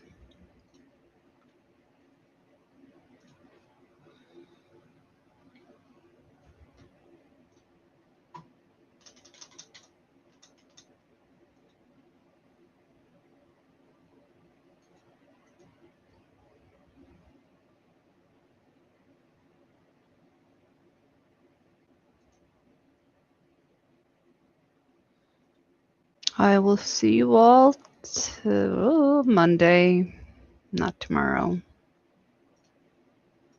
Okay, have a good night.